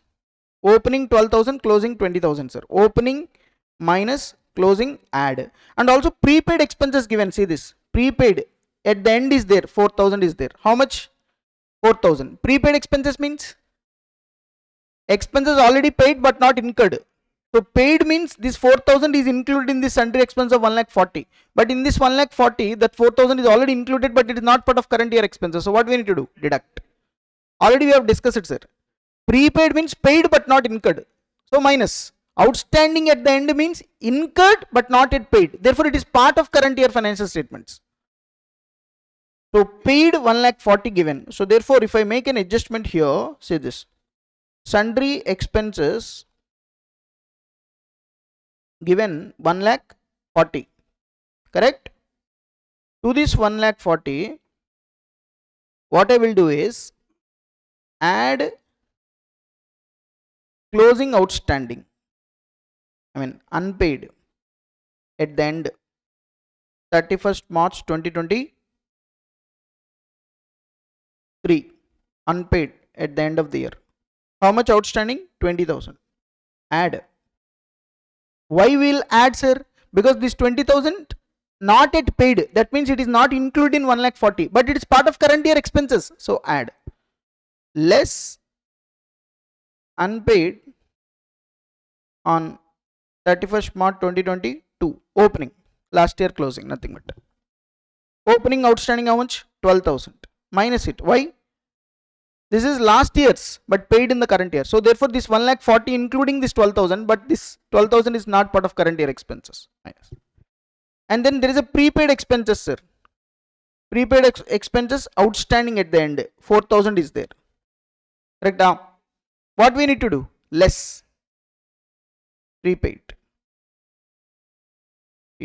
on 31st March 2023. How much? 4,000. Prepaid minus. Why? Because prepaid means paid but not incurred. So in this 1,40,000, this 4,000 is included, but it is not part of current year expenses. So minus it. So if I make all these adjustments, so tell me what happens. 1,44,000. This is current year expenses. Sundry expenses we need to consider, sir. Okay.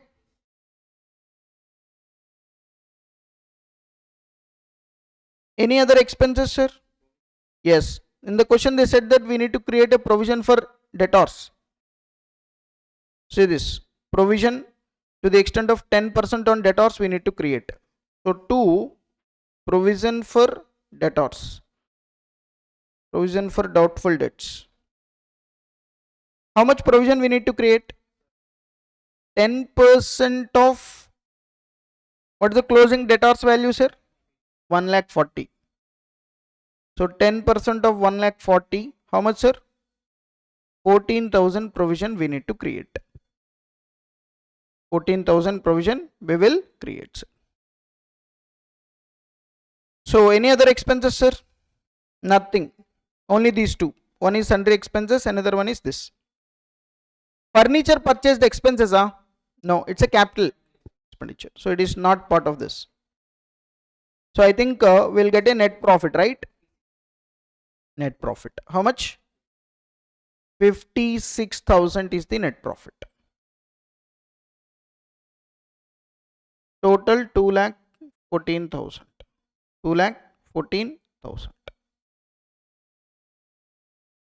So 56,000 is my net profit, sir. So trading account, P&L account, I have done it. Now next I need to prepare what, sir? Balance sheet as on 31st March 2023. So you know balance sheet will consisting of assets as well as liabilities. So liabilities rupees, assets rupees.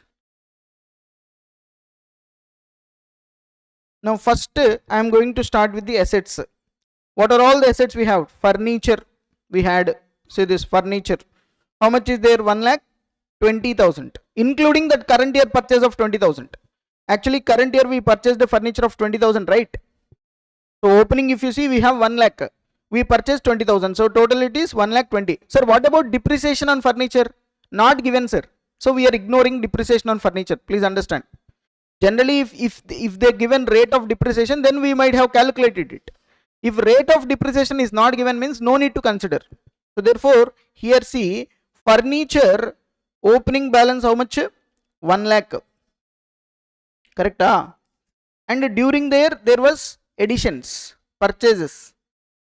How much worth of furniture purchased, sir? 20,000. So total it is 1,20,000. Okay. Next, stock. Closing stock. What is the closing stock value? 4,000.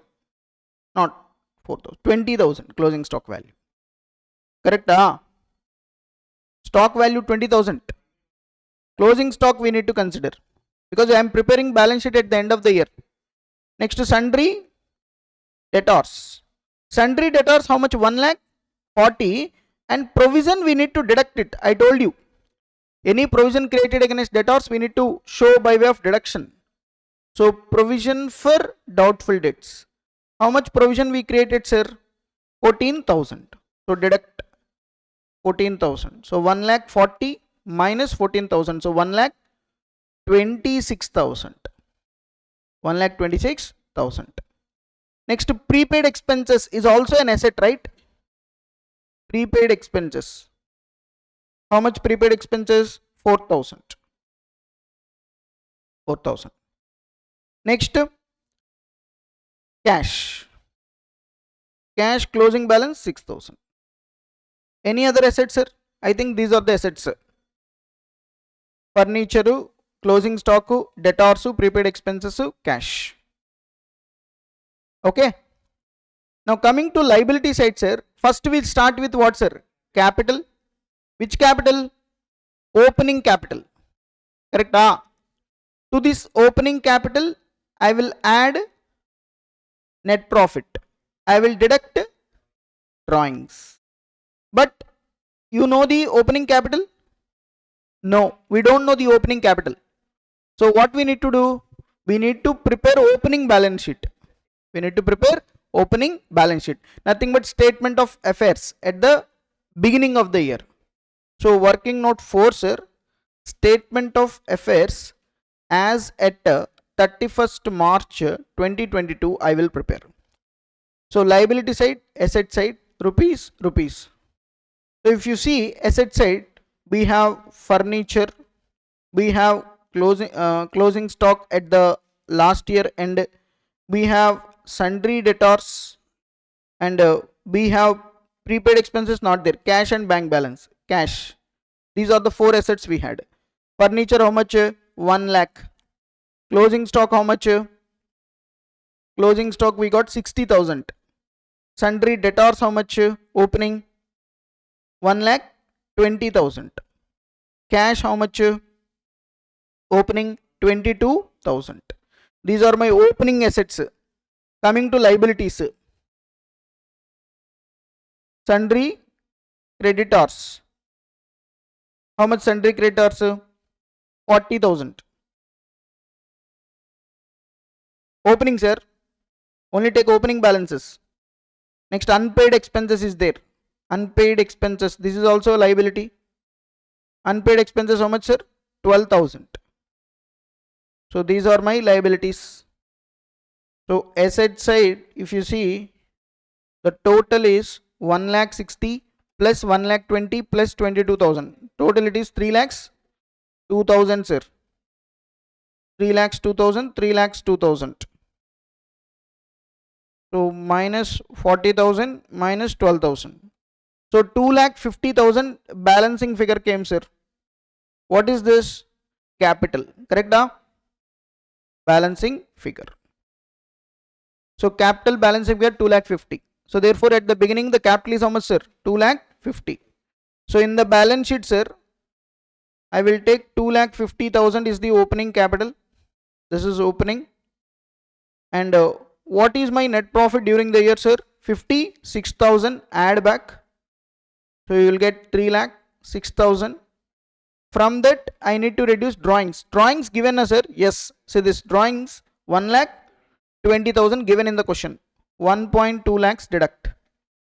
So 3,06,000 minus 1,20,000. So it will be 1,86,000, sir. 1,86,000 is the capital closing balance. And then sundry creditors. Sundry creditors closing balance we don't know, but we have ascertained it by working note 2. How much, sir? 70,000. So this is working note 2, sir. We done working note 2 and we ascertained it. Okay. Next, sir, unpaid expenses is there? Yes. That is also our liability. Unpaid expenses given. Closing. How much? Unpaid expenses 20,000. 20,000. I think all the assets and liabilities are considered, sir. So check the total. 2,76,000 is the total. Liability side 2.76. Asset side if you see 1,20,000 plus 20 plus 126 plus 4,000 plus 6,000. I think tallied, sir. 2,76,000.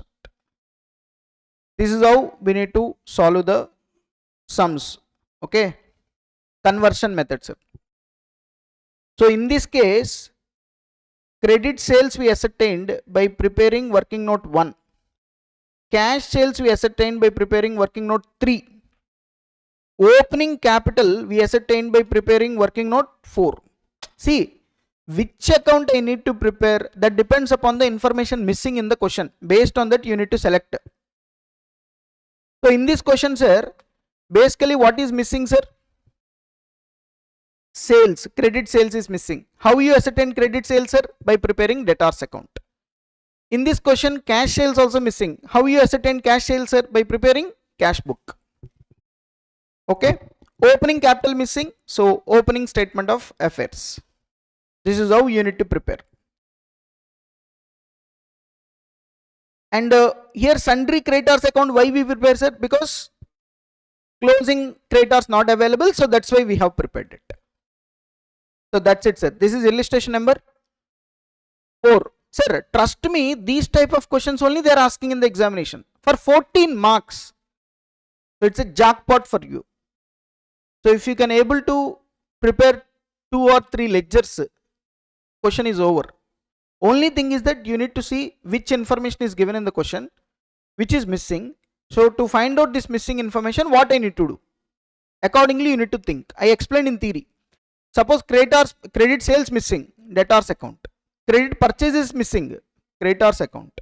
Cash sales or cash purchase missing, cash book. Opening capital missing, opening statement of affairs. So this is how you need to prepare. Okay, you understand this? Next, illustration 6, sir. Illustration 6, you see this question. Very good question, sir. This is these type of questions, possibility that they may ask. The statement of affairs of Mr. R on Saturday, the 31st December 2022 was as follows. Kind of balance sheet given, sir. 31st December 2022. Fixed assets, stock, debtors, bank balance, cash. This side capital, sundry creditors, liability for expenses. These are the balances on which date? 31st December 2022. Next, what happened? See, Mr. R did not maintain books on the double entry system.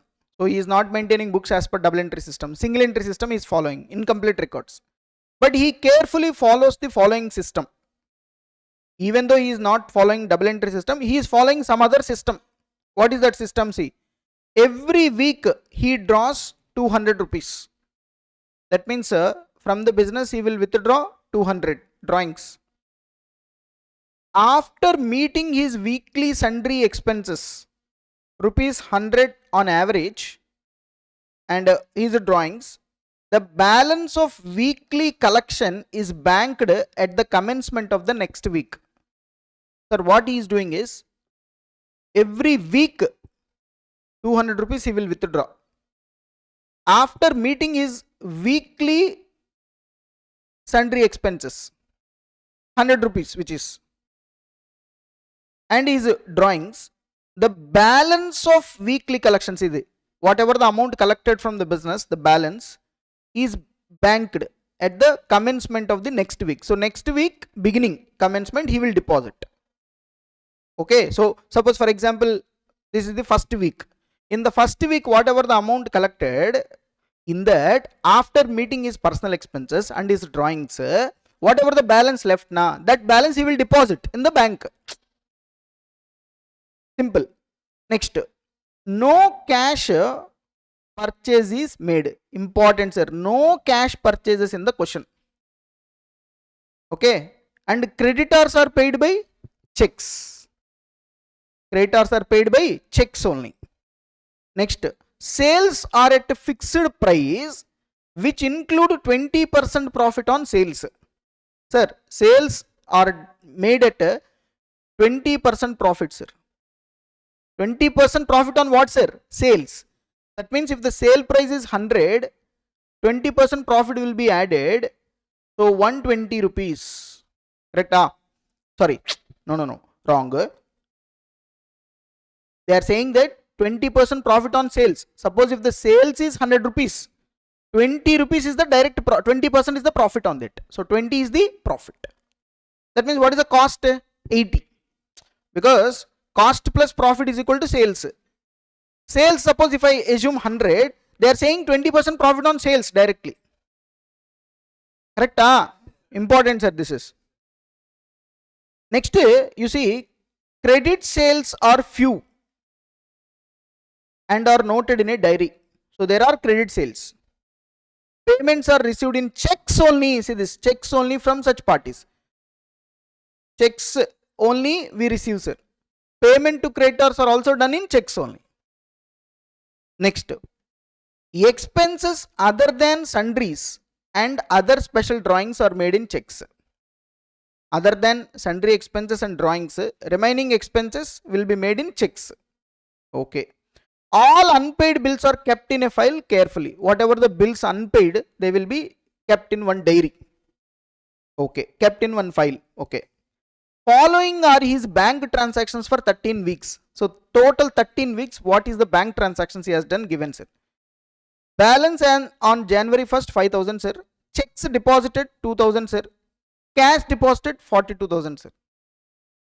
Creditors, he paid 40,000, sir. Rent paid 600, sir. Expenses other than sundry expenses 3,000, sir.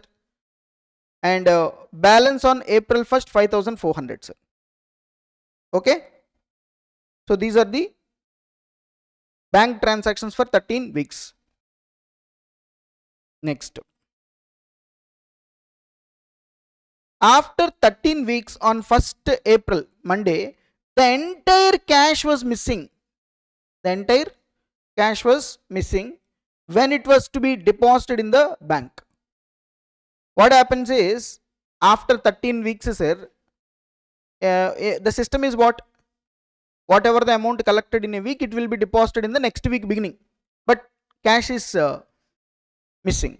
That means someone has done, cash was stolen, theft happened. The following further facts are ascertained. Stock on that day was valued at 4,000. That means closing stock. Sundry debtors amounted to 20,000 as per diary. Closing sundry debtors. Sundry creditors 8,000 as per unpaid bills file. Find out the cash missing. So they are asking us how much cash missing you need to find out. So that is the important thing in this question, sir. How much is the cash missing? We need to find out. Okay. So in this question, if you read the question carefully, what happens is there, tell me few things. Cash purchases is there? Cash purchases. No, see this. Because in the question clearly said no cash purchase is made. What about cash sales? Cash sales are there? Cash sales. Here you see sales are at fixed price, which include 20% on profit on sales. Credit sales are few and are noted in a diary. So there are few credit sales also. Purchases, no cash purchases. Whereas credit sales are there. Few credit sales are there. We need to ascertain it. Okay. Now you tell me now how we are going to find out the missing cash balance. Now this question is very good question actually. It seems very, little, but this question is a very, very good question. Understand how you are going to approach this question, sir. I want how much cash is missing. So if you want to know the cash missing, so what is the number? Illustration 6. The illustration 6, I'm just not solving, sir, just explaining. See, first I want to know what is the cash missing, right? For this, I need to prepare what? Cash book or cash account I need to prepare. This is pakka, everybody? Now if I want to prepare this cash book, sir, I need to write all the receipts and payments. and I need to know the closing balance. This is nothing but the missing figure. So I need to write all the receipts, all the payments, but all the receipts and payments available. One thing is missing, sir. What is that missing? Cash sales is missing in the question. Sir, how you say there is a cash sales? See here, in the question they categorically said no cash purchases is made. No cash purchases is made. And credit sales are few, and whenever you receive the amount from creditors, debtors, you will receive only in checks. So here, if you see the bank account, sir, checks was deposited 2000, cash is also deposited, sir. So this cash, whatever we deposited in the bank account, maybe in the form of cash sales also is there. This is collected in the form of cash sales also. So therefore, in this question, cash sales not available. So we need to ascertain cash sales. Sir, how will you ascertain cash sales, sir? That is the most important thing. How will you ascertain cash sales? Simple.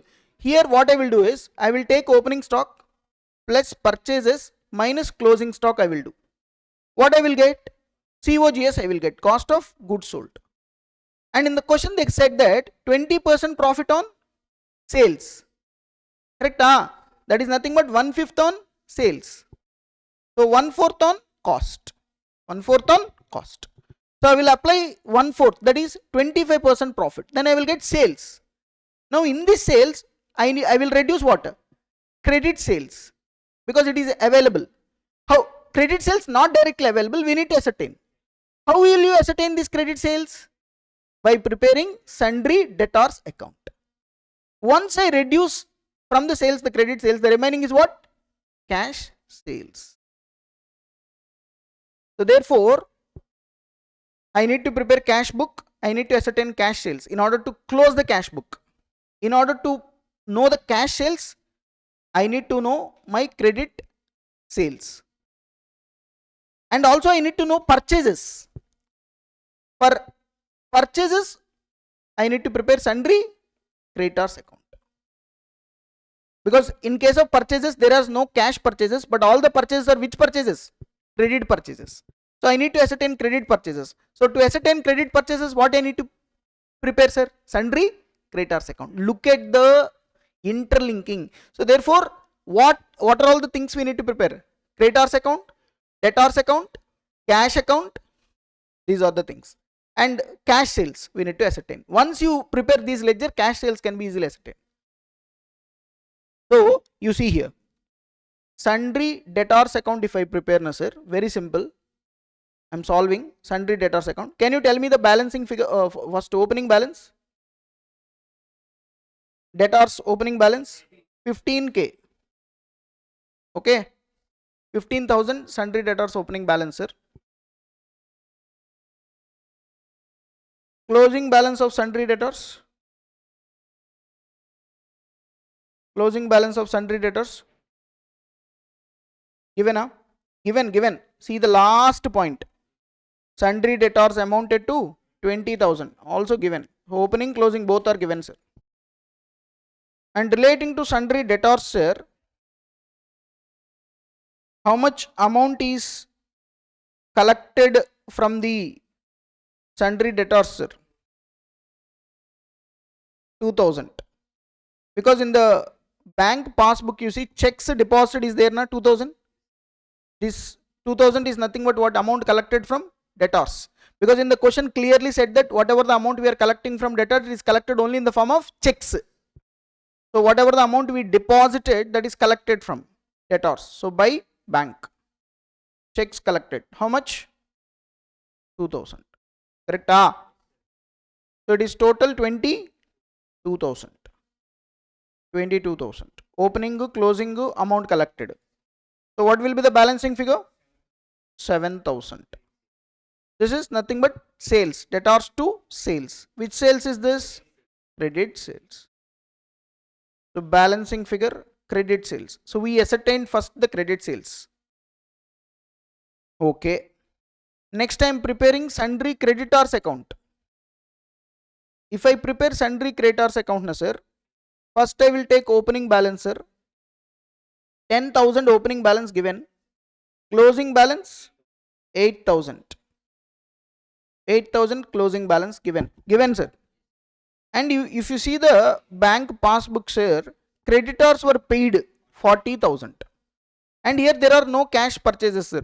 So creditors paid 40,000. So to bank 40,000. So creditors account if I close now sir, 48,000, 48,000. So what is the balance figure sir? 38,000. What is this by credit purchases? So therefore the entry is purchases to creditors. So creditors account balancing figure. So I know the credit sales as well as credit purchases. Next I want to know what sir?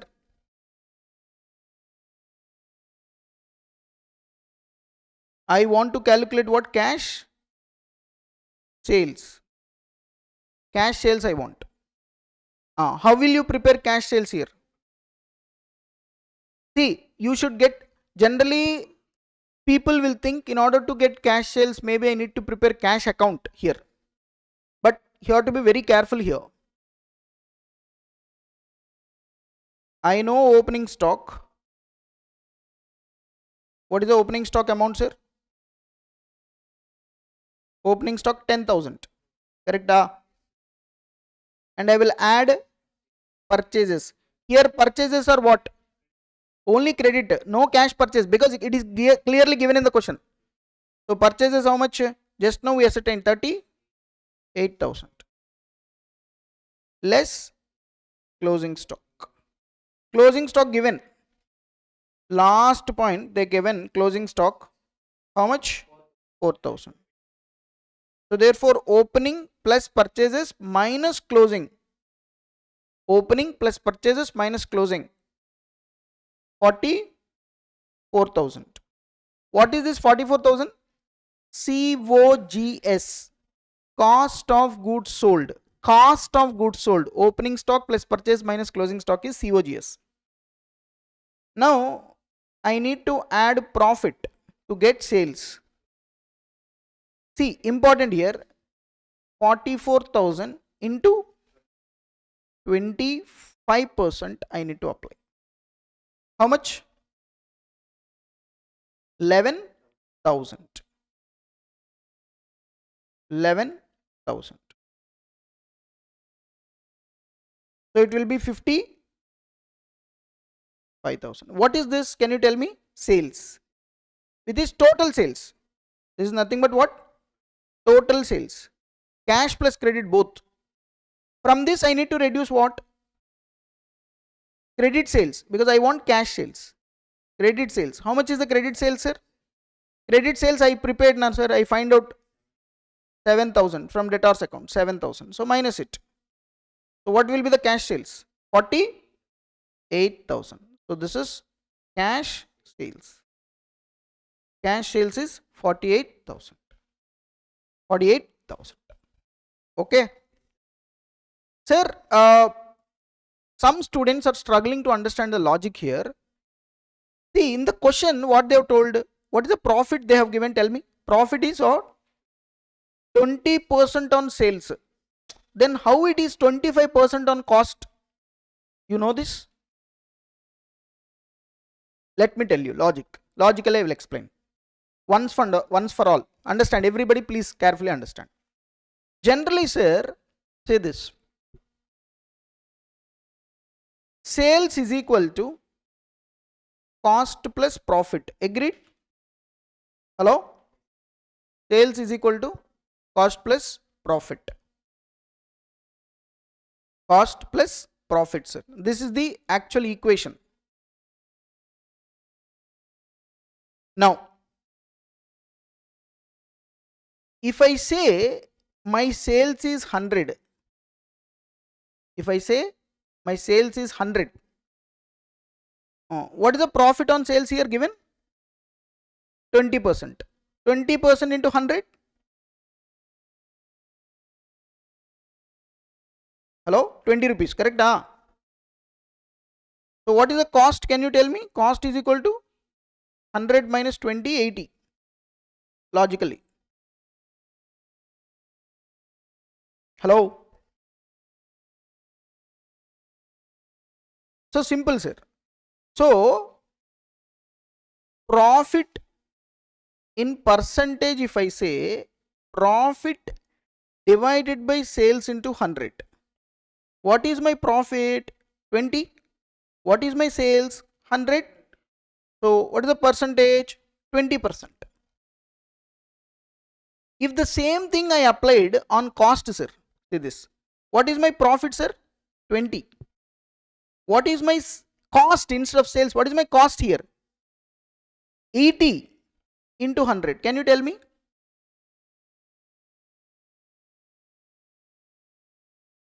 25. See this. That's it. Correct? So logically you understand, sir. If my sales is 100, my profit on it 20. So 20 divided by 100, I will get profit on sales 20%. Suppose if the same profit 20 I need to maintain on cost of 80, 20 divided by 80, I will get 25%. That's why here we have taken 25%. Everybody, because this 44,000 is what? Cost. On that I need to apply. Now I got cash sales 48,000. Now what I need to prepare now? Cash book. Because what is the main thing I want? Find out the missing cash. Find out the missing cash. So to find out the missing cash, I need to prepare the cash book. First I will start with the opening balance. Opening cash balance. Opening cash balance is 1000. Take it. And just now we ascertained cash sales, sir. Sales 48,000. Cash sales I got it. This is my cash sales from working note 3, sir. Okay.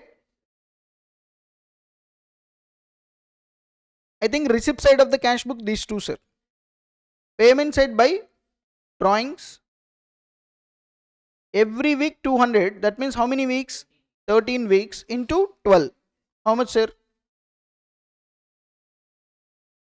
200.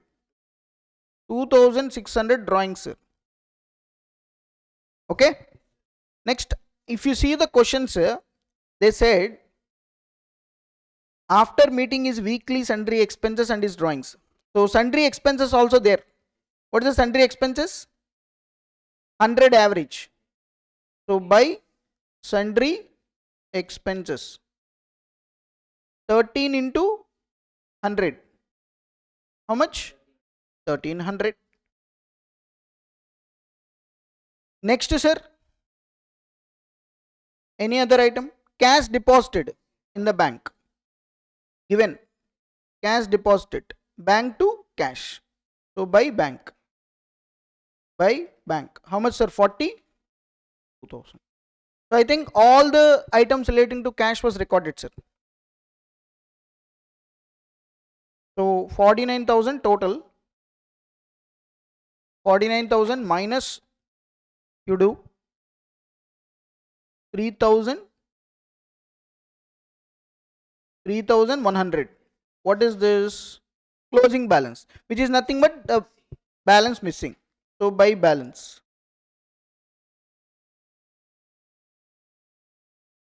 So this is nothing but cash missing.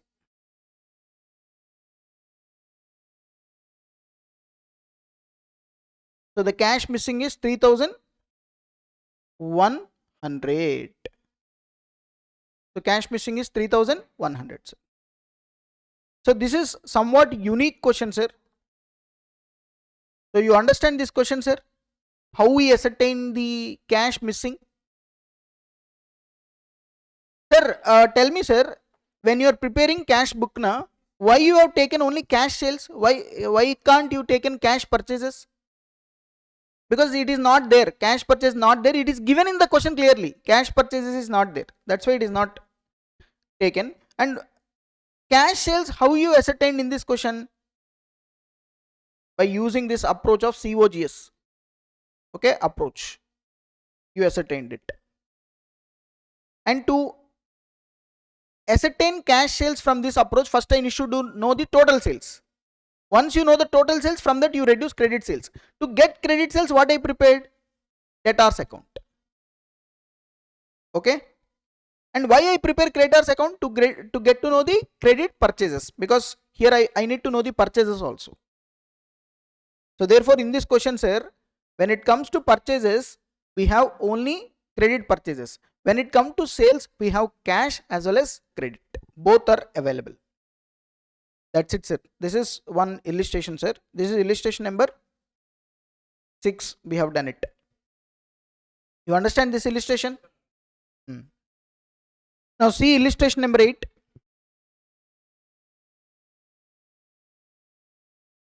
Lucky does not maintain proper books of accounts. However, he maintains a record of his bank transactions and also is able to give the information from which you are requested to prepare his final accounts for the year 22-23. So he is not maintaining books as per double entry system, sir, but he is maintaining bank transactions. Now he is asking what? Final accounts. So trading account, P&L account, balance sheet we need to prepare for the year 22-23. You see, opening, closing, debtors, opening balance given, closing not given. So we need to prepare debtors account. Creditors opening balance not there, closing is there. That means we need to prepare creditors account also. Stock given, opening, closing. Bank balance, opening balance not known, closing balance given. So therefore maybe we need to prepare bank account also. Fixed assets given, opening, closing.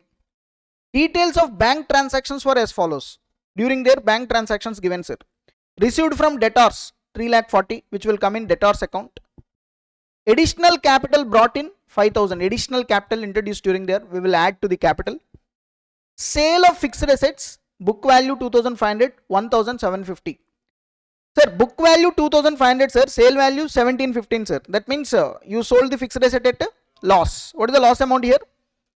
750. Correct? 2,500 book value, we sold at 1,750. So there is a loss of 750. That loss will come in P&L account. Paid to creditors 2,80,000, sundry creditors account. Expenses paid 49,250. Personal drawings, with drawings we will deduct from the capital. Purchase of fixed assets 5,000. During there was a purchase of fixed assets. See, important line is this: no cash transactions took place during the year. See, there was no cash transactions took place during the year. That means all transactions happened only through check, only bank transactions, no cash transactions. That means cash sales, so cash purchases, so everything is not available. I mean, not required, because he clearly said that there was no cash transactions.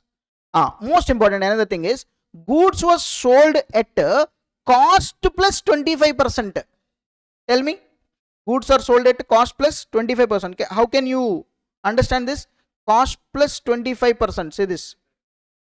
That means if my cost is 100, on that 25 rupees is the profit. Therefore 125.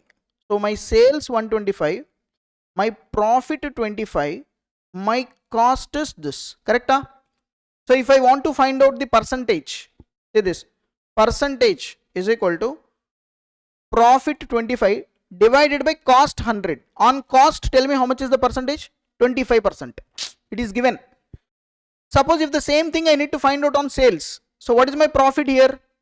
25 divided by sales into 100. 20% on sales. See this.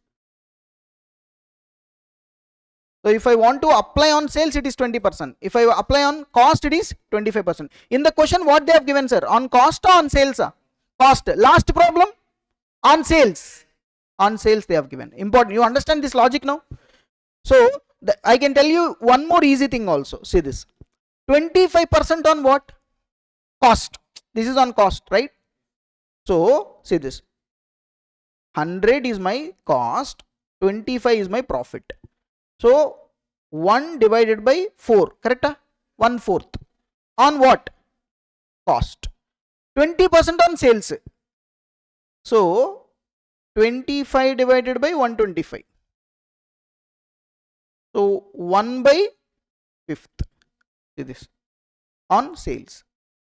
Always remember, sir, if it is 1/4 on cost, it will become 1/5 on sales. 1/2 on cost, 1/3 on sales. One number will increase. Suppose if sales 1/5 on sales means cost 1/4. Easily this way you can remember. That is what I am trying to tell you. Okay. Anyways, you understand this. 25% on cost means 20% on sales. I told you how it will be. So profit divided by cost 25. Profit divided by sales 20%. If you express it on sales, it will be 20%. If you express it on cost, it is 25%. Simple. Okay. See this. Cost of goods sold given 2,60,000. COGS. How much given, sir? 2,60,000. Cost of goods sold. So that means, see this. If my COGS is 2,60,000 and I add 25% profit on cost directly, correct? So 2,60,000 into 25%. How much? 2,60,000 plus 25. 3,25,000. What is this? Sales. This is simple. Sales 3,25,000.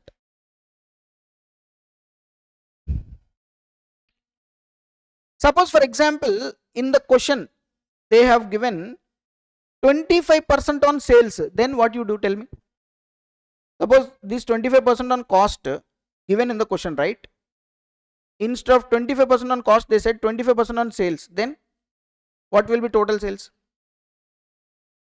If 25% on sales, if 25% on sales means what is on cost, sir? 20%. So I will apply 20%. Understood? That's it. So 2,60,000. Now this is the information they have given, sir. Tell me what you need to prepare, sir. Final accounts. What is the final accounts here? First, trading account. First start with the trading account. Trading account, what do you want? Opening stock. There opening stock there. Yes. How much? 50. Purchases there. Purchases not there. Purchases not there. We need to prepare creditors account, because here which purchases is only credit purchases. Any cash purchases? No. So prepare creditors account, because if you prepare creditors account, you will get it. Creditors account I will prepare, sir, to get the purchases. But here the problem is, if I prepare creditors, if I want to ascertain credit purchase as the balance figure, I should know the creditors, all other items, opening balance, closing balance. But closing balance I don't know. Opening balance I don't know. Creditors. See this. Creditors opening balance not given in the question.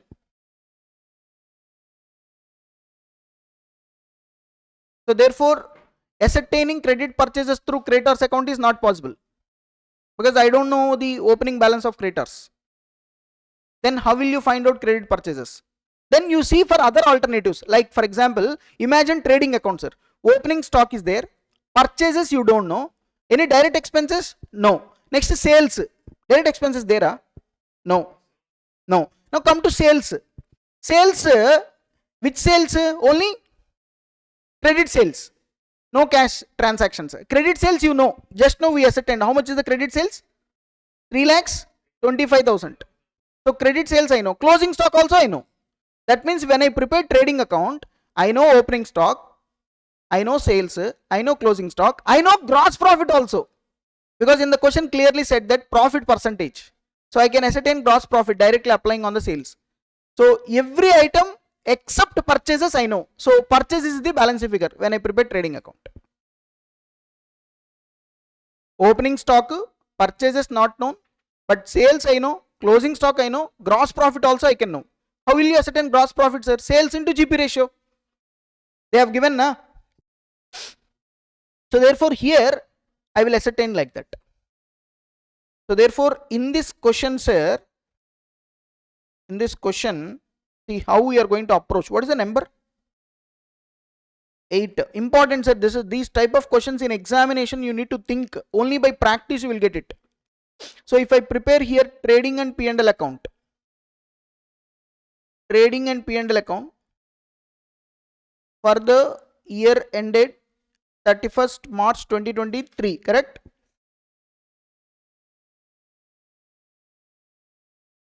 So particulars rupees, particulars rupees. First I will start with the opening stock.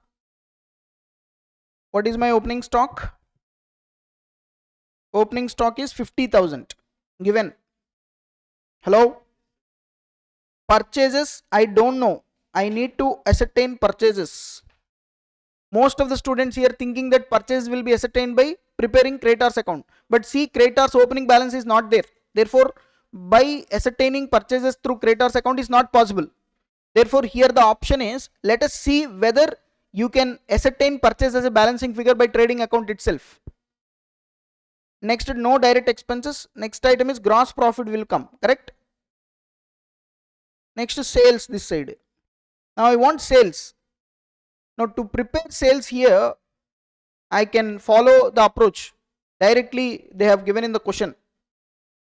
Goods sold at 20, cost plus 25%. Cost of goods sold they have given. Based on this I can ascertain sales.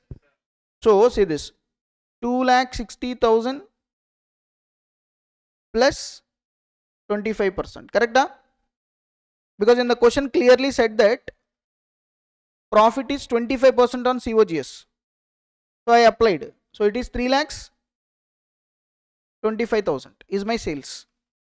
Everybody. So sales I know 3,25,000. Now once I know the sales, I can ascertain what? Gross profit. Sales into GP ratio. On sales, what is the GP ratio? 20%. 25% on cost. So on sales it will be 20%. Sir, please understand. Where students are doing mistakes, the 25%, 20% they are not understanding. That's why I explained how I ascertain this.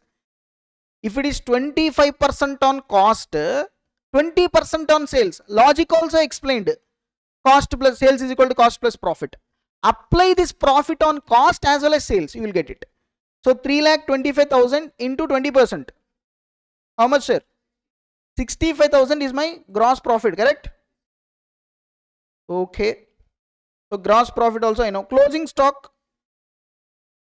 No, I know. Closing stock they have given 62,500. So look at this. Every item except purchases I know. Now simply ascertain purchases as the balancing figure. So can you tell me the amount here? Total 387,500 total. So 3,87,500 minus debit side items 50 plus 65. It is 272,500. 272,500, correct? Please check once. Correct? 272,500 is my what? Purchases. Which purchases? Credit purchases. 272,500 balancing figure. Okay. Now I will prepare P&L account continuation to it by GP 65.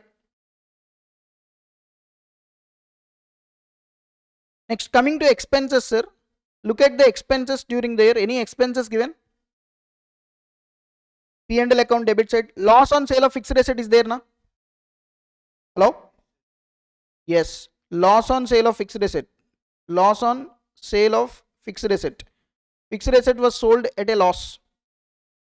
2,500 book value, we sold at 1,750. So 1,750 minus 2,500, sir. So how much loss, sir? 750 is the loss. That will be debited to P&L account. Okay. Next, expenses paid given, sir. 49,250. Whenever expenses paid given, sir, see any opening, closing expenses outstanding. Not there. You see the opening, closing, any expenses outstanding, not there. Suppose if closing expenses outstanding is there, what we will do? We'll add. Opening expenses, opening outstanding means minus. like we have done in one problem, I think fourth illustration number 4, like that. Here just expenses paid given, so the assumption is whatever the expenses paid, that is only expenses accrued during the year. 49,250, so 2 expenses 49,250. Next, any other item? Any other item, sir? Yes, sir. Here one more important item you need to carefully observe is depreciation, sir. You see, you check once carefully. How? See this. What is my fixed assets opening balance? 7,500. During there, how much purchases? 5,000. So 7,500 plus 5,000, 12,500. But what is my closing balance? 9,000. Because there is a sale. Correct? See, opening 7,500 pa, additions 5,000, total 12,500. In that you sold 2,500. 12,500 minus 2,500, it will be 10,000. But your closing balance is 9. That means the difference is what? Depreciation. So here we need to prepare fixed asset account. Generally we will prepare an account. The balance figure is nothing but depreciation. Sir, in other problem you said there is no depreciation, they have not given rate. Here also rate not given. Then why you are considering depreciation? See, in that problem, if you compare the opening closing balance, during there was only purchases. And the balance is exactly tallying. Opening balance plus purchase is equal to closing balance. There is no difference in that problem, in that illustration. But in this illustration, you compare the difference. Opening 7,500, you purchased 5,000, you sold 2,500. Closing should be equal to this, but the closing is 9,000 came. That means there is a difference of 1,000. Correct? Closing balance, if it is given 10,000, then no depreciation. Because see, 7,500 plus 5,000, 12,500 minus 2,500, it is 10,000. If it is given 10,000 closing balance, that means no depreciation. But closing balance they have given 9,000. So obviously 1,000 is what? Depreciation. So this is also one of the important point in this question, sir. Most of the students is missing. For this I will do working notes, sir. I will prepare a fixed asset account, or just you can prepare a statement also. Nothing wrong. So depreciation 1,000. Any other item? Any other item of expenses? I don't think so. That's it. So therefore you will get net profit. So net profit 65 minus 750, 49,250 minus 1,000. So it will be 14,000, sir. So 14,000 is my NP, net profit.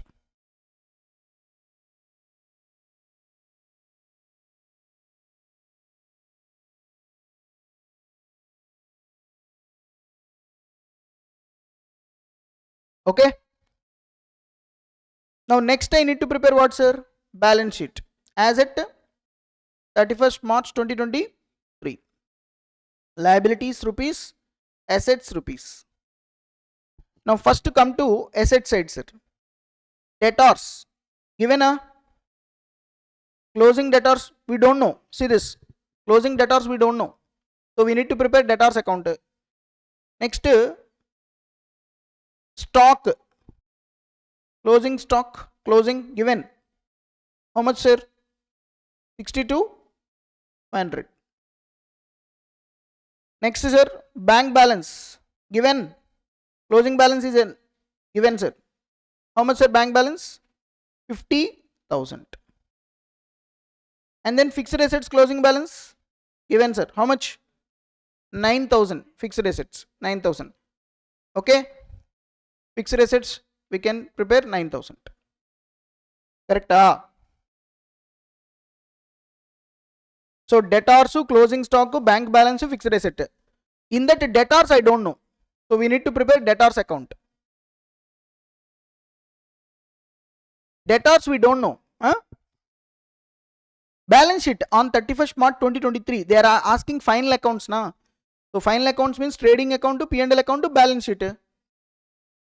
Balance sheet also part of final accounts, right? Now this side what we need to take first? Creditors. Correct? Sorry, not creditors. First we need to start with capital. Capital opening balance you know, na? No.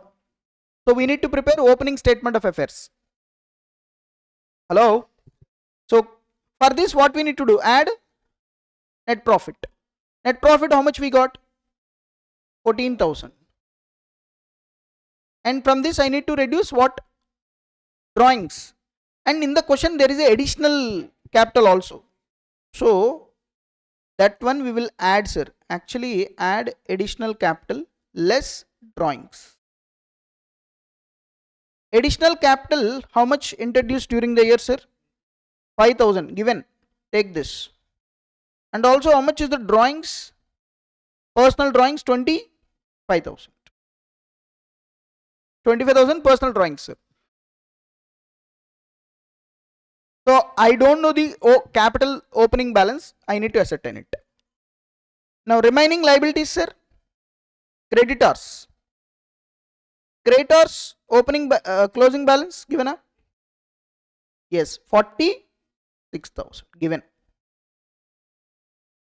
Any other item? That's it. I think liabilities only capital as well as creditors. Sir, it is all about missing figures, sir. So once you imagine balance sheet, what items will come in balance sheet? Given, they have given clearly debtors, closing stock, bank balance, fixed. What are all the items given? Write down. What are the items not available? Prepare a ledger account to ascertain the balance figure. So here I need debtors, closing balance. I need capital. Now in order to ascertain the opening capital, I need to know all opening assets and liabilities. But if you see, opening also some items are missing. Creditors opening missing, bank balance opening missing. So therefore I need to prepare creditors account and bank account also. So pakka I need to prepare some accounts. What are those? Debtors account, creditors account, bank account and fixed assets account also for depreciation. So these are all now working notes. Working notes. Okay. Now first working note number 1, sundry debtors account I am preparing. So sundry debtors account. Tell me what is my opening balance sundry debtors? Given 1,02,500. And if you see the bank transactions, what is the amount received from debtors? 3,40,000. So by bank 3.4 lakhs, 3,40,000.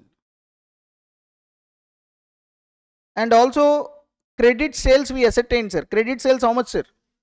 See this, 3,25,000. 3,25,000. Whenever there is a credit sale, what is the entry, sir? Debtors to sales.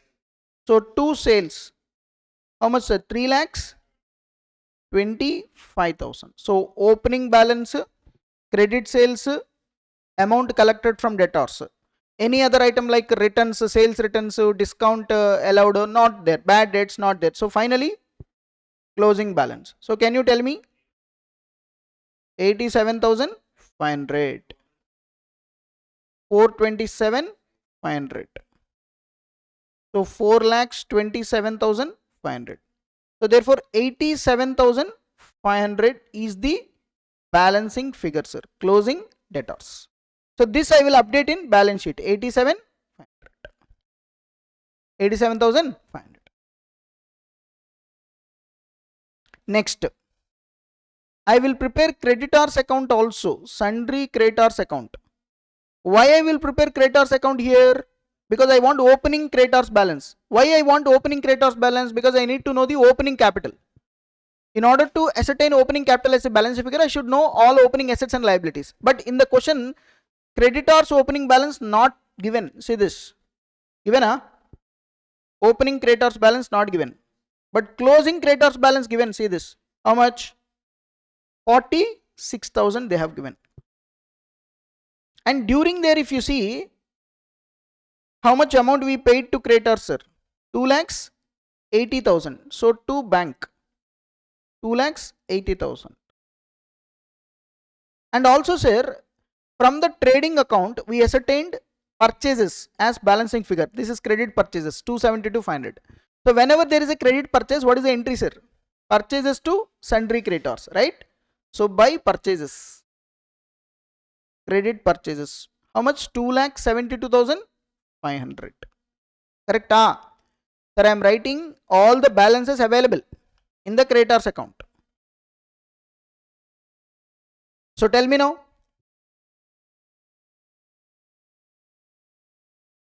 What is the balance available?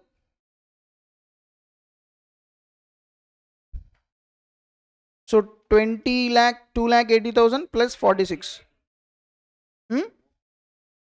53,500, sir. So 53,500, sir. Correct. So 53,500 is the balancing figure. Total 3,26,000. 3,26,000. That's it. So creditors account I prepared, ascertained 53,500. Now I want bank account also, sir. I will prepare bank account also. Why? Because bank account also opening balance not available. In order to ascertain the opening capital as a balance figure, I should know all the opening assets and liabilities balances. So since bank balance I don't know, I need to prepare bank account also. Bank account opening balance I don't know. So 2 balance brought down. But closing balance I know. By balance carried down. So closing bank balance is 50,000. And during the year relating to bank, what transactions happened? All transactions are bank transactions only, because in the question clearly said no cash transactions took place. So all bank transactions given. First received from debtors 3,40,000. What is the entry? Bank to debtors. So to sundry debtors account 3,40,000. And additional capital, bank to capital. So to capital account. Additional capital, how much he brought? 5,000 rupees. Take it, debit to bank account. Sale of fixed assets 1,750. Bank account debit, P&L account debit to fixed asset account.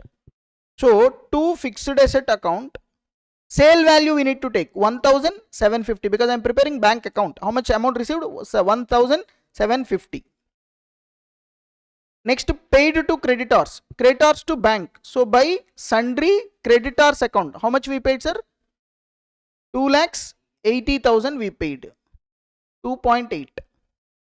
And expenses paid. So by expenses, these are all payments. 49,250 expenses paid. Okay. Next, personal drawings 25,000. What is the entry? Personal drawings, drawings to bank. Correct? So by drawings, how much, sir? 25,000. Next, purchase of fixed assets by fixed asset. How much purchases? 5,000. That's it. I think all the payments and this one considered, sir. All the payments as well as receipts. Now you tell me bank account opening balance. 4,09,250 is the total, right? 4,09,250.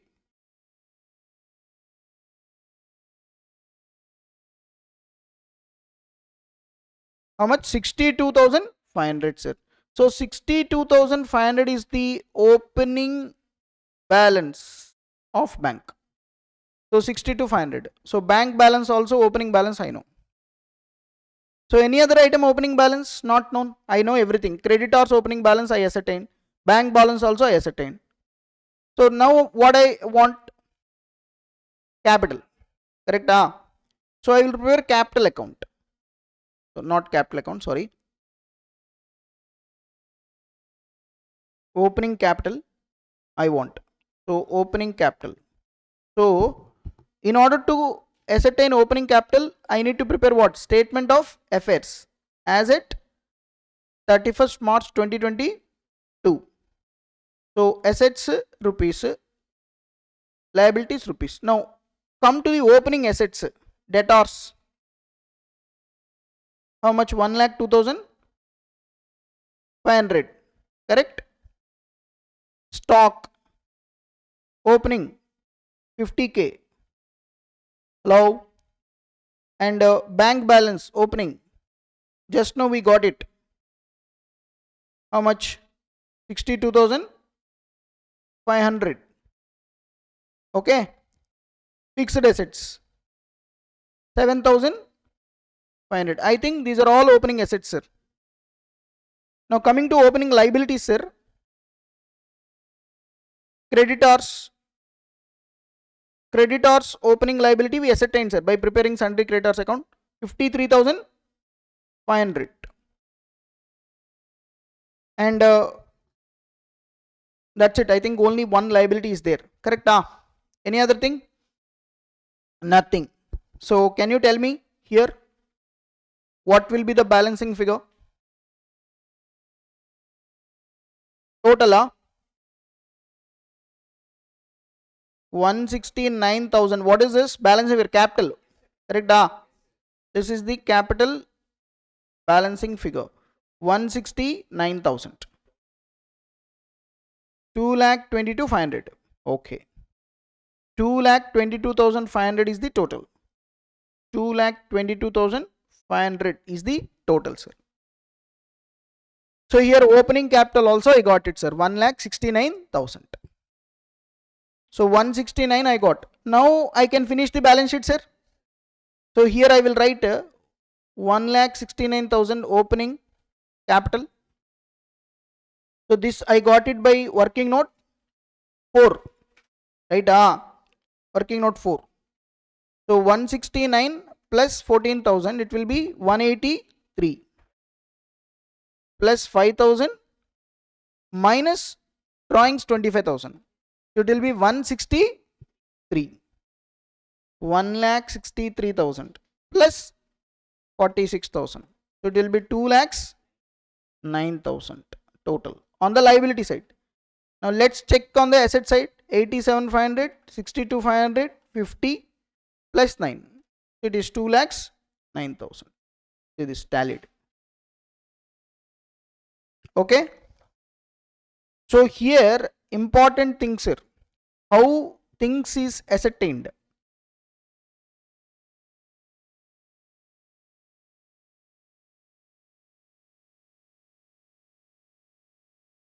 Sundry debtors, this is working note 1, sir. I prepared sundry debtors account to ascertain the closing balance. Sundry creditors account to bank account. Sundry creditors working note 2. Bank balance working note 3. And I told you here we need to prepare one more account, sir. What is that? Fixed assets account. Because depreciation is the balancing figure, right? Hello? So if you want, you can prepare fixed asset account also. Fixed asset account, if I prepare here, what happened? Opening balance I will take first. My fixed assets opening balance is 7,500. Closing balance also given in the question itself. My fixed assets closing balance is 9,000. And during there, two things happened. One is additional purchases, right? Purchase of fixed assets 5,000. So to bank, fixed asset to bank, 5,000 fixed asset account is debited. And there is a sale. So by bank, by P&L account. So we sold it for 1,750. There is a loss of 750. Correct? So the entry is bank account debit, P&L account debit to fixed asset. I think these are the transactions. And you see here total 12,500.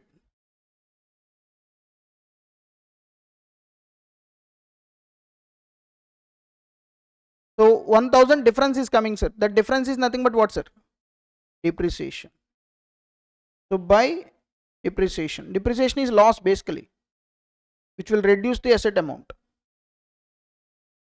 Okay. So 12,500. So this is how we got depreciation, sir. So this is also one good question, sir. Sir, it's all about what I need to prepare. Final accounts. What I need to start with. Trading account. Then opening stock known. Purchases not known. How to ascertain purchases? prepare creditors account. But to prepare creditors account, here opening balance of creditors not known. Therefore, ascertaining credit purchases through creditors account is not possible. Then what is the option? Maybe trading account balancing figure is nothing but this one in this question. Sales I know because they have given COGS, profit on COGS. I got sales 3,25,000, and once I know sales, I can ascertain GP, gross profit also, because I know GP ratio on sales 20%. Closing stock I know. So therefore here the important things are this one, sales, gross profit. So you should get an idea. Opening stock I know, sales I can ascertain, gross profit I can ascertain, closing stock I know.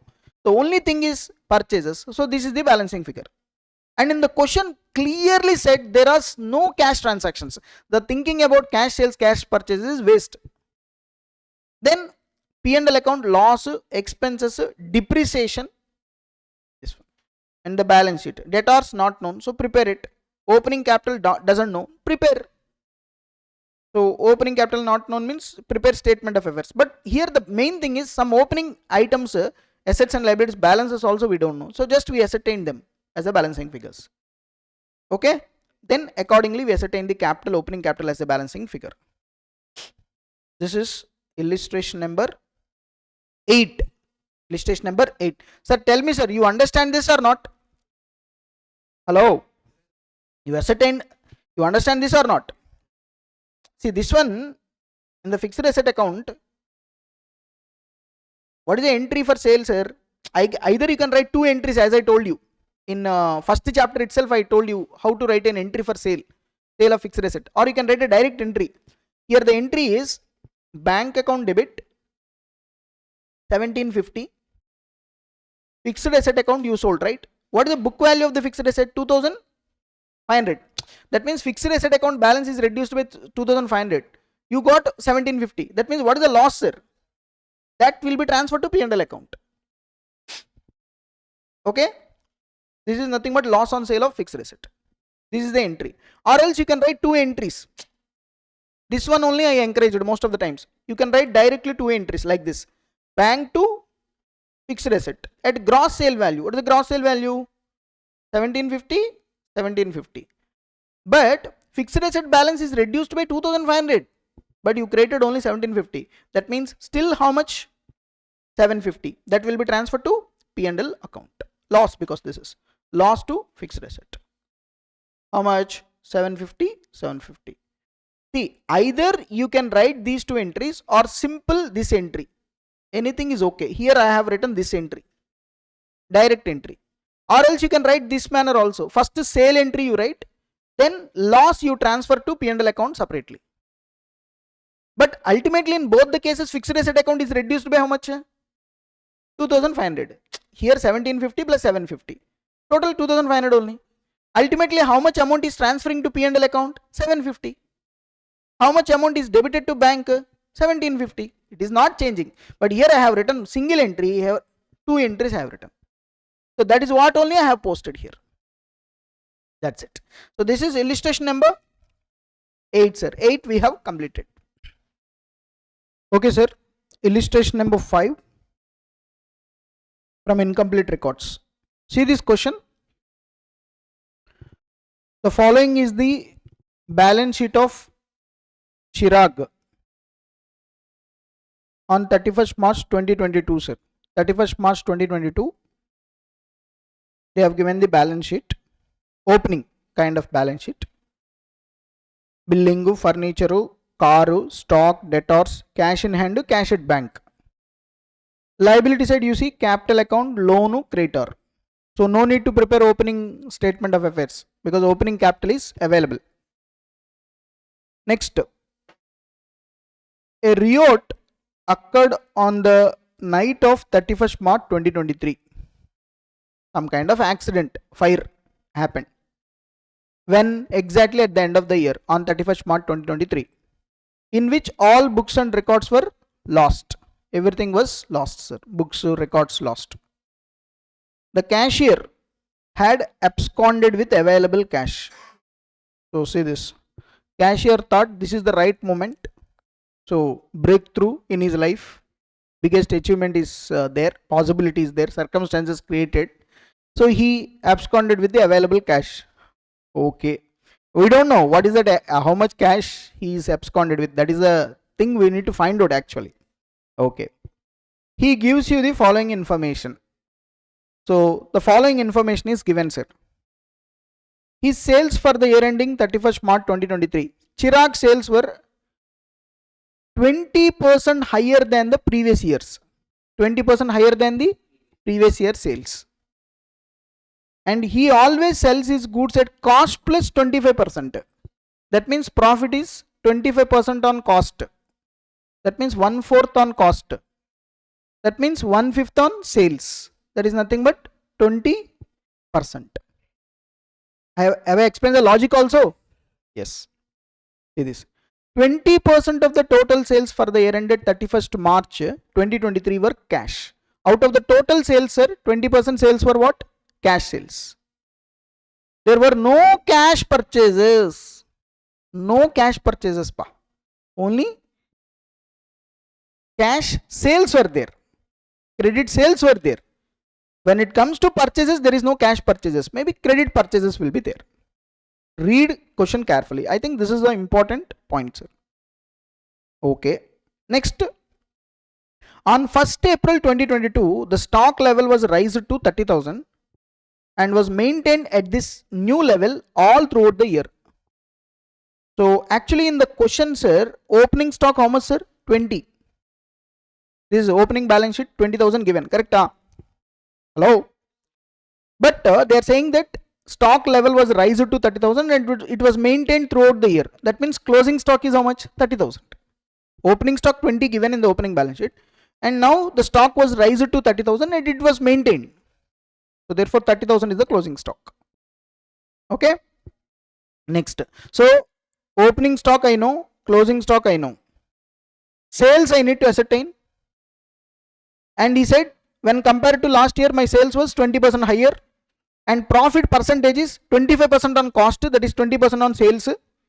There were no cash purchases. Okay. Next. See this. Collection from debtors amounted to 1,40,000, of which 35,000 was received in cash. So total collection from debtors 1,40,000, sir. 35,000 was received in cash. That means remaining balance was received in check, bank. Business expenses amounted to 20,000, of which 5,000 was outstanding on 31st March 2023. That means outstanding expenses. And 6,000 was paid by checks. So 6,000 was paid by checks. That means, see this, total business expenses 20,000. How much outstanding? 5,000. That means 15,000 we paid. In that 15,000, 6,000 was paid by checks. That means remaining 9,000 cash. We paid in cash. Important. Because see, in this question, sir, cash at bank given separately. So that's why. And cash here is absconded with the available cash. You have to be very careful. So that's why cash transactions, bank transactions, we need to separate it here properly. Okay. Next. Analysis of the passbook revealed the payment to creditors 137,500. Personal drawing 7,500. Cash deposited in bank 71,500. Cash withdrawn from bank 12,000. Passbook, these are the details available. Okay. Now the important line, GP, gross profit, as per last year's audited account was 30,000. Sir, gross profit of the last year is how much, sir? 30. So by this information, can you ascertain anything? You know the GP, gross profit of the last year. See, here the important line is this. If you can able to recollect the concepts what we have discussed already. So, say this, illustration number 5, just roughly I am giving an idea here. Gross profit of the last year, how much, sir? 30. Correct? 30,000. This is the gross profit of the last year. Last year gross profit. Last year. So based on this, can I ascertain the sales of the last year? See this. See this. if GP is 30,000, generally how you are going to ascertain GP?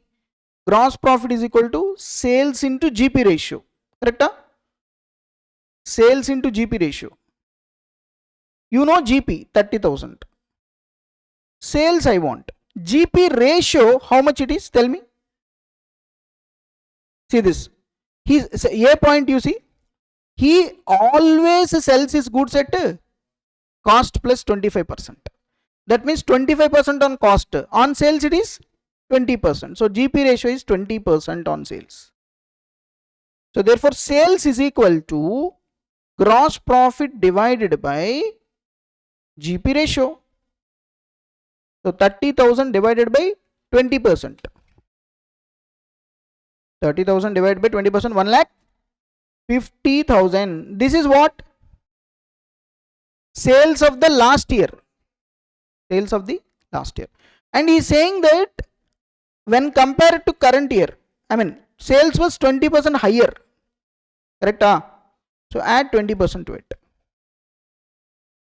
How much? 1,80,000. This is what? Can you tell me total sales of the current year? And in the question clearly mentioned that, see this, 20% of the total sales were cash. So therefore in this 1,80,000, cash sales is how much?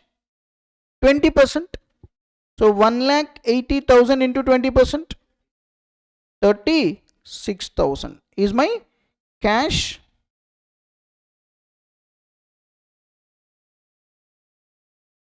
sales, 36,000. What is my credit sales? 1 lakh. That's it, 1,44,000.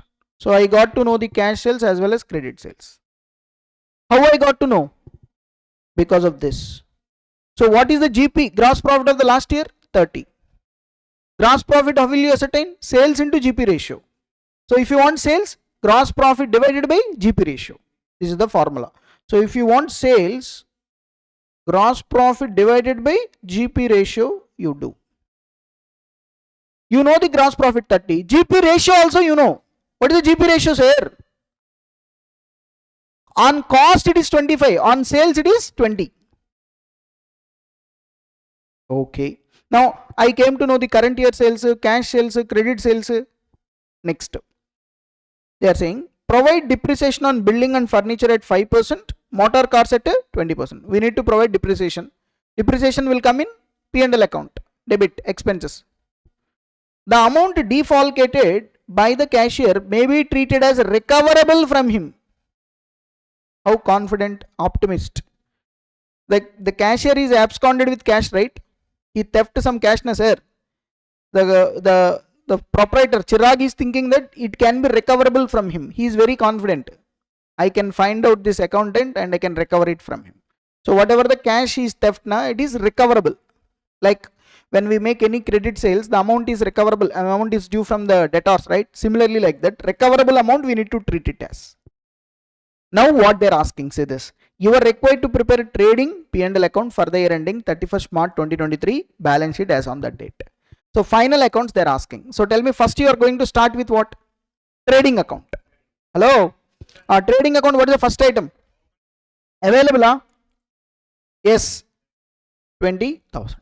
Next, purchases. Here purchases are which purchases? Credit. Because cash purchases are not there. In the question they said, first point, no cash purchases. So all purchases are which purchases? Credit purchase. Credit purchase available? Not available. What we need to do? We need to find out. How? By preparing creditors account. Here creditor account can be prepared. Creditors account can be prepared. Opening creditors we know, but closing creditors not known. So therefore by preparing creditors account and ascertaining credit purchase is not possible. Like in the last problem we discussed. See, when can you ascertain credit purchase the balance figure? When you know everything relating to creditors, opening, closing, collect, amount paid, then. But here closing creditors balance not available na.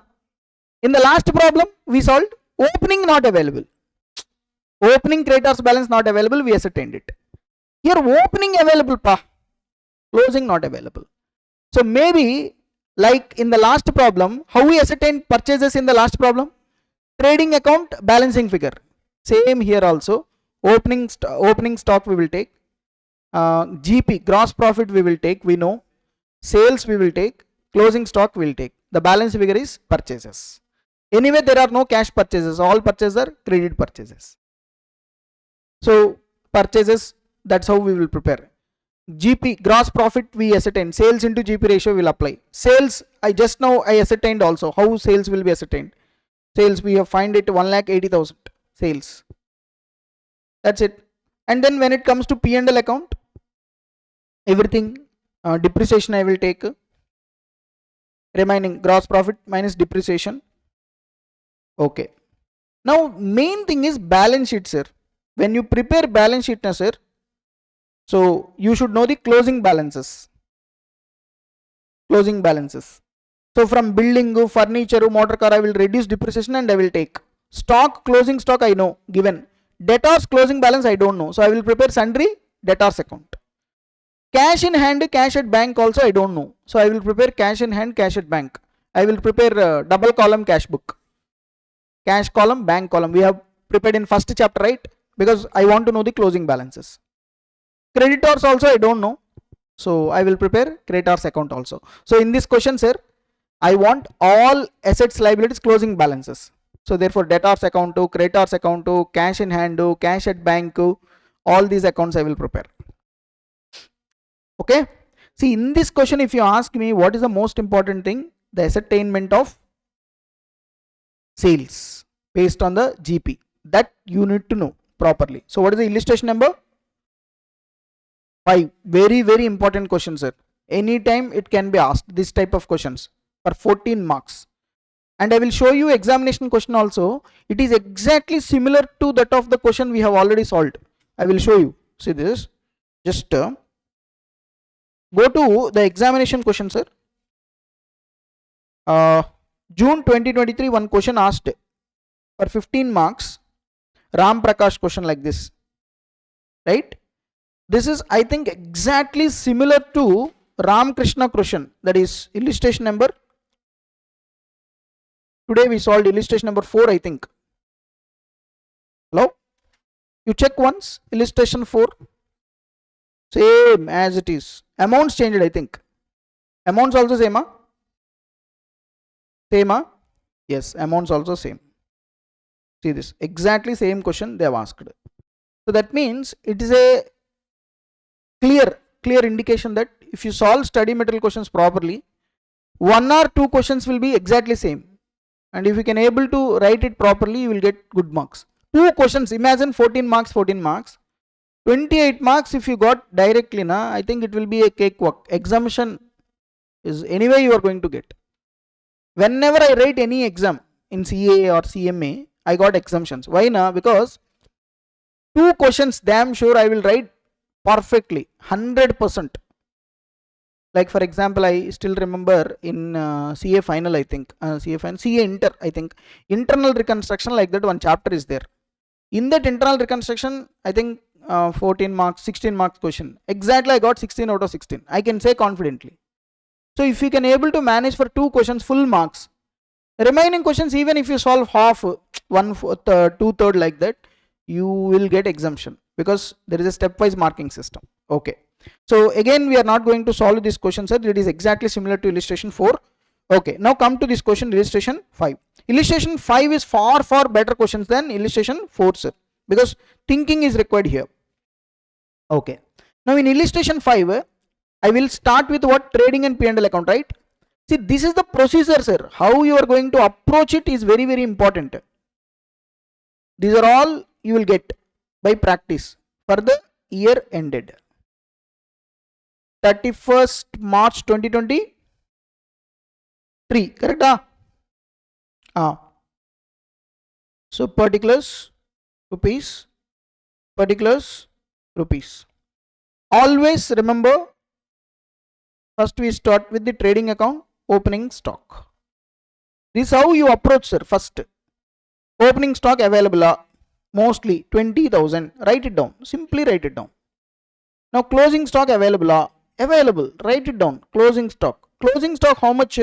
30,000 given. See this B point, 30,000. Next, sales available. Available. Of course, directly not available, we need to ascertain sales. How you are going to ascertain sales here? That is the most important question. That is the most important thing here. So I will leave some space for P&L account as well as for balance sheet, and I will prepare here working notes, sir. In working note, first I am going to ascertain the calculation of sales, total sales. I think this is important thing, sir. Sir, in different situation, how sales is ascertained? One question exclusively we solved. In that question also cashier left some cash missing. So there, if you remember, we ascertained cash. How? Same. Opening stock plus purchases minus closing stock, we get COGS. On that we applied profit, we got total sales. On the total sales we reduced credit sales, we got cash sales.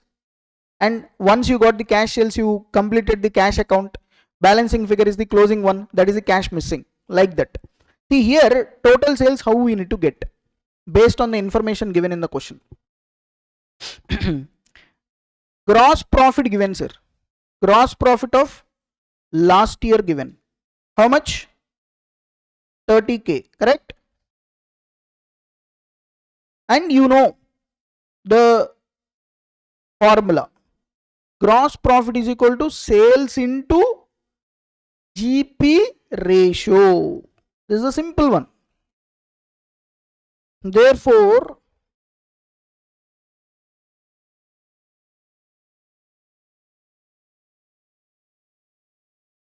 if I want sales, what I will do? GP divided by GP ratio I will do. What is GP here? 30,000. What is GP ratio here? In the question they said 25% on cost. It will be 20% on sales. If you have a doubt, I told you how to. Simple. Once again, sales is equal to cost plus profit. Sales is equal to cost plus profit. In the question they said 25% on cost. Suppose if cost is 100, my profit is 25. So my sales will be 125.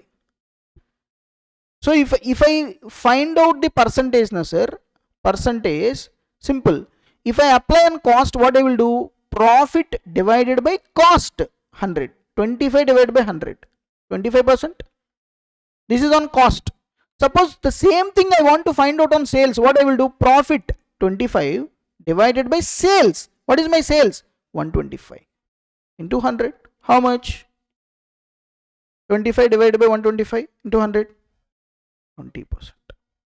Correct? 25 divided by 125. 20%. So therefore, here I can say 1/4. Here I can say 1/5. That's why I said on sales it will be obviously one number extra more. It is on 1/4 on cost, means 1/5 on sales. Okay. So now GP divided by GP ratio. GP ratio here I want on sales. On sales it is how much? 20%. Cost it is 25%. On sales it is 20%. So 30,000 divided by 20%. 1,50,000. What is this? This is the sales of which year? Last year. Sales of the last year. And in the question clearly said that current year sales will be 20% higher than the previous year sales. So therefore current year sales is equal to 1,50,000 plus 20%. 1,50,000 plus 20%. So it will be 1,80,000 is the current year sales. Current year sales 1,80,000. And in the question they clearly said that what will be the cash sales, sir? Cash sales will be 20% of total sales, correct? So 20% of rupees 1,80,000. How much, sir? 36,000. That's it. This is cash sales. 36,000. Obviously, in the total sales, cash sales is this much, means credit sales is 1,80,000 total sales minus cash sales 36,000. So what will be the credit sales? 1,00,000 44,000. So that's it. So I know the sales, cash as well as credit sales. I know 1,44,000. Okay, wow. Now once I know the sales, what I will do, I will go to trading account. I will write sales. So this is my working note. One na? Hello? What is the total sales? 1,80,000. And it is a mix of both cash as well as credit. Both. 1,80,000. Now once I know this, I can ascertain what gross profit, right? Gross profit is sales into GP ratio. 1,80,000 into on sales, what is the GP ratio? 20%. So 1,80,000 into 20%, 36,000. So see this, I know opening stock, I know sales, I know closing stock. So definitely purchases will be what? Balancing figure. So this is 2,10,000 total. So 2,10,000 minus 20,000 minus 36,000. It will be 1,54,000, sir. What is this 1,54,000, sir? Two purchases. Purchases 154,000, sir. Balancing figure. Exactly similar to the previous problem we solved, sir. There also purchases is ascertained as a balancing figure in trading account. Okay. Now once I know this GP, I will transfer to P&L account, and in P&L account I will consider the expenses. Look at the expenses. Any expenses given in the question, sir? Yes. See this, in the C point they have given business expenses amounted to how much, sir? 20,000. So this is P&L account, sir. We will take all the expenses incurred during the year. Whatever the amount outstanding is also what, sir? Current year expenses only. So therefore 20,000. Next, depreciation, sir. This is one expenses, and they said provide depreciation on building and furniture 5%, motor car 20%. So therefore to depreciation, building, furniture, motor car, three things are there. So if you see building, sir, building opening balance will be 32,500, sir. On 32,500 we need to provide depreciation rate, I think 5%, right? So 32,500 into 5%, 1625. Next to furniture opening balance is how much, sir? 5,000, correct? On 5,000 you apply 5%, 250. Next take motor car, sir. 9,000 is the motor car balance opening, correct? So 9,000, and on motor car it is 20%. So it will be 1,800. I think these are the depreciations, right? Any other item? That's it. These are the expenses. Sir, whatever the cash, the cashier theft, sir, that is also loss, sir. That is also debited to P&L account. But here they said that that amount of cash, whatever loss is there, that is recoverable from him. So therefore that cannot be recognized as a loss. First we should know what will be the closing cash balance and how much amount, then only we know that that cash balance is missing. And in the question clearly said that it is going to be recovered from the, this fellow, this cashier. So therefore don't consider it. So consider the net profit. So what will be the net profit? 36,000 is the total, sir. 12,325 is the NP, net profit. So 12,325 is the net profit, sir. 12,325. So P&L account is also done. Now I need to prepare what? Balance sheet as at 31st March 2023. See the procedure, how I am approaching. In the same manner you apply. so that you can solve every question in examination systematically. Liabilities rupees, assets rupees. See, this is for that practice only. That practice only I am solving this for that practice. Now I want assets at the end of the year, liabilities at the end of the year, but they have given opening assets, opening liabilities. So I need to ascertain the closing assets balance, closing liabilities balance. First I will take building, furniture, motor cars. Now first if I take building, from this I need to reduce depreciation of the current year. Similarly, furniture less depreciation. Similarly, motor car less depreciation. Motor car less depreciation.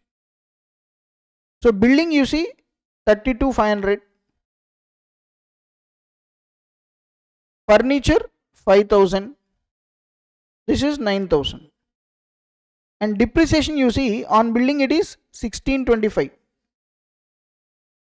1625. Deduct 30. No. 32,500 minus 1625. How much?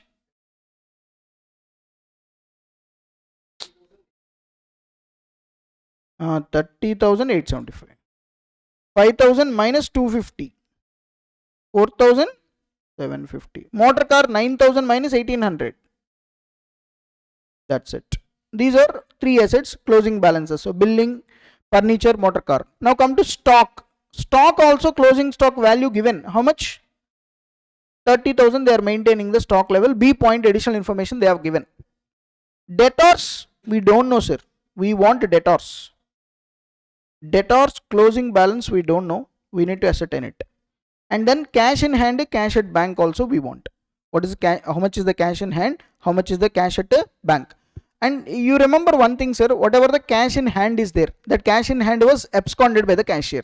So the cash in hand is also not available. It is there with the cashier, but it is recoverable from him. So therefore, we will write cash at bank.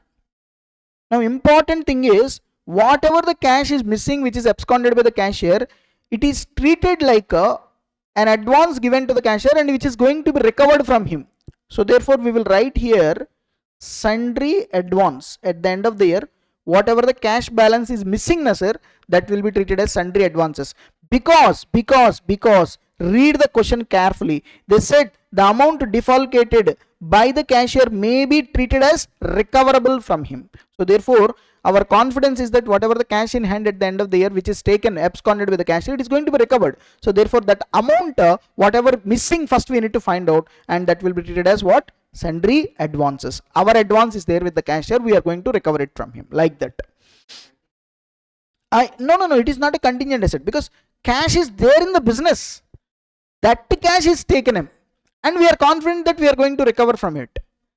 So therefore the question of contingency will not arise here, whether because based on the information given, they clearly said that it is recoverable from him. That's it. No need of any doubts. So it can be treated as an asset.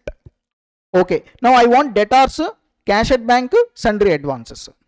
Now coming to liability side, sir, I will start with what? Capital. Opening capital available? Yes. Opening capital available, sir. How much? 48,000. So 48,000 opening capital available. And during the year, net profit we will add. What is the net profit here? 12,325, that we will add. And any additional drawings is there? Yes. You see the passbook, I think analysis of the passbook and personal drawings is there. 7,500. 7,500. Any other item? That's it. So 52,825. So 52,825, correct?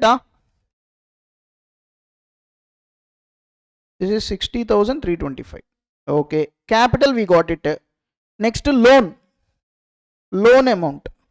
Sir, loan opening balance how much, sir? 15. Any amount paid during their in respect of loan? Nothing. No information relating to that has been given in the question. So therefore the same loan will continue. Correct? So what is the amount? 15,000. Next, sir, creditors. creditors closing balance we don't know, we need to ascertain it. Correct? Any other item? Any other item? Yes. See this in the expenses, C point you see business expenses total how much? 20. How much is outstanding at the end? 5,000. So outstanding expenses is our liability. So outstanding expenses how much? 5,000. So therefore now you see when I want to prepare my balance sheet, I don't know debtors balance, I don't know cash at bank balance, I don't know the advance I have given to cashier, and also I don't know the creditors. Now I need to prepare what? Ledger accounts. So like this, if you think now, you can solve these type of questions very easily. Now let us prepare one by one ledger account. First I will prepare what? Debtors account. Same manner, sundry debtors account. Start. First opening balance you take. What is the opening balance of debtors given? Opening balance is 17,000, correct? And in the current year, what will be the credit sales? Debtors to sales. Credit sales will come in debtors account. Credit sales we ascertained here. See this 1,44,000 in working note 1. So 144, sir. So through working note 1 we have taken here 144.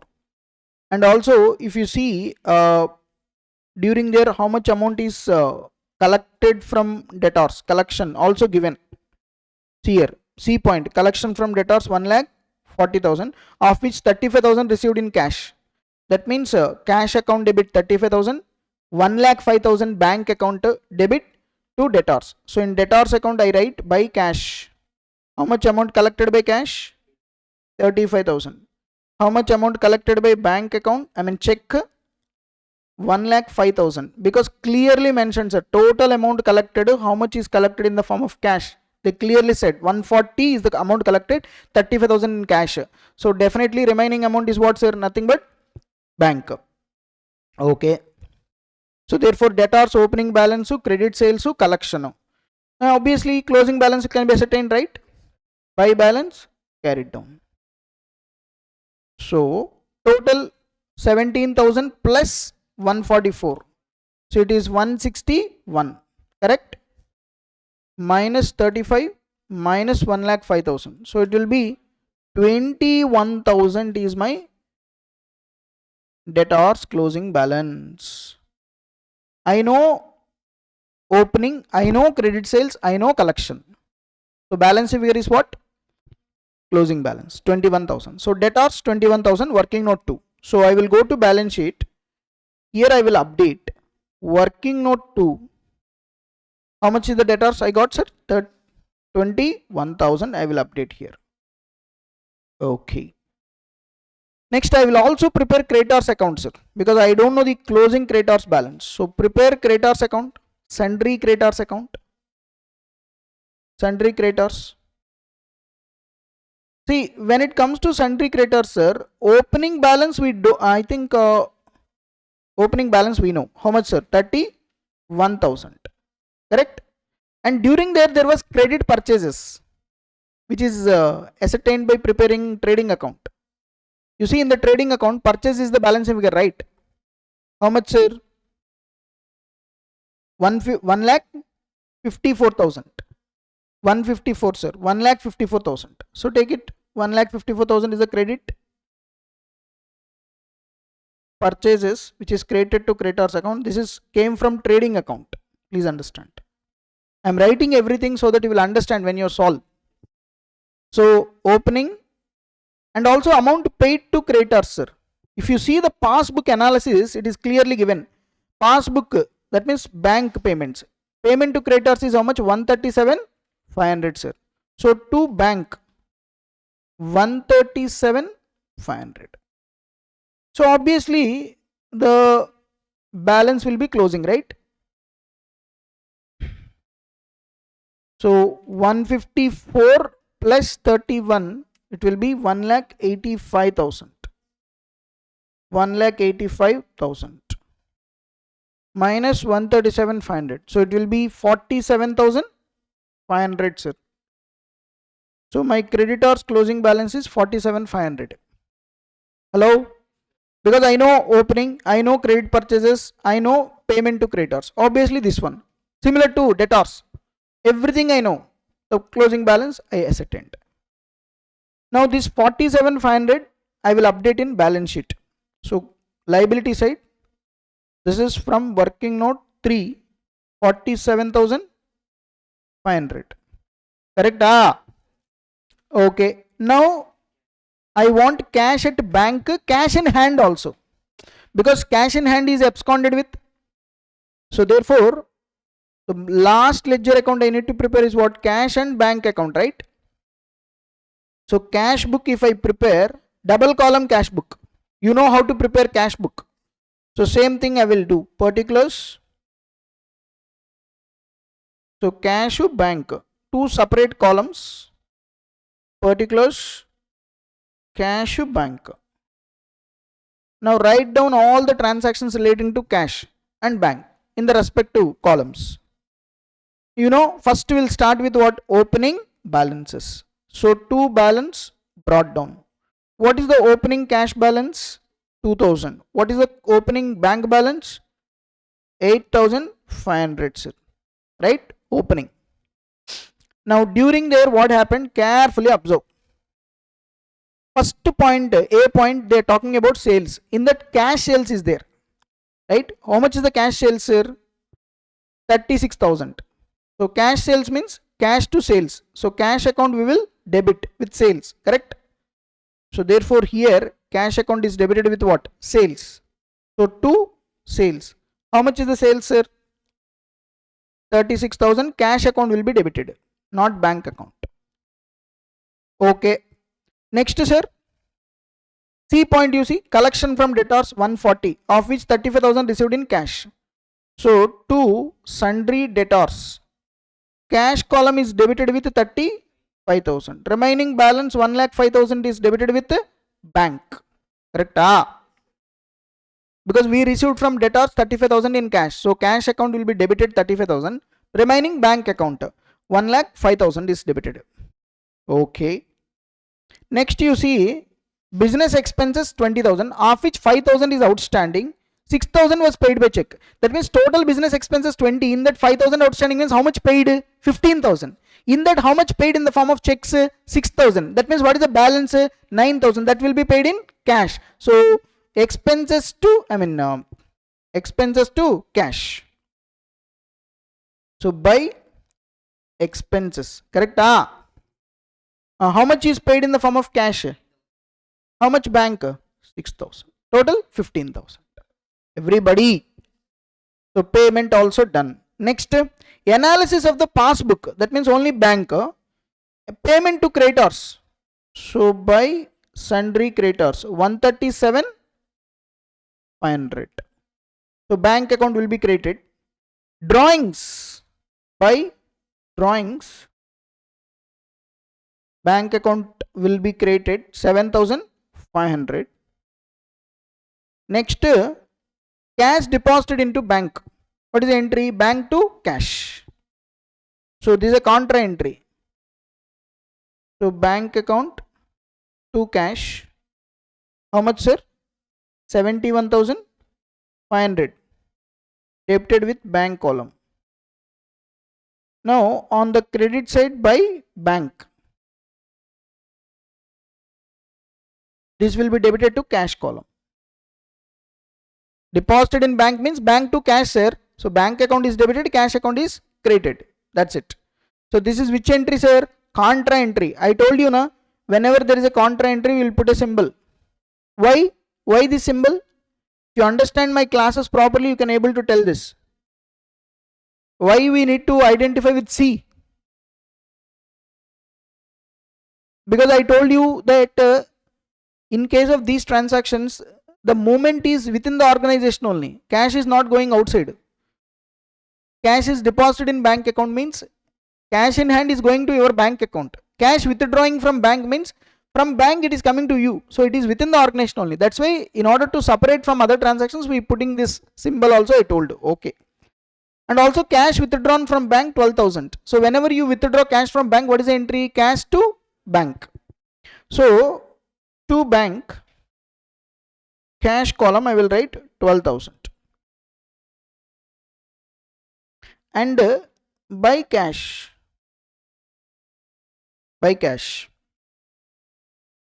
bank column I will credit 12,000. Okay. And this is also which entry, sir? Contra. Okay. Any other item relating to cash? Nothing. Depreciation is a non-cash item, so we will not consider it. So therefore everything we have considered, sir. Now first to come to cash account properly, sir. Cash account.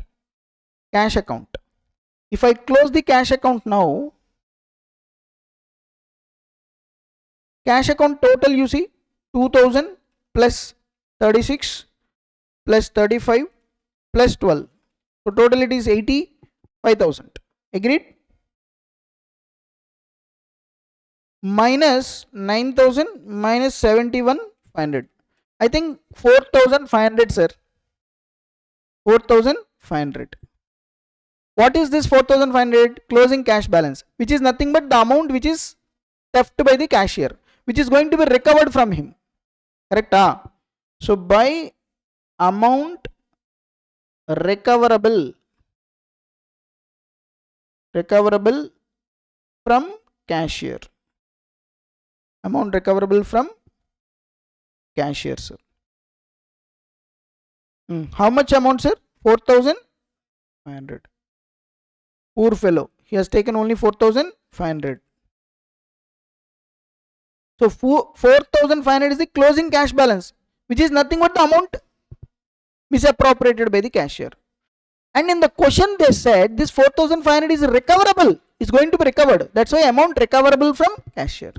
If it is not recoverable, entire 4,500 is loss. That is okay. But here they clearly said that this is recoverable. So 4,500 is the balancing figure, which is nothing but the amount recoverable from cashier. Okay. So that means 85,000. So therefore, can I say that cash account is completed? Now come to the bank. Now when it comes to bank, sir, see the debit side 8,500, 1,05,000, 71,500. So it will be 1,85,000 minus 6,000, 137,500, 7,500 minus 12,000.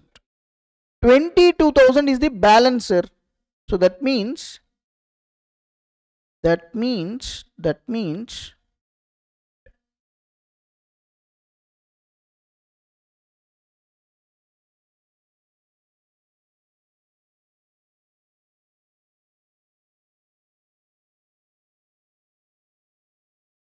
so by balance carried down. How much, sir, balance in cash account, bank account? 22,000. That's it. This will be my closing bank balance, 22,000. And total it will be 1,85,000. That's it. So therefore, I cash bank columns I closed. Cash balance 4,500 available, which is misappropriated by the cashier, which is going to be recovered.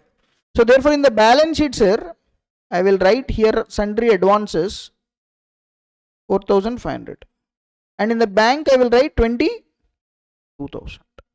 Correct? My bank balance is 22,000. So this is working note 4. This is working note 4 I have done. That's it. I think all items are recorded. So can you tell me the total?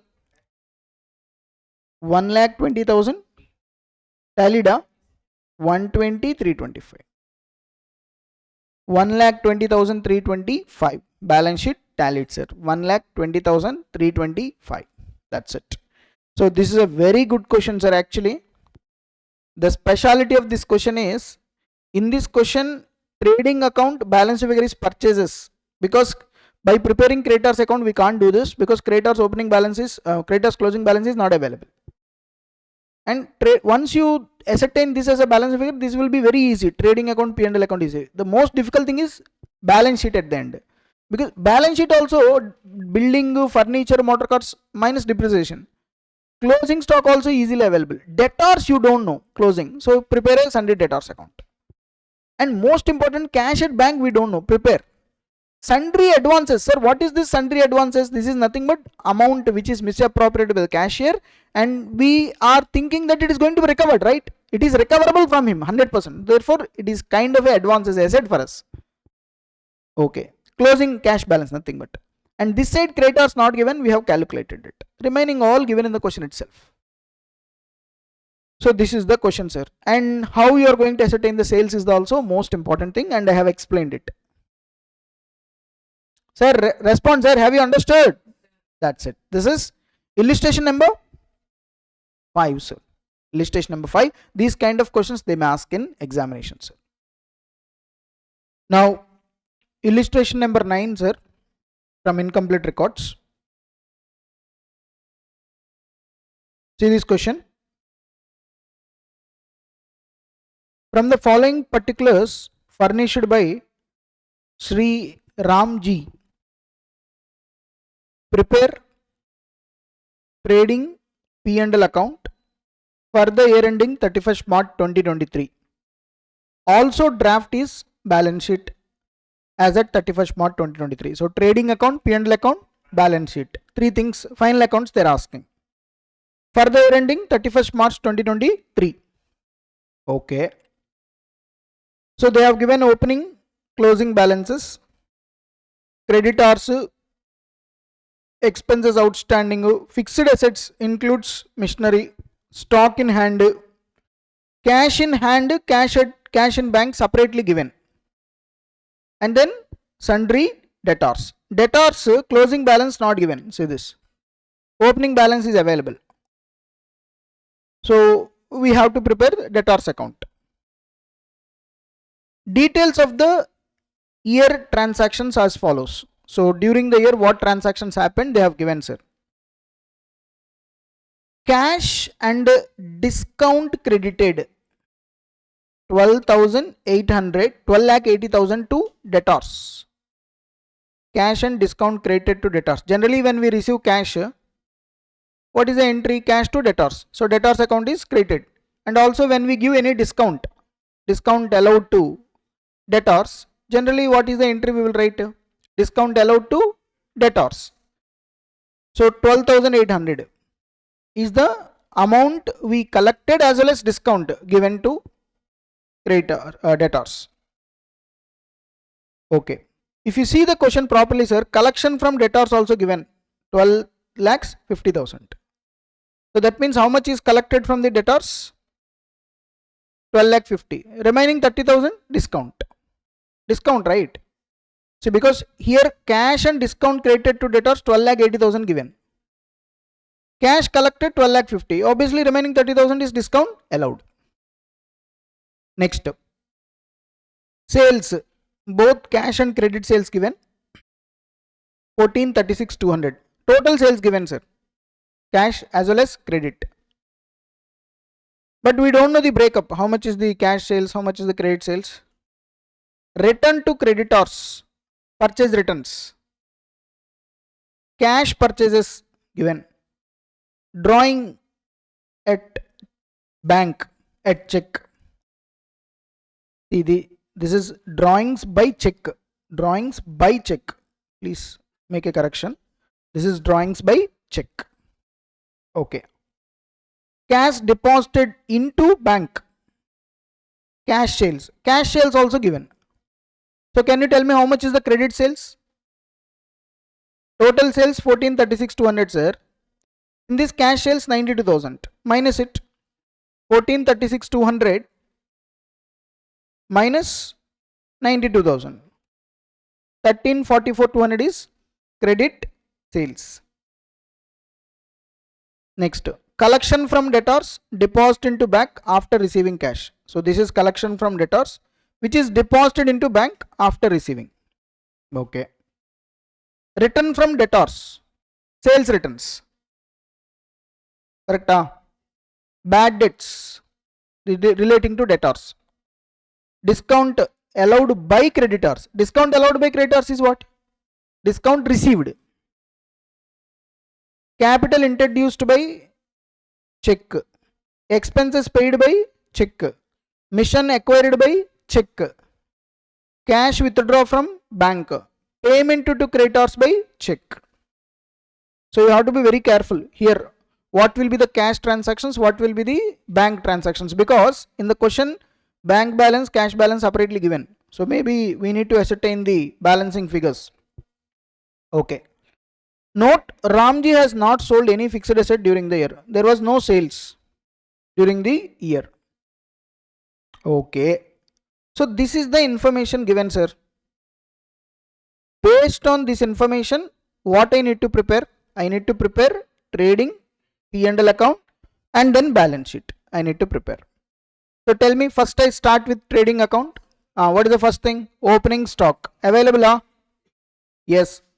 Opening stock available. Next, purchases. Purchases. Next, opening stock. Then purchases I need to show. Purchases available.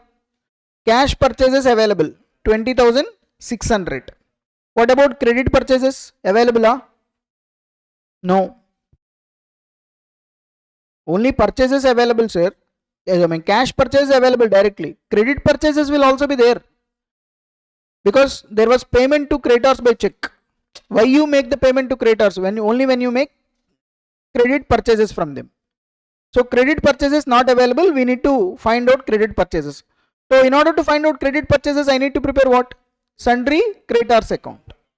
Creditors account opening balance, closing balance available. So therefore definitely credit purchases can be ascertained. Okay. Now opening stock, purchases, okay. Any direct expenses? No. Now this side, trading account credit side, sales. Cash sales available, 92,000. Credit sales also available because total sales given, 1436,200. Okay. Of course we need to adjust returns also. And then closing stock also available. Right? So therefore obviously we'll get gross profit. So opening stock available, purchases we can ascertain, sales available, closing stock available, obviously we'll get GP ratio, get gross profit. Okay. Now coming to P&L account, sir, what items are there in P&L? Bad debts, discount allowed by creditor, discount given by creditors is our income, kind of gain. Discount allowed to debtors is loss, that will be debited to P&L account. Correct? Next, depreciation. Depreciation is there. For example, you see fixed assets opening balance 232,200. During there, is there any purchase of machinery? Yes, 63,600. See this machinery acquired by check, 63,600.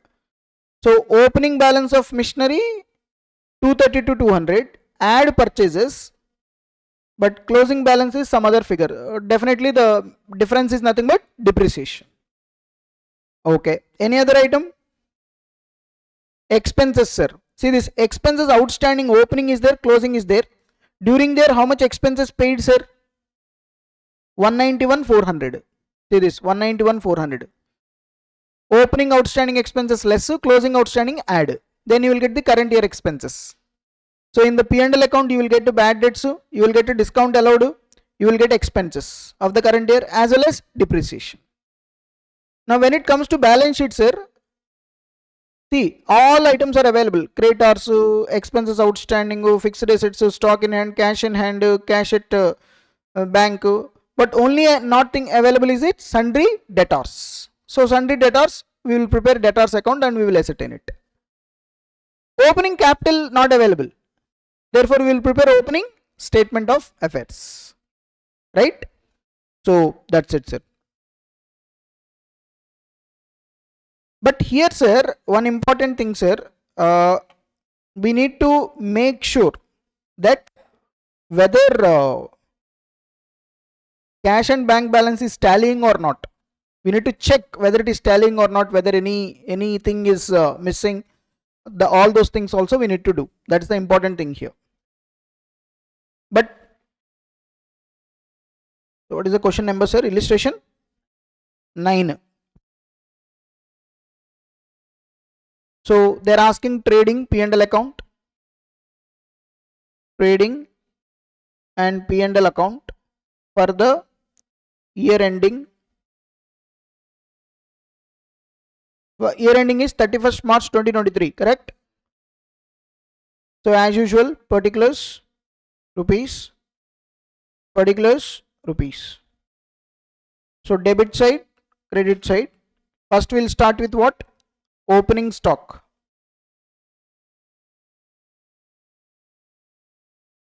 Opening stock is how much, sir? 160,800. 1,60,800 available. Okay. Next I need to find out purchases. Here in purchases, cash is there as well as credit is there.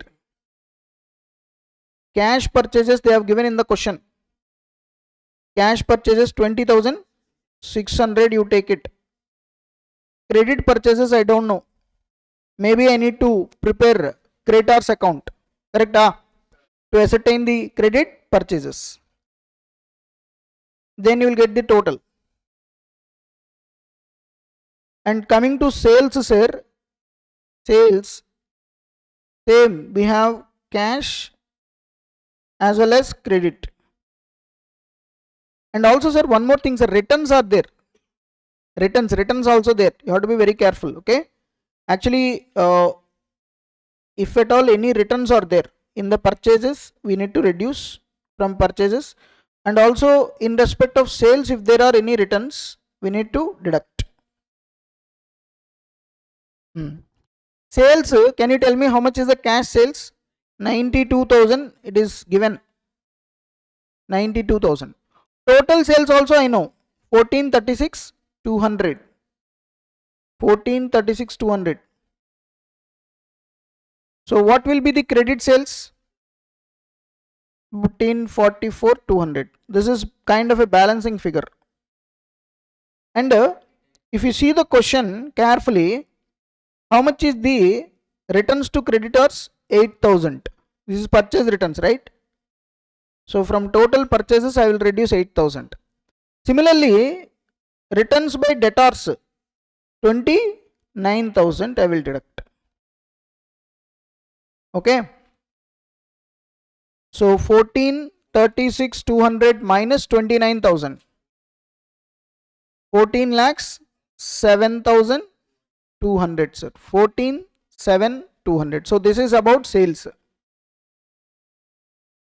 Sales, everything is known. Next, closing stock. Closing stock. Closing stock is also available. 2,22,400. So if I know the purchases, then I can easily ascertain what? Gross profit. Gross profit. So only thing I want is this, credit purchases. If I know credit purchases, then I can ascertain any other thing. Now I am leaving some space for P&L as well as for balance sheet. I am going to the working note. So when it comes to the working note, sir, first I am preparing sundry creditor account. Correct? Now when it comes to sundry creditors, sir, opening balance, how much given, sir? Opening balance creditors 315,400. Correct? 315,400. What will be the closing balance? 2,48,000. And with the creditors, what transactions happened during the year? See this. Returns to creditors 8,000 is there. Returns to creditors 8,000. So whenever there is a returns, what is the entry? Creditors to purchase returns. Correct? So to purchase returns. To the extent of returns, creditors account has to be reduced. How much? 8,000. Okay. Next, sir, any transaction with creditors, like payment to creditors given, see this, by check, last item 12,05,400, payment to creditors by check. So whenever you make payment to creditors by check, what is the entry, sir? Creditors to bank. So in creditors account to bank, 12,05,400, this is the payment, 12,05,400, payment to creditors. Okay. Next, one more item is what, sir? Discount allowed by creditors, 14,000. Whenever creditors has given any discount, creditors account debit to discount received account, correct? So to discount received, how much is the discount amount we received, sir? So 14,000. To the extent of the discount, creditors liability has to be reduced, correct? So I think all the items given we have written, sir. Opening balance, closing balance, payment made to creditors, so discount received, purchase returns. So can you tell me total? 14,400 is the total. 14,75,400 is the total. What will be the balancing figure? 11,60,000 is the balancing figure. So can you tell me what is this balancing figure which is there on the creditors account, credit side? This is nothing but credit purchases. Whenever you make any purchases, credit purchases, what is the entry? Purchases to creditors. So creditors account I will credit by purchases. So credit purchases we got, sir. This is the balancing figure. 11,60,000 we got. 11,60,000 will be updated here. 11,60,000. Now this purchases I got it from working note 1. So 11,60,000 plus 20,600. So it is 11,80,600 minus 8,000. So this is 11,72,600. Correct? 11,72,600. Now 14,07,200 plus 2,22,400. So total it is 16,29,600. Correct? 16,29,600. 16,29,600 minus debit side items 1,68,100, 11,72,600. 2,92,000, 96,200. So this is the gross profit. Correct? 292,600. Okay. Now once I know this, I will start preparing P&L account by GP 296,200. Now in the P&L account, what items will come? Here discount received will come on the credit side, discount allowed will be an expenses loss, depreciation will come, and I think expenses are there. So quite a few items are there. Bad debts also there. For example, you see here discount given to debtors are 30,000. Correct? So discount allowed. So how will you know the discount allowed, sir? Because total amount credited to debtors 12,80,000, sir. In this 12,80,000, how much is collected in the form of cash? 12,50,000, sir. So how much is the discount? 30,000. Okay. Next, sir, bad debts. Bad debts is also a loss. First chapter only we have discussed this. 8,400. Next, sir, expenses. Expenses important adjustment, sir. Sir, expenses paid given. Paid by check 191,400. I don't want paid. I want expenses incurred during the year. So paid 191,400. Opening outstanding 12,000 is there. That means it is last year's expenses, but last year not paid. This year only it is paid. That means in this 191,400 it is included, but it is not part of current year expenses. So minus 12,000 plus whatever the closing outstanding expenses is there, 6,600. What is this? This is expenses incurred but not yet paid. But it is incurred. It is not included in the paid amount, but it is part of current year. So therefore add 6,600. So 191,400 minus 12,000 plus 6,000. So it will be 185,400. Correct? This will be the expenses. So discount allowed, bad debts, expenses, depreciation we need to check, sir. We need to check depreciation. See, in this case, how depreciation will be calculated? I told you in previous one of the problems. Simple. First, take fixed assets opening balance 232, 200. 232, 200. What will be the additions during the year? Machinery acquired by check 63,600. So total it is 2,95,800. But what is the closing balance? 240,800 is there. That means 55,000 difference. 55,000 value has been reduced. That 55,000 is what, sir? Depreciation. So depreciation 55,000. Depreciation. This one, 191,400 plus minus 12,000 plus 6,600, right? Yeah, correct. 186, correct. I think I have considered only 6,000 instead of 6,600. That 600 I have not, I think, forgot it. So it is 186, correct. Yeah, please change it. 186. 1,86,000. You got depreciation amount. How you got depreciation?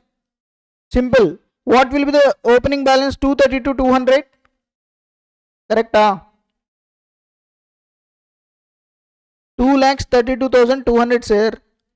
Plus what will be the addition, sir? Additions is 63,600. Minus what is the closing balance? 2,22,400. Correct? No. 2,40,800. 240,800. That's it. So 55,000 is the depreciation. I think all the items we have written, sir. Any item we discount. Credit side we received discount, right? From the creditors we received discount. So it's a gain for us. How much is the discount we received? Discount received. See this. Discount allowed by creditors 14,000. See, for our debtors we will give discount, so it's a loss. From creditors, whatever the discount we receive, discount allowed by creditors means it is discount you are receiving, so it's a gain. Okay, so I think you can ascertain net profit. So 296,200 plus 14,000. I think 3,10,200 is the total, right? 3,10,200. So can you reduce debit side expenses and losses and tell me the net profit?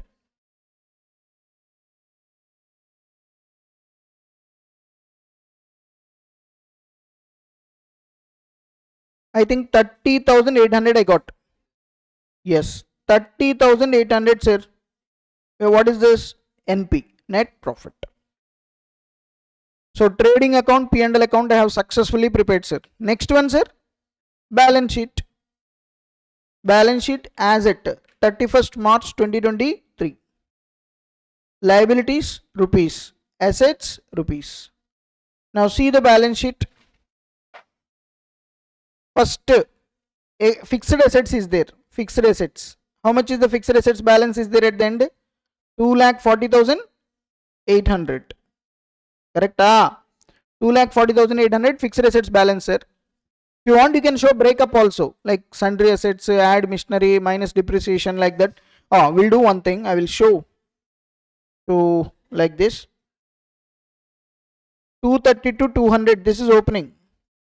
232, 200. For this, I need to add additions. Addition 66, 63, 600. Okay. And from this, I need to reduce depreciation. 55. So this amount, whatever remaining, 240, 800. That's it. Okay. Next is stock in hand, closing stock. Closing stock balance, how much given, sir? 222, 400. 222, 400. Done. Next is, sir, cash in hand, cash at bank. Both are given. Cash in hand, how much, sir? 20. Cash in hand, 24,000. Next, cash at bank. Cash at bank, how much? 137, 600. 137, 600. Next, debtors, we don't know, we need to find out. Correct? So, sundry debtors, we don't know, we have to ascertain it. Now, so let us prepare debtors account, sir. If I prepare sundry debtors account here, in this case, so first I will start with the opening balance.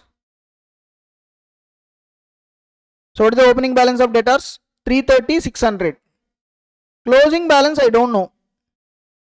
But we know some items relating to debtors like credit sales, we know. So whenever there is a credit sales, debtors to sales. Sales. So how much is the credit sales here? Already we have given the breakup. 1344, 200. So 1344, 200, sir. Okay.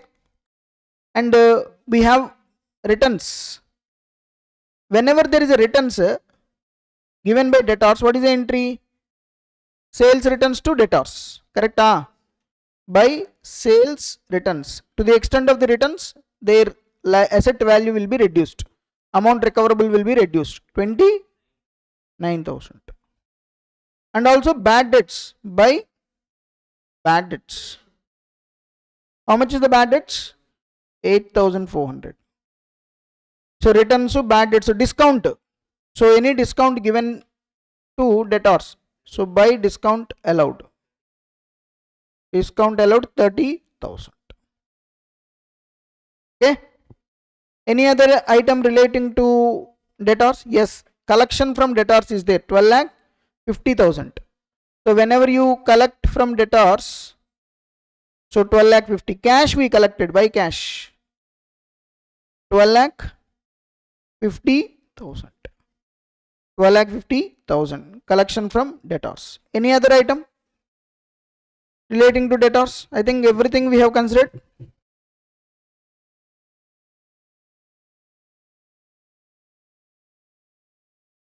So therefore, what will be the closing balance, sir? 16,800. 1674, 800. So what will be the balancing figure, sir?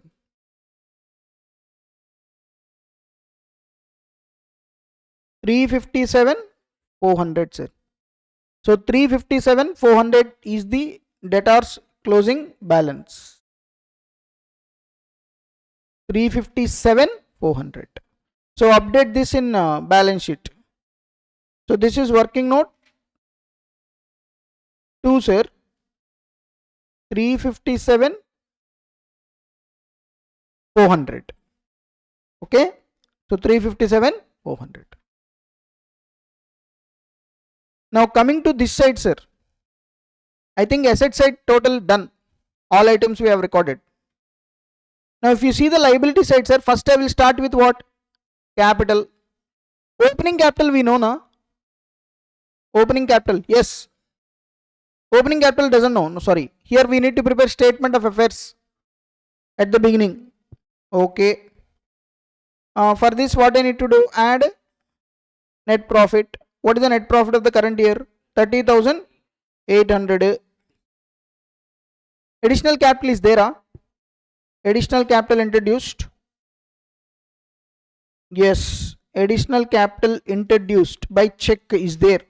So add additional capital. And also we need to deduct less drawings. Any drawings? Any drawings? 8,600. Additional capital how much, sir? Additional capital 1 lakh 70,000. 1,70,000. Okay. So if I make these adjustments, I will get it. But first I want opening capital. Now for getting opening capital, what I will prepare? Statement of affairs as at 31st March 2022. Opening. So liabilities rupees, assets rupees. Now see in the beginning what are the assets are there? Fixed assets 2,32,200. Closing stock 1,60,800. Then cash in hand 59,200. Cash at bank 80,000. And also we have sundry debtors. How much is there in sundry debtors? 330,600. Correct? 330,600. So these are all the assets available at the beginning. And what are the liabilities at the beginning? Expenses outstanding. Correct? Expenses outstanding. How much? 12,000. Next, creditors 3,15,400. Next, any other liability? No, nothing. So therefore, here capital will be what, sir? Balancing figure. Correct? What is it? How much? 5,35,400. This is the balancing figure. So what is the total? 800. 862, 800. That's it, sir. So we prepared the opening, statement of affairs, and we got the opening capital, which is 5,35,400. So I will update here 5,35,800. Right? So 535,800 plus 30,800 plus 1,70,000 minus 8,600. So it will be 7,20,000. 7,20,000? No. 7,28,000 I got. Check it once. 5,35,000. This is 800 or 400? No. 535, 400 here we need to consider. Correct? This one. So I considered here 5,35,000, 800, but it should be only 400. Okay. So 535, 400 plus 30,800 plus 1,70,000 minus 8,600. How much, sir? 727,600, sir. Okay. So this opening capital, how I got? Because of working note 3. Now coming to creditors, sir, to 3,15,400. Sir, this is opening balance sheet, sir. No, not opening. Sorry, closing. Opening already we prepared and we ascertained capital. Okay. So creditors, how much balance is there at then? 248. Okay. Next, expenses outstanding. Expenses outstanding. How much, sir? 6,600. So please check whether balance sheet tallied or not.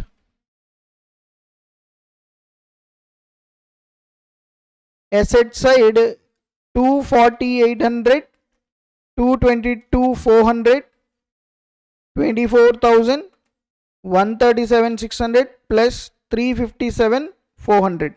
So it is 9,82,200. Correct? 982,200, sir, total. This side you see 727,600 plus 248,000 plus 6,600. So it will be 982,200. Right? Correct. So we got the right answer, sir. Balance sheet is also tallied. So here sundry creditors, sundry debtors, and statement of affairs. These are the predominantly 3 accounts we prepared. Okay. And sir, if you prepare cash and bank account, sir, it will exactly tally. It will exactly tally, sir. See, if you want, you can prepare fixed assets account also for depreciation. Like in one problem we done. So in this question, you can prepare fixed asset account also. Fixed asset account also you can prepare. So first to fixed assets opening balance 232 200 I will take 232 200, and during their fixed assets additions, how much we 63,600 additions, and then closing fixed assets balance, how much 240 800 240 800. So obviously the difference is nothing but what, sir? Depreciation. Balancing figure be asset and it. I think this we got is 55,000. Correct? So like this you can prepare fixed asset account, and also relating to expenses you can prepare a ledger account, because expenses paid given, but in P&L we need to consider what? Expenses incurred. So when it comes to expenses, sir, they have given expenses paid during the year. Paid, how much paid? Expenses paid 191 400. But this 191 400 is only paid. We want how much expenses incurred to recognize in the current year. So therefore what we need to do is add closing outstanding. Whatever closing outstanding is there, we will add less opening outstanding. Reason? Because opening outstanding means last year expenses but paid in the current year. So in this 191 400, that opening is also there, but it is not current year. So therefore we will deduct. So if you do this, you will get the answer. That is 12,000 6,600. That means 12,000 we need to deduct, 6,600 we need to add. So obviously you will get what? Expenses incurred during the period. So if you want, you can prepare a fixed expenses account also, or you can prepare like this also. Okay, that's it, sir. And in the question, sir, if you see the answer, sir, they have also cross verified cash book, sir, cash and bank account, nothing but. Because in the question we have a separate transactions relating to cash as well as separate transactions relating to bank. So if you segregate both of them, they automatically get tallied, sir. Because we know the closing balances also. Everything is given in the question itself. Just you need the application. Everybody, okay? Sir, in this question, sir, if you want, you can add cash and bank balance also. Cash bank also you can verify. Here no need to find out any cash missing figures. Generally, why we will prepare cash and bank account? Any cash sales, cash purchases, cash balance, opening, closing balance not available like that. But in this question, if you observe carefully, sir, cash opening balance is available, bank opening balance is available. Cash sales available, cash purchases also available. How much cash collected from debtors available, how much amount paid to creditors is available. Everything relating to cash is directly available, sir. So therefore, if you pass everything, whatever the transactions we entered in respect of the cash and bank, it automatically gets tallied. They have given closing balances also. So therefore, that's why this cash and bank account is also not necessary to complete the final accounts. That's it, sir. This is illustration number 9. So tell me, sir, you understood this? This is one question, sir. Very important type of questions. These are all. Now see illustration number 7, sir, from incomplete records. See this question carefully. Mrs. Lakshmi, a retail trader, needs final accounts for the year ending 31st March 2023 for the purpose of taking a bank loan. So she is going for a bank loan. Obviously, when you went to a bank loan, bank will ask for final accounts, trading, P&L, balance sheet. So she wants to prepare the final accounts. She is asking you. However, she informs you that principle of double entry had not been followed. So she is not following double entry system. That means no proper records. With the following inputs, prepare P&L account for the year ending 31st March 2023 and balance sheet. So P&L account, balance sheet, they're asking, sir. Of course, if you want to prepare P&L, you need to prepare first a trading account, because the gross profit or gross loss of the trading account will be transferred to P&L, right? So no need to ask separately that you need to prepare trading account. Okay, anyways. Now what are the receipts and payments details also given, sir? See this, receipts and payments details. Cash deposited into bank 3,500. Dividend on personal account deposited into bank 250. What is this dividend on personal account deposited into bank? See, Mrs. Lakshmi is a proprietor of the business. In his individual name, personal name, she is having some investments on shares. Now on those shares she received some dividend. Now that dividend amount she brought into the business. Dividend on personal account deposited into bank. That means it is kind of what? Additional capital. She is bringing his dividend, her dividend, right? Dividend is his personal income, but personal income she is bringing into the business by depositing into bank. So it is a kind of a capital introduced, additional capital. So we will add back to capital, correct? In balance sheet. Next, tuition fees of Lakshmi's daughter paid by check 4,500. Personal expenses, right? Tuition fees of Lakshmi's daughter, proprietor's daughter's fees paid by business money. So it is drawings. Business money is going outside for personal purpose. Rent for the year by check 9,000. Okay. Cash received from debtors 52,500. Paid to creditors 40,025. Salaries and wages paid in cash 9,000. Transportation in cash. See, understand where cash is used. Okay. Where check is used. Next, office electricity in cash 6,600. Electricity house in cash 7,200. Electricity house means it is also drawings. Proprietor house electricity paid from the business. Okay. General expenses in cash is 890. So these are the receipts and payments details relating to her business trade. And also she has given some opening closing balances of assets and liabilities. 31st March 2021, 31st March 2022. Actually, I think these figures are dates you have to change, sir, because the year end is 31st March 2023. So it should be here like this. 31st March 2022. This is 31st March 2023. Please change it, because they are asking financial statements for the year ending 31st March 2023. So therefore opening is 31st March 2022, closing is 31st March 2023.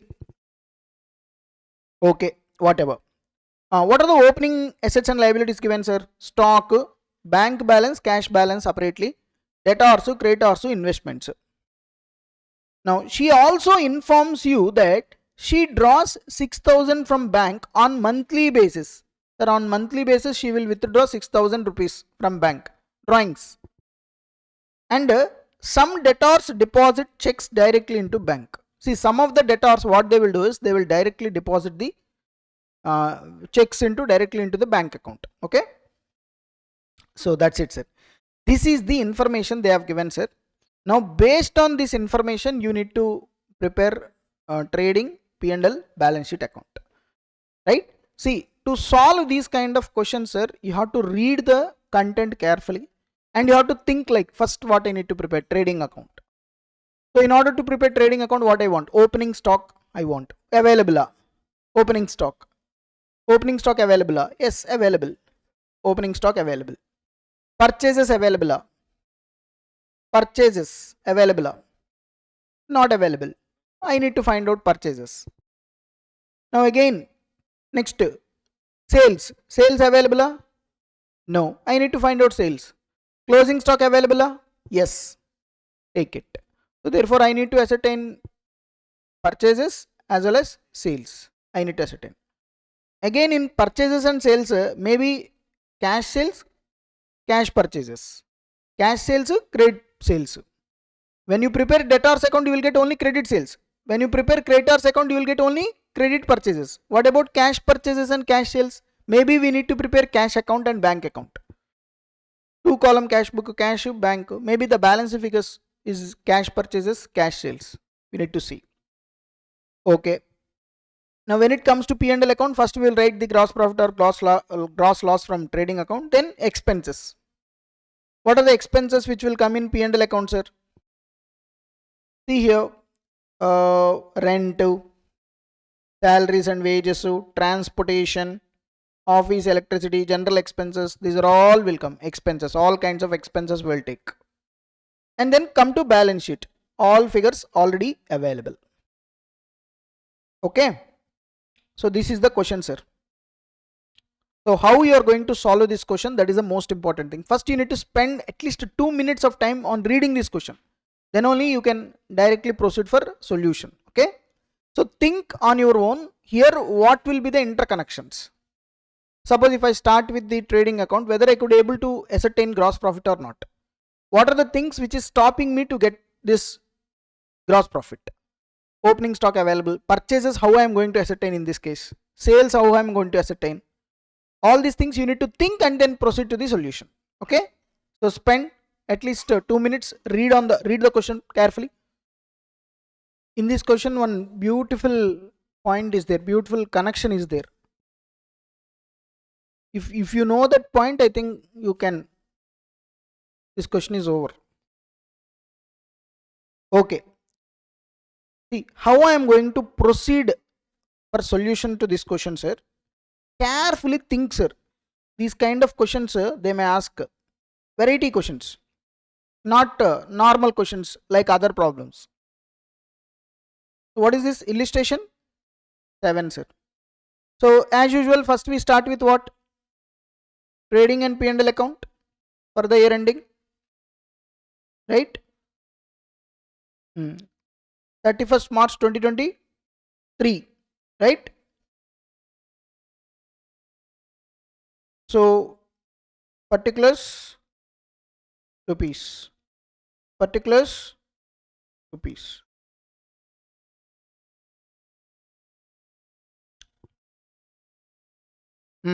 Tell me one by one. Opening stock available? Yes. How much?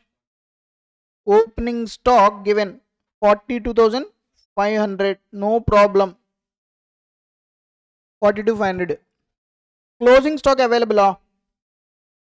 Available 22,500. So opening closing available. But purchases available? No. What about sales? Sales also not available. Purchases and sales not available, sir. We need to find out the purchases as well as sales. Okay. Now you tell me, by looking at the question, when it comes to first sales, for example, any type of sales given, sir? Nothing. They have not given anything. So generally, suppose if we assume there are, we need to find out first credit sales. If I want to find out credit sales, what I need to do? Tell me. If I want to know the credit sales, what I need to prepare? Debtors account. So debtors account I will prepare, correct? So in this case, to prepare debtors account, opening debtors available, closing, yes, opening closing available. And during there, how much is the collection from debtors available? See, this cash received from debtors available 52,500. But in the question, if you see carefully, last point, some debtors deposit checks directly in bank. That means collection from debtors in the form of cash they have given, but in the form of checks they have not given. That means amount collected from debtors in the form of bank checks not given. Only if you know the collection from debtors, then you can ascertain credit sales as the balancing figure. Sir, when you prepare debtors account opening balance, you know. Collection from debtors I should know, na? But collection here, only cash collection is available. What about amount collected in the form of bank? Sir, how can you say amount is collected from the debtor in the form of bank? They have mentioned some of the debtors deposit checks directly into bank. Therefore, what I need to do, tell me? I want to know the collection through checks. Prepare bank account, ascertain balance sheet figure as nothing but amount collected from the debtors as in the form of checks. So that is the connection here. Who will get that idea? Only the students who read the question carefully and understand the significance of each line. So therefore here some debtors deposit checks directly into bank. So therefore some of the debtors is paying by checks. So how much amount is collected in the form of checks from the debtors, I need to know. Then only I will know the total collection in the form of cash as well as bank. Once I know that, then debtors account balance figure is what? Credit sales I can ascertain. Hello. Similarly, sir, when it comes to creditors, you know, creditors, you see, amount paid to creditors given 40,025. This amount paid to creditors is in form of cash or checks? Nothing mentioned. Amount paid to creditors. So it will be bank. Generally, checks only. Okay. And that's it. So here in this question, sir, sales first I will concentrate, sir. I will try to ascertain the sales. Okay. I will leave some space for P&L account as well as balance sheet, and we'll start working note. So in this working note, first I will prepare what? I will prepare sundry debtors account. See, look at how I am giving the connections. Debtors account. Okay, if I start preparing the debtors account, first I will take what? Opening balance. Opening balance of debtors, how much? 16,800. I got it. My closing also they have given 14,800. How much is collection from debtors? By cash. How much collected in the form of cash? They have given cash collection 52,500. How much collected from bank? We don't know. Correct? Sir, apart from this, any other item like in the form of sales returns, discount allowed, nothing is there. So therefore, see, I want to know how much amount is collected from debtors in the form of checks. Right? So for this purpose, what I will do? I will prepare bank account. Because I want how much amount is collected from the debtors in the form of bank checks. Now, okay. So bank account opening balance. What is the opening balance, sir? Bank 55,500, sir. And closing balance 20,500. Okay. Opening, closing I have taken. Now see, relating to bank, receipts of payments in the form of bank, you see carefully. Receipts as well as payments. See, you see one by one. First, cash deposited into bank 3,500. Say this 3,500. So when you deposit cash into bank, what is the entry? Bank to cash. So in bank account to cash. How much? 3,500. Next, dividend on personal account deposited into bank 250. So what is the entry? Bank to capital. Bank to capital is bringing capital in the form of capital only. Her personal dividend, right? So it is a kind of capital introduced. So when you introduce a capital, what is the entry? Cash account debit to capital. Here we are depositing directly into bank. So bank account debit to capital. Hello. So to capital. How much, sir? 250. Correct? What is this? Dividend. Personal dividend brought into business. Next, tuition fees of Lakshmi daughter paid by check. So this will also come. So what is the entry? Drawings to bank. Correct? By drawings. How much, sir? So drawings, how much, sir? 4,500. Sir, proprietor daughter fees paid by business. Obviously it is a drawing. Nothing but proprietor withdrawing money from the business. Next, rent of the year by check 9,000. So rent to bank. So by rent. How much? 9 thousand. Next, cash received from debtors will not come in bank account. Next, paid to creditors. How much we paid? 40,025. So creditors to bank. So by creditors, 40,025. Salaries and wages paid. Where we are salaries and wages paid in creditors paid, we have written yes. Next, transportation in, these are all cash, sir. Cashew. These are all cash items. Any other item? Yes. She draws 6,000 from bank on monthly basis. So what is the entry? Drawings to bank. So by drawings, 6,000 per month, like that, 12 months. 72,000. That's it. I think all the bank transactions we have recorded. So can you tell me what happened here? Credit side totals.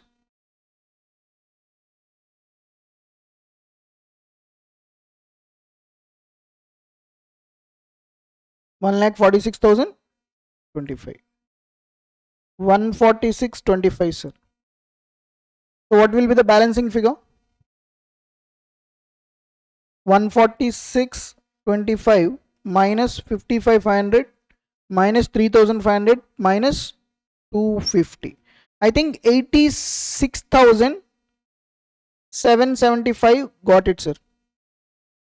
Check it once. 86,775. Sir, bank account debit side 86,775 balance came. What is this? Nothing but amount collected from debtors. So bank to debtors. So to sundry debtors account. 86,775. This is balancing figure. 86,775. So this collection I came to know through working note 2. So interlink you observe. So here the situation came like this. I want to ascertain credit sales. For that I want collection from debtors.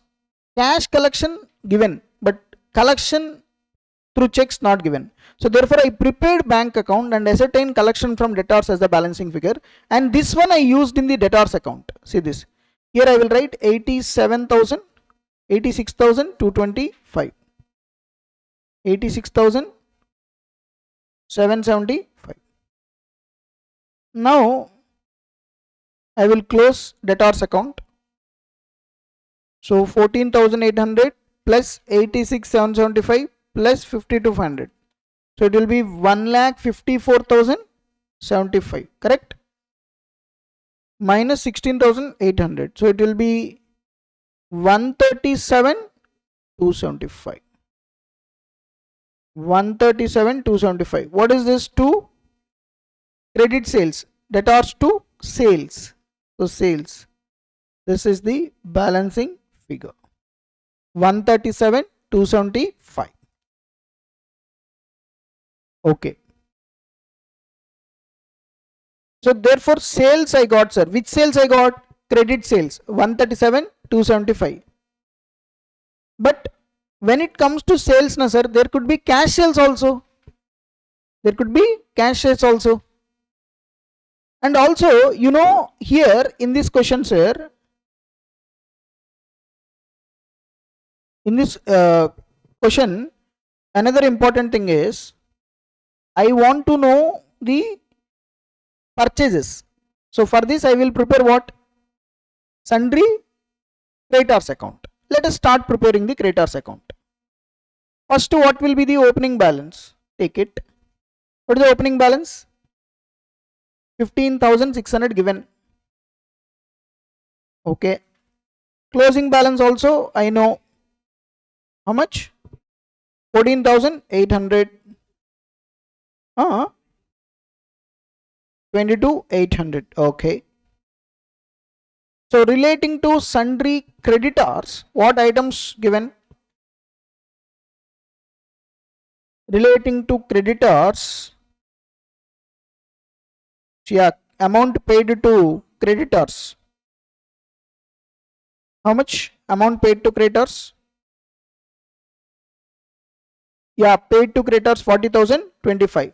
So creditors to bank. So to bank 40,025. 40,025. So opening balance, closing balance, amount paid. Now you tell me here amount paid to creditors in the form of bank 40,025 came. So already we prepared bank account. And in the bank account also it is reflected. And in the bank account, sir, the balance figure debit side came. Credit side total is more and compared to debit. So therefore this will be the collection, not the payment. That's why this is collection from debtors only we need to consider. Okay. Okay. Now tell me, if I close this, what happens? So close this. 46, how much? 62? 40,025 plus 22,800. Total 62,825. Okay. 62,825 minus, what is the balance if we go? What is this? Can you tell me? Creditors account. This balance nothing but credit purchases. Purchases to creditors. Purchases. 47,225. Okay, va? So now I know credit sales as well as credit purchases. What about cash sales? Now my doubt is whether sales can be cash, purchases can be cash. So therefore what I will do is, here I will prepare cash account also to just verify whether any cash sales or cash purchases available. Important, sir, please understand. Are you understanding what I am doing? Now if I prepare cash account here in this case, first as usual opening balance I will take. What will be the opening balance of cash? 10,850. What will be my closing cash balance? 10,500. Yes. Look at the receipts and payments involving cash. First cash deposited into bank 3,500. Bank to cash. So by bank, in cash account by bank. How much? 3,500. And also relating to cash received from debtors 52,500.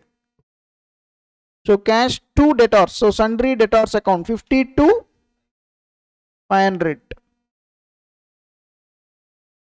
And also, sir, relating to cash, salaries and wages paid.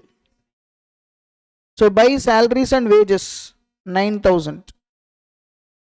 And then transportation in cash 2,750. So transportation expenses 2,750. By transportation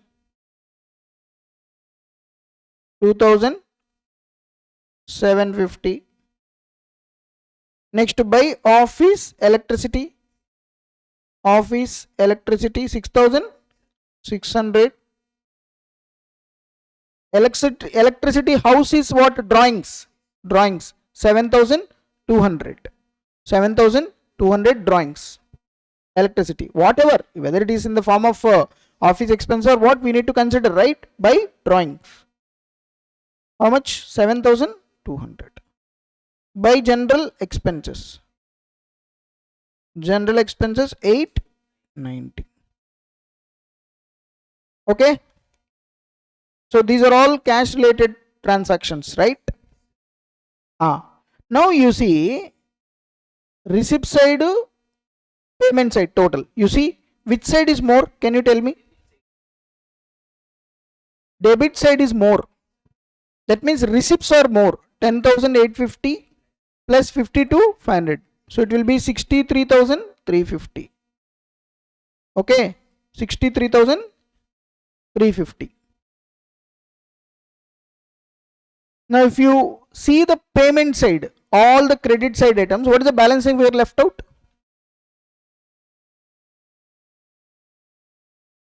22,910. What is this 22,910? Which is on the payment side. Receipt side, debit side, sir. Payment side, credit side, right? So it is kind of a payment. So nothing but purchases. Sir, amount paid to creditors we will not consider, because here creditors are paid by check, and amount paid to creditors in the form of cash, nothing mentioned in the question. But relating to debtors, they mentioned cash collected from debtors given, checks also to be collected also given. But relating to creditors, only amount paid to creditors in the form of checks given, amount paid to creditors in the form of cash is not there. So therefore this is purchases. Which purchases? Cash purchases, 22,910. So therefore here the question of cash sales will not arise, because here the deficit is on the payment side. So therefore this 22,910, which is the balancing figure, 63,350. Okay. So now I came to know about the sales. Here the sales are only which sales? Credit sales. How much? 137, 275. Correct? So I will write here 137, 275. Now when it comes to purchases, I have both cash as well as credit. Cash, credit. So 137, 275, working note 1, I got it. When it comes to purchases, credit purchases, working note 3, I think I have done. Yes, credit purchase how much? 47,225. 47,225. Credit purchase is ascertained by preparing creditors account. Cash purchases we ascertained by preparing working note 5. 5 or 6. Cash account 4. So cash account, I got to know the cash purchases. How much is the cash purchases? 22,910. So total 70,035. 70,135. So therefore sales, purchases, opening stock, closing stock. Obviously to gross profit. Correct? What is the gross profit here?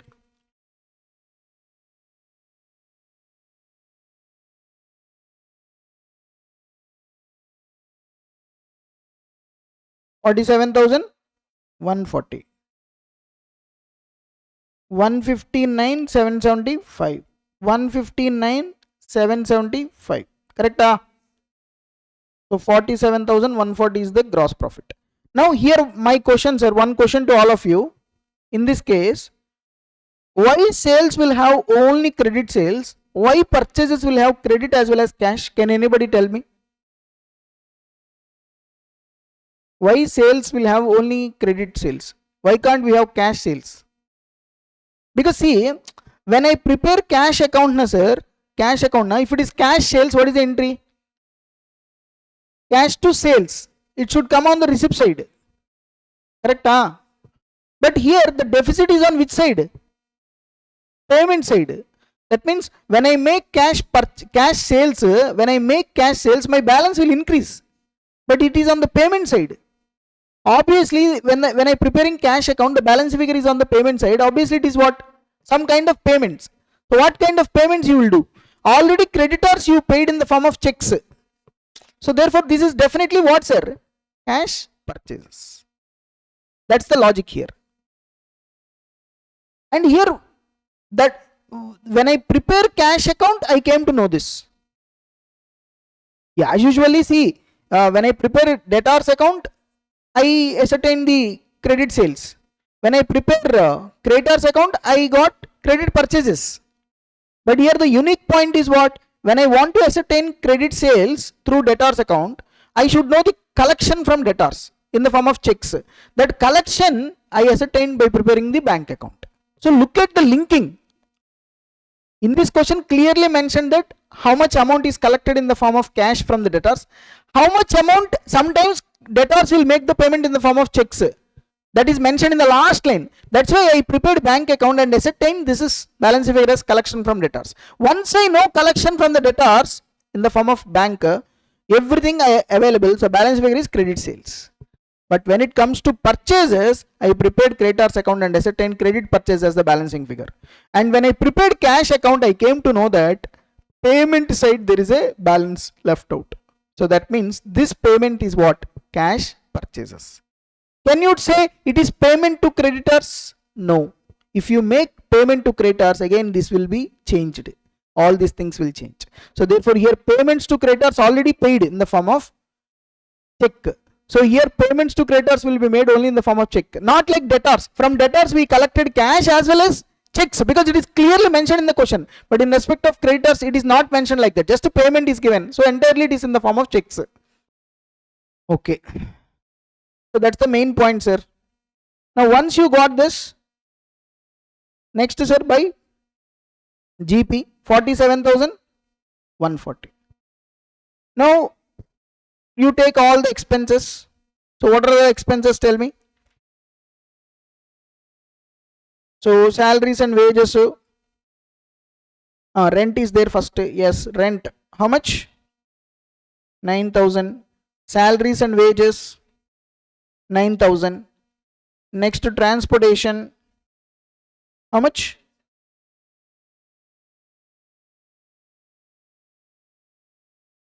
Transportation 2,750. Okay, next electricity charges 6,600. Next general expenses.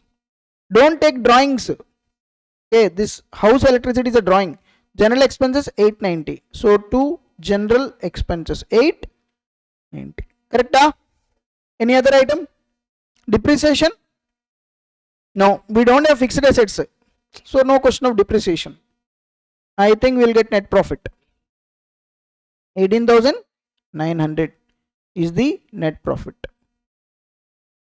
Total 47,140. 47,140. Okay. So now I need to prepare what? Balance sheet. So balance sheet as at 31st March 2023. So liability side, asset side, rupees. Now first come to asset side.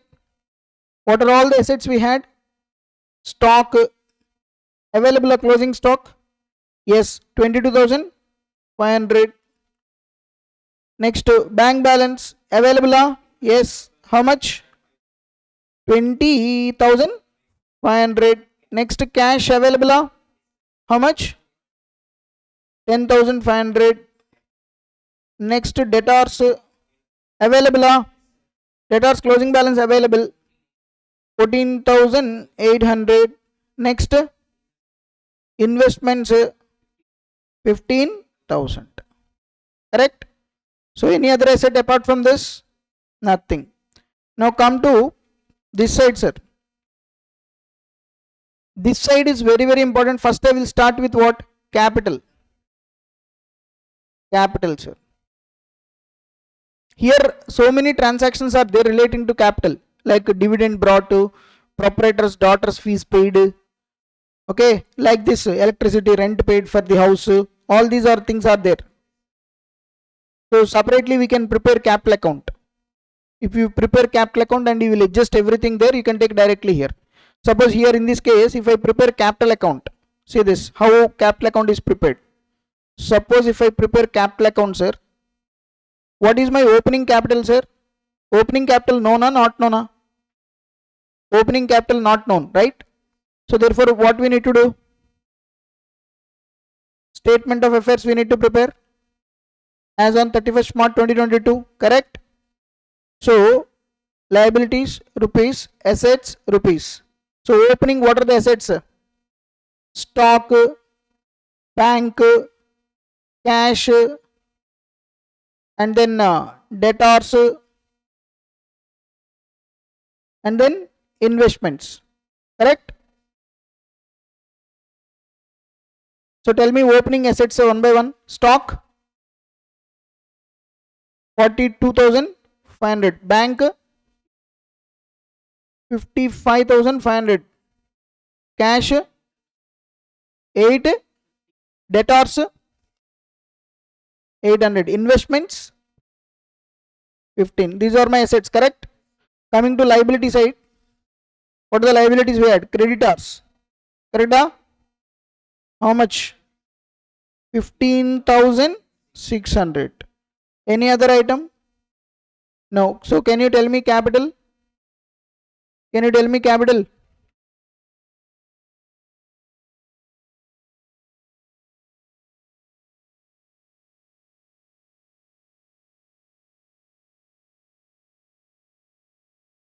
One lakh 25,050.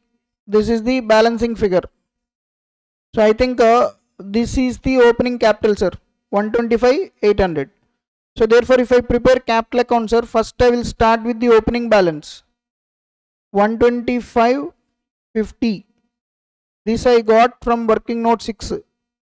Now relating to this, during the year, what kind of additions, what kind of drawings are there? See one by one, sir. Okay. Now, during the year, you see dividend on personal account deposited into bank 250. This is kind of a capital, right? So capital account will be created by bank. How much? 250. Nothing but dividends here. In the form of dividend, whatever the amount brought, it is increasing the capital. Now coming to drawings, sir. Tuition fees.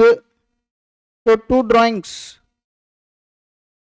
Drawings is adjusted to capital. How much, sir? Drawings 4,500. Tuition fees. So this is tuition fees. And electricity, how the house paid. 2 drawings. Electricity expenses. And also every month redraw some amount, right? Drawings 6,000 into 12. 72,000. And then net profit we will increase, right? To the extent of net profit we will add. Okay, anyways, that we will do there. Now tell me 41,000. So 41,600 total. 125,300. 125,300, sir. So 41,600 is what, sir? Capital balance. 41,600. So here 41,600 add net profit. No other adjustments, sir, because already done. All the adjustments we have done. Hello. What is the net profit here? 18,900. So tell me total. 41,600 plus 18,900. 60,500, sir. Next creditor, sir. 22,800. Any other item? Nothing. So tallied 83,300. Tallied. Please check once. 83,300.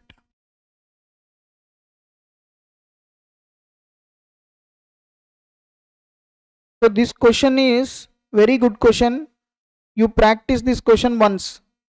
So what is the speciality of this question is, in this question, sir, we need to ascertain credit sales and credit purchases we need to ascertain. In order to ascertain credit sales here, first we need to close the bank account,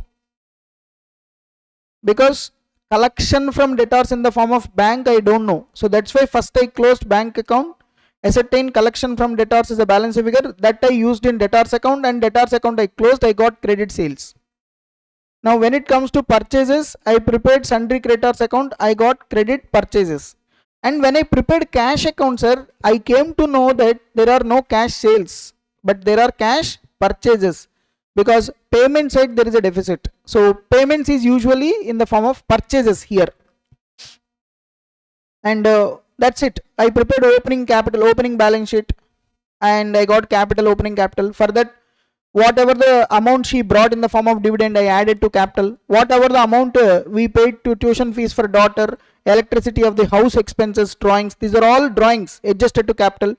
So this is the balance. For this we will add the current year net profit, okay, and then creditors. So that's it, sir. This is the question. So what is the illustration, sir? Illustration 7. So these are the types of the questions, sir. Different types of questions they are asking in single entry, I mean incomplete records. These 9 questions again and again you practice. Mostly from these 9 questions only they will ask one question. So I am very confident, and if you understand these 9 questions properly with logics, so definitely you can able to solve all type of questions in the single entry chapter. Okay, that's it.